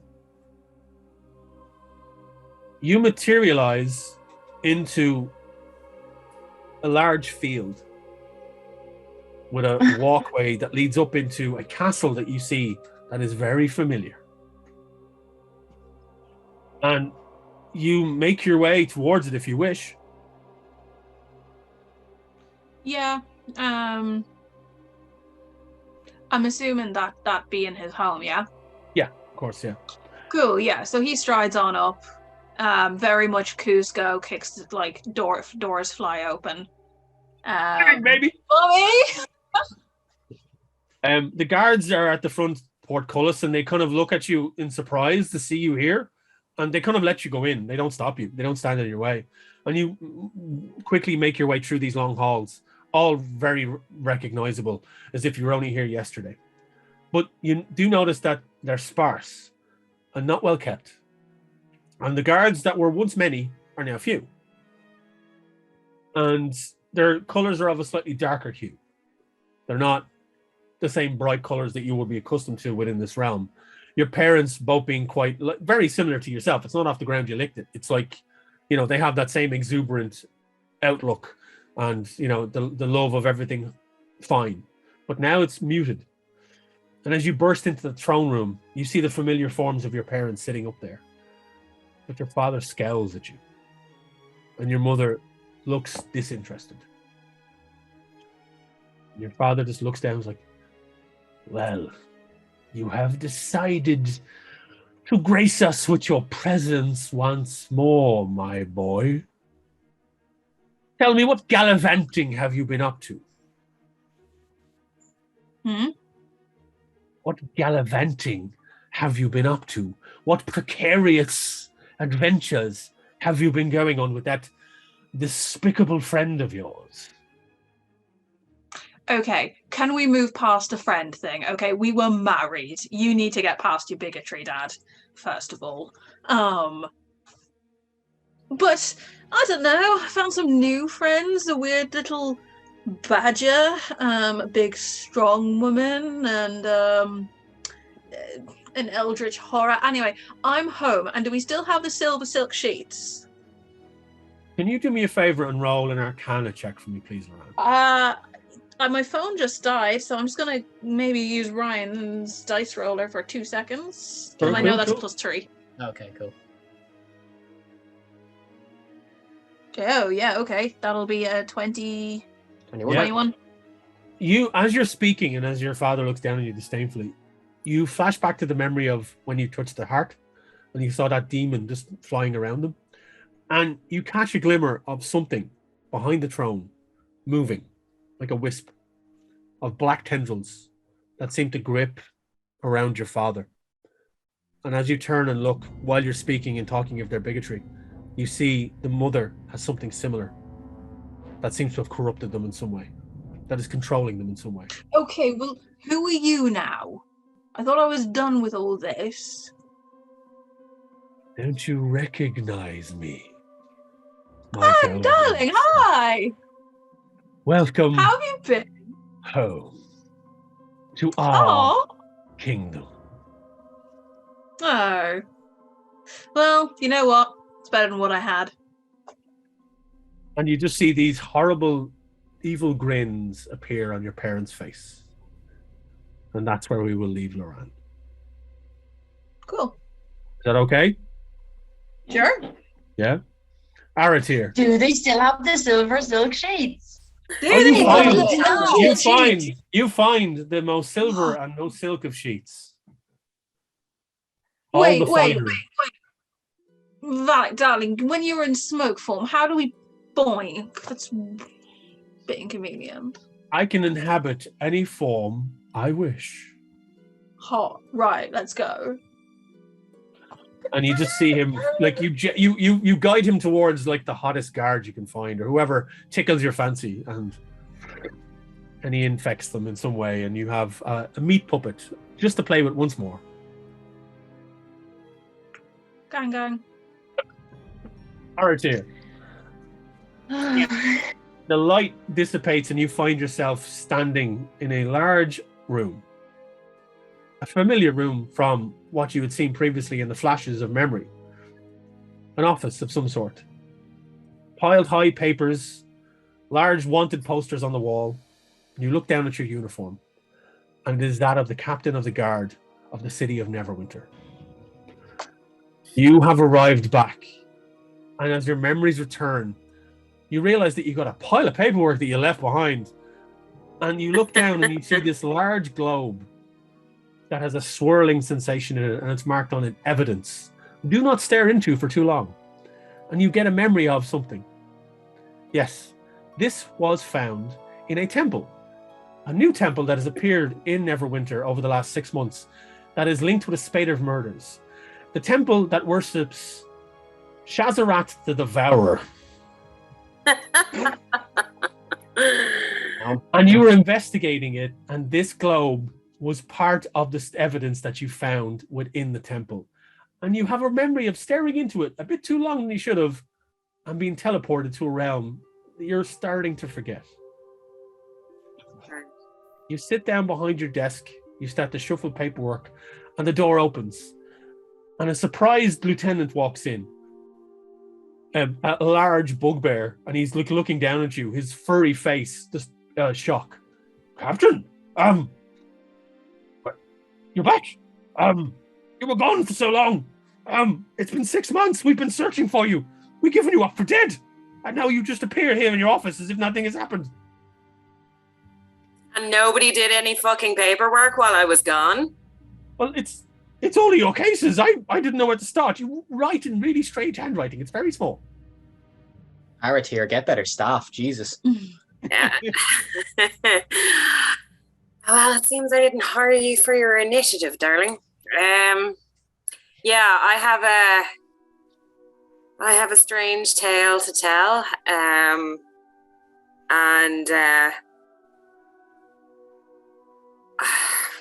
I'll get started, I suppose. What? And you just basically focus down into your paperwork and look at all the stuff that starts to come back to you in your memory as you remember that there's a lot to be done, and this city is a lot of work because there's crime about, and you really have to fix it. Rosine, and that's where we leave Aratir, obviously. Rosine, you appear, like the light then dissipates, and you find yourself standing in a long white hall. Pillars of pure marble on either side as you step out. And you see your fellow patriots and fellow paladins of your order. And some of them look up in shock as they see you enter in. And some faces you remember, but they seem to be a lot older than the last time you left. Like, significantly older. Some of them have aged decades past. And as you step out into the hall, seemingly out of nowhere, they rush forward. It's like, what? Where did you come from? You weren't there. No, you were there. And what divine energy is this? We left you for dead. This makes no sense. I fear it's a very complicated story, and I'm sure once I get my bearings, I can tell you everything that went on. Well, you as far as I remember, it's been a while because, I was 20 when you left. I'm 60 now. So I'm having a hard time. But we were investigating a raid on a temple.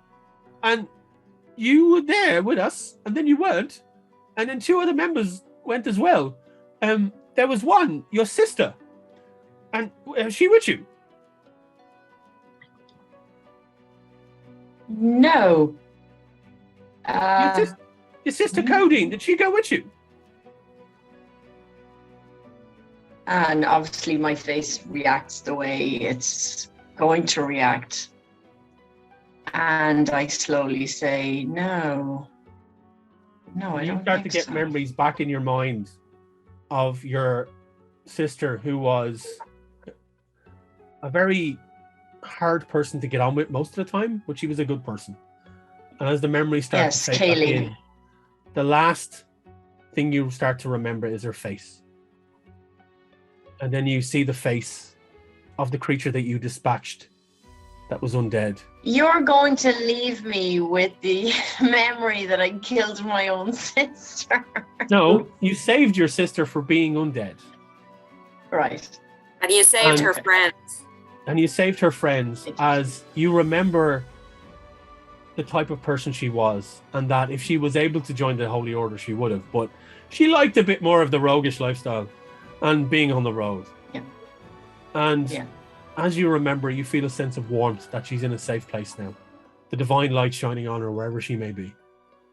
And you put your arm around your colleague as they're like, okay, you need to fill us in on what happened. As he gently starts to walk you away further into the temple. And that is where we'll leave Roisin. Norman, You are.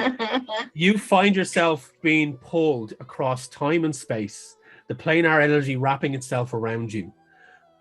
Very welcoming, very homely as you are pulled, and you feel your essence being stretched across time, and all of a sudden, you are back. Your field of existence, the energy all around you, that safe, welcoming feeling of home, the darkness, that common feeling that you are here, where you're meant to be, where you can stretch out through space and time and influence others. Spread the word of Shazarat the Devourer and be yourself. Is there anything Norman wants to do in this space? Yeah, I'm gonna check in on once I get all of my senses back. I'm gonna check in on Loran and make sure that he is preaching. Okay. When I do check in on Loran, if I spot that boyfriend, I'm gonna be like, I killed you once before. Stay down. It's my human plaything. I told you before, this one's mine. Actually, yeah, can I smite your boyfriend? Yeah, fuck it, go for it. I'm gonna smite him. I'm gonna smite him with my powers. So, Oh my god. Loran, what's the situation that yourself and Valak are in when he gets smited? Honestly, Loran does stay true to his word. He does kind of sing the bard songs of Shazarath across the land. But during the smiting, I don't know, we're probably just having dinner. Yeah. I want to descend in my grand tentacular glory and eat your house. And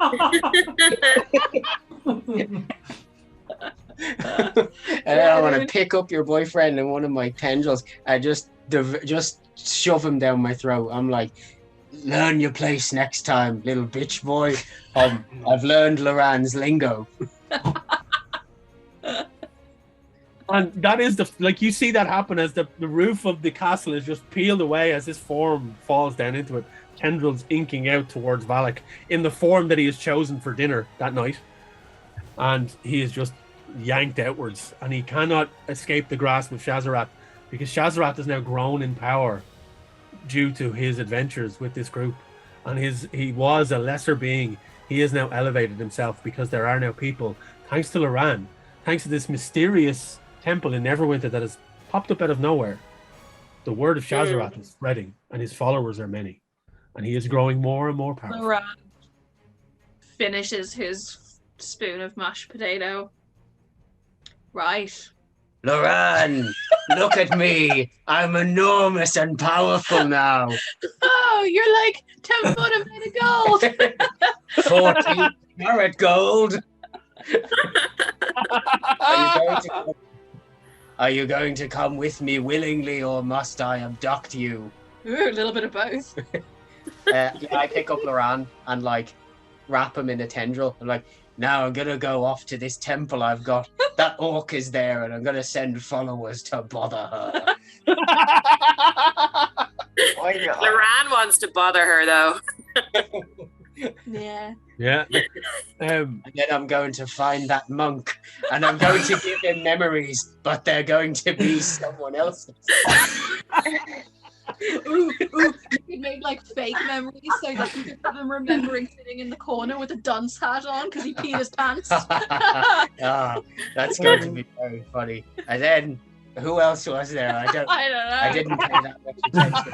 Oh, I'm gonna find whatever plane that Dick Trevelyan was from, and I'm gonna eat it, Loran. I'm going to eat the whole thing. All hail! Like lightning like strikes.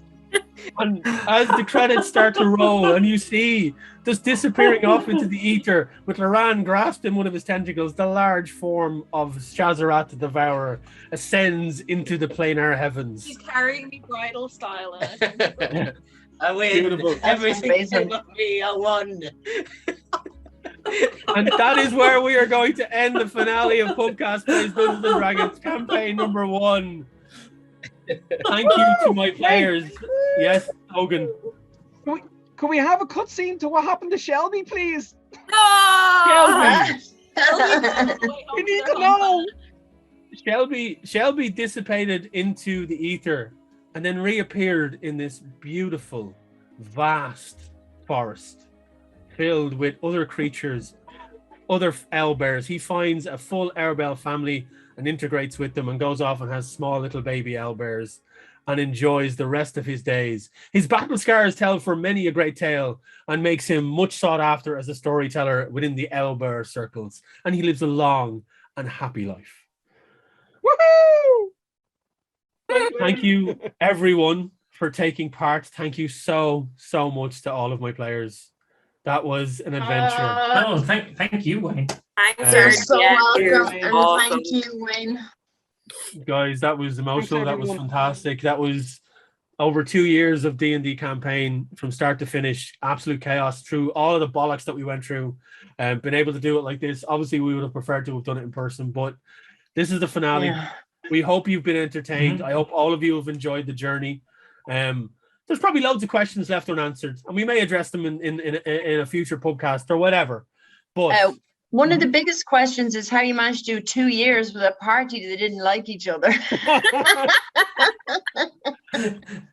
everyone so kind of got a happy ending, I guess. We know. I got a totally happy ending. You I did. win. The ending rocked. Fuck all of you. I'm gonna undo your happy endings. Yeah. I'm petty and magnanimous. Guess I it's the am big bad for petty campaign and- 2. This has been campaign 1. We hope you've enjoyed it. We hope you really have, joined us for the ride and stuck with it. And it has been crazy. And thank you so much from my DM heart to everyone that was involved. All of our guests who have joined us along the way. Thank you to all of you, because you guys, the players, have made this extremely special for me as a DM. So fair play to you all. You've made each character your own, and down to every single one of you. Is I can't imagine like the shit that you guys got up to and where you took it was just unreal. So fair play to you. Thank you so much. Justice for Codeine. Well, yeah, I mean, it's pour one out for Codeine, because she almost she gave up a bit of a fight at the end, but you will see how she never got to stab Loran. Loran stayed too far away. Well, folks, thank you so much. Stay tuned for any news that we're going to have about campaign 2. It's coming down the line. We're going to take a break for a while, and we may start being able to do it in person. It's I've got the seeds of it sown already, story wise. So we'll see what happens. We hope you will join us for that. But in the meantime, don't forget to check out Pubcast. Don't forget to check out our sponsors, Dublin City Comics. They're on Capel Street. Phenomenal people. Just go check out that shop. Check out their website, dublincitycomics.ie. brilliant people. Thank you so much for their sponsorship. You can win. Where the fuck is it? This phenomenal Curse of Strahd revamped. Answer the question: what is the name of decks? The deck of cards that comes with this that basically determines where the players go within their adventure. That is the answer to the question to win that. Congratulations to AEIOU who won the Van Richten's Guide to Ravenloft. I will contact you via YouTube and get this out to you in the post. Thank you so much to everyone. Do you guys want to say anything before we finish up, or are we done? All good. I'd just like to say thanks, and for somebody who was a newbie 2 years ago to the world of D&D, this has been an absolute pleasure. To everybody who's watched us, thank you for believing. Yeah, I had so much fun. I'm not a noob anymore. I'll still probably have fails in future games and be like, how do I do that again, DM? But yeah, it's been so much fun. Yeah, thanks everybody. Although this is going to be my last chance to make this joke. Earlier on, when we were in the library, in Trevelyan's library, I pocketed a book of erotic drawings just so I could say, and we stole Trevelyan's porn. Was the artist Naomi Noodle by any chance? Wouldn't say. Who knows? Okay, no, folks. it was worth It the wait. was worth the wait. It's rare that a gag can stand up after the fact, but that one was worth it. Yeah. Thank you. Speaking of gags, what I would like to leave it on is I just this very second realized Curse of Strahd revamped. It's very funny. And he didn't drop a line. It didn't actively occur to me until this very moment. I just had a good bit. Yeah. That's what I learned. So I learned something today. Yeah, guys, it's been great playing with you all. Thanks a lot for everybody that's watched as well. Thank you. Here's for more shenanigans out of campaign 2. Yeah, let's see how it goes. Folks, stay safe, look after each other, and we will see you very, very soon. Thank you so much for joining us. Bye.